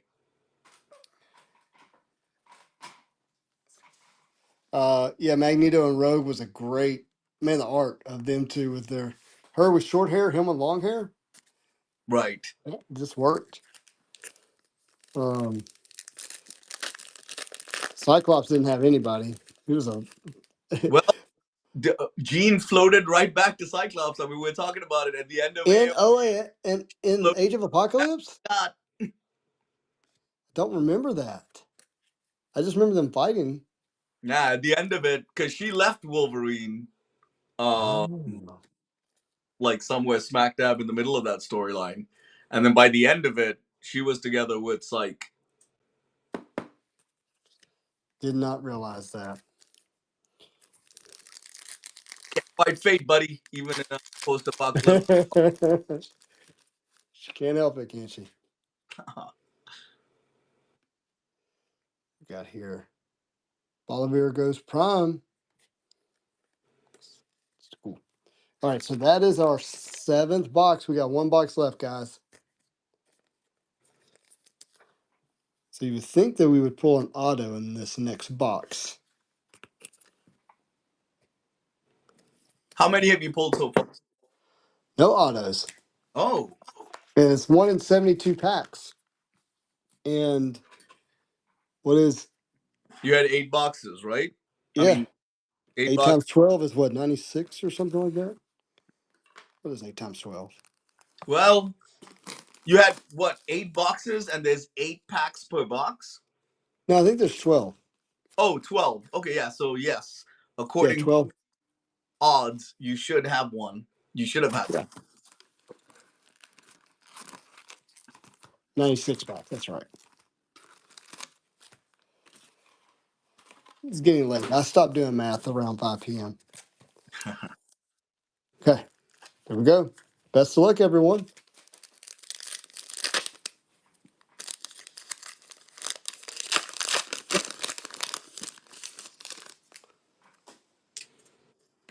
Rogue, Dark Star, Bastion. I don't think we've seen that one. Ooh, I like to see another Wolverine. That's good.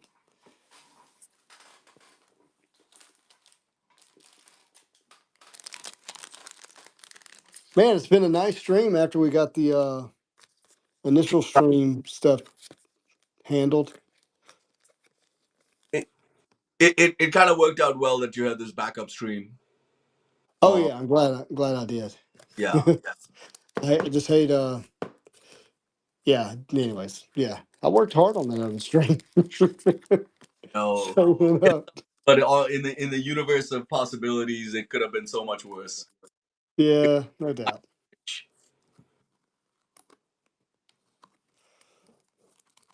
You know, I thought I remember reading that. That's an interesting point. What's that? Yes, Blagnito, I actually saw that comment earlier and I just wasn't in a place where I could respond to it. But yeah, I'm gonna make sure to put it back in there for you, my friend. Take care of you. Love this Jubilee. So good. Cap. Professor X.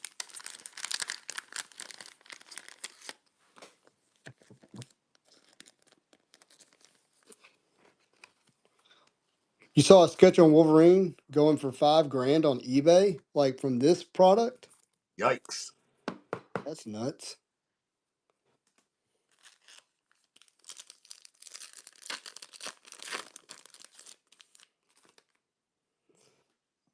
Okay, there's a nice refractor Magneto.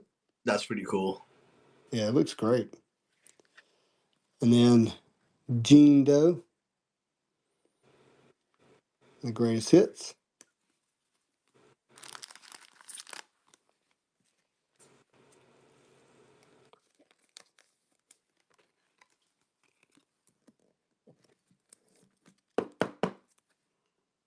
Nice.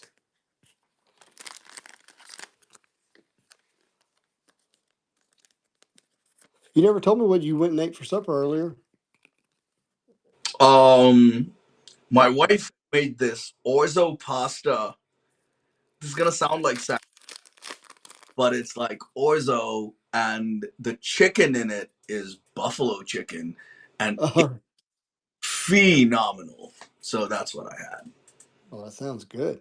Yeah. Yeah, that's a nice previously on X-Men. I mean, we had to pull all of them. I mean, we pulled so many of those.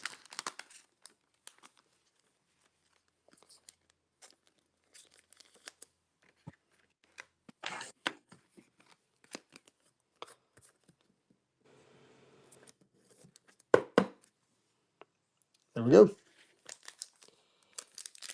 On to the next one. We got Jean, Callisto, Storm. Like that Storm. Yeah, that's gorgeous. Dagger. You pulled a cloak earlier too, right?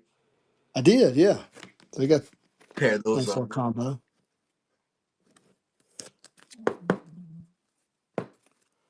But I do like the art for Dagger. Yeah. Good.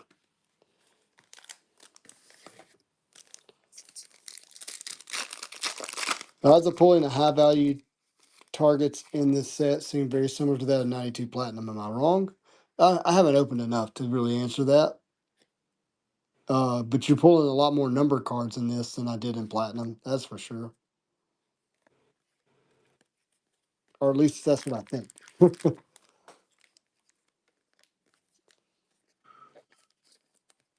Nice little refractor. Gambit. And this is a double refractor pack. So I don't know what the whole thing about one refractor per box is.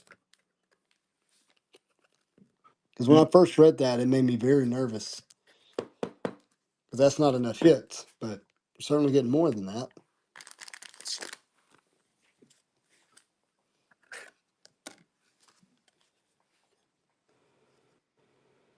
All right. Down to 6 packs.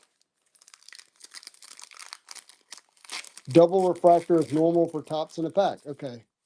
Might have a crazy sketch card if no auto. Oh, that would be cool. What is this? Callisto, number out of 199. with the greatest hits behind it.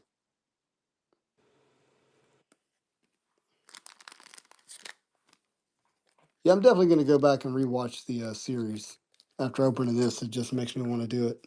But it's definitely made me, Jones, to go watch back, to watch the episode.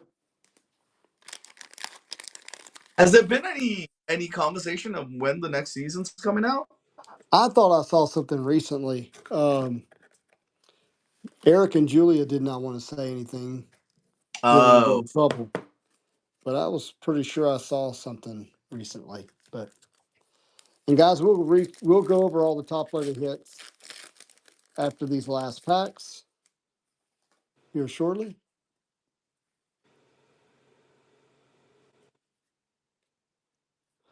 Meeting of the Minds, Wonderful Goblin Queen. One Rip says they heard 2026. That sounds right to me based on some of the things that I heard, but obviously none of that is gospel. Feels too far away. God, yeah. But then again, 25 seems so far away. Right. Yeah, Yeah. that's true. Is that Hairless Beast? That's Hairless Mr. Sinister. Oh. Professor X. Boom, boom. Not Hairless Beast. No, I thought the first pack card you pulled. Oh, okay. That may have been Morph though. Probably more. Yeah.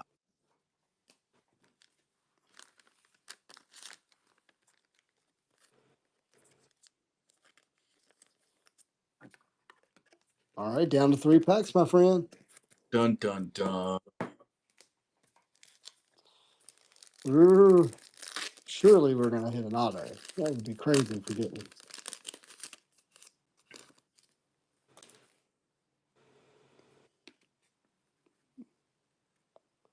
What do we have here?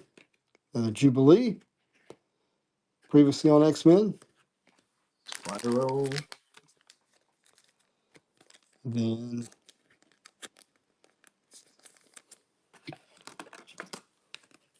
I'm not seeing the chat. Sorry. We'll find out at Comic-Con. Okay. Assessment says last I heard season 3 was also complete. Yeah, I don't think it's finished. All right. I went with the Jubilee pack. I mean, the Jean Grey pack. We'll save Cyclops for the last pack. Got our Ooh. greatest hits, Rogue and Captain America. Executioner, Lilandra, Yep. Collector, Adiranga.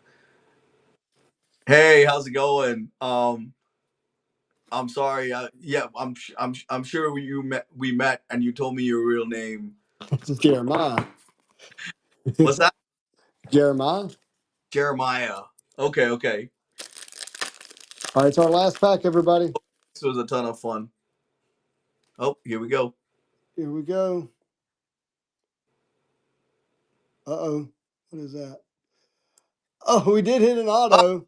Oh, Lawrence Bain as Executioner, and that's out of 23. That is a low-numbered auto, too. Wow, it really took to the last pack. That's, yeah, it really came down to it, didn't it? I was like, I don't know that we're going to get an auto. Boom, there it is. Going to the Executioner spot. Wow. Yeah, very last pack. Last pack magic. And that's probably one of the weaker of the auto signers. You know, it's not Rogue and Wolverine, but still glad we'd hit it because I was afraid we were not going to get it there for a minute. Yeah. Okay. All right, I'm going to recap all the hits. So if you haven't been here with us the entire time, or you're watching the replay because you want to see what the hits were, we're about to do it.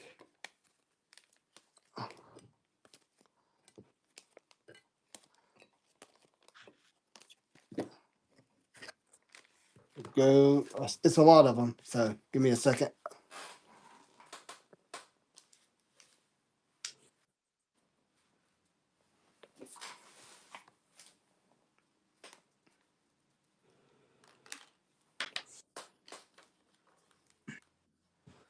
All right, just to recap these spots got a sketch.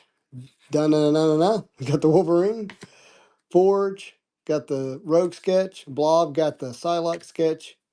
Princess Majestic Magistrix Normani. got the Gambit sketch. Leech got the Cyclops. Titan got the Jubilee.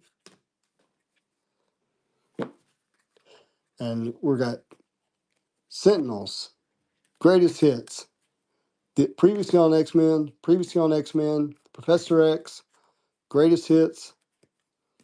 Greatest hits. Oop, Gambit Refractor. Tish Tilby Refractor. This is going to be our Remember It Storm. Previously on X-Men. Greatest hits. Refractor for Magneto. Remember It Jubilee. Previously on X-Men. Bastion. Wolverine. Greatest hits. Forge. Previously on X-Men. Sunspot. Professor X. Greatest hits. Beast. Remember It. Jubilee Refractor, Black Panther Refractor, Cyclops Remember It, Jean Grey previously on X-Men, Gambit previously, Wolverine, Master Mold Refractor, Greatest Hits, Greatest Hits, Greatest Hits, Remember It Rogue, Remember It Gambit, Remember It Rogue, Mojo on previously on X-Men, Gambit, Magneto previously, Greatest Hits, Refractor, Cyclops, previously on X-Men Storm, Greatest Hits, Refractor Titan, Remember It, Jean Grey, Beast, previously on X-Men, Beast Uncanny, Greatest Hits, Nightcrawler, previously on X-Men, Uncanny Rogue, Greatest Hits, a numbered out of 199, Ultimates Daredevil, Refractor Peter Parker, a Refractor of Araki, previously on X-Men, Greatest Hits, Remember It Wolverine, previously on X-Men Morph, Refractor Mojo, Greatest Hits, Remember It Sentinels, previously on X-Men Forge, Greatest Hits, previously on X-Men Gambit, Beast, Remember It Cyclops, Greatest Hits Storm, previously on X-Men Sunspot, Uncanny Rogue, previously on X-Men Jean Grey, Greatest Hits, Refractor Gladiator, Greatest Hits Storm, previously on X-Men Goblin Queen, Rogue, Remember It, Rogue Refractor Masters, previously on X-Men Forge, Uncanny Magneto, previously on X-Men Nightcrawler, Greatest Hits, Uncanny Cable, previously on X-Men Magneto, numbered out of 199, Ronan the Accuser, Remember It Jubilee, Greatest Hits, Refractor Darkstar, Sentinel Scan Morph, previously Cable, previously Rogue, Greatest Hits Magneto, previously Executioner, Uncanny, Cable, Remember It Jubilee, Remember It Magneto, Greatest Hits, Professor X, Refractor Puck, Refractor Glob. No, this is a gold out of 50, Glob Herman, whoever that is. Vulcan Refractor out of 199, Starbolt, Greatest Hits, Remember It Wolverine, Greatest Hits, Uncanny Magneto, previously on X-Men Wolverine, Uncanny Cable, previously Magneto, previously Mojo, Uncanny Magneto, Greatest Hits, numbered out of 199 Greatest Hits, Bolivar Ghost Prime, Refractor Sentinel, Refractor Gladiator, Goblin Queen, Storm, these are previously, Greatest Hits Storm, Greatest Hits Wolverine, and then out of 199 Callisto, out of 50 Greatest Hits Professor Schools of Shi'ar, out of 199 Greatest Hits Magneto Makeover, Sentinel Scan of Sebastian Shaw, Children of the Atom, Professor X. Leech out of 97. An auto out of 25. This is an orange refractor auto, I believe is what they call it. Yeah. And of Lawrence Bain as Executioner. Remember It, Jean Grey out of 97. And another orange out of 25. Blob refractor. Beast out of 97. Remember It? No, Uncanny Beast. Sorry. Uncanny Beast. Then we have a gold out of 50. Beast. And we have Goblin Queen, also gold out of 50. And then Sentinel Scan Forge, gold out of 50. So that was our case. Yeah, guys, this was a lot of fun. Aranga, you made it an awesome night. Couldn't have done it without you. Really appreciate you. Let me spin this around so you can see my face. I'm here.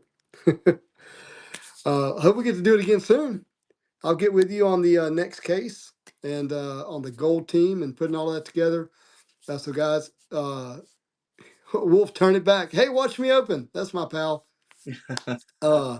And big thanks to Eric and Julia Leadwall, original creators of X-Men the Animated Series, for joining us tonight and hanging out. That was a lot of fun to have them on here and tell stories about how this stuff was created. So it's cool.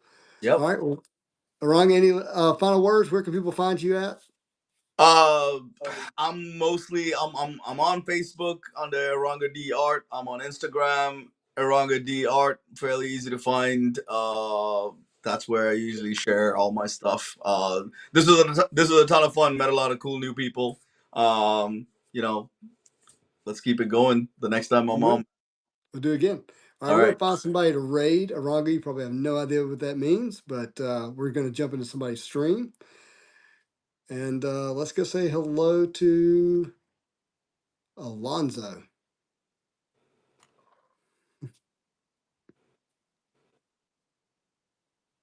Did it work? I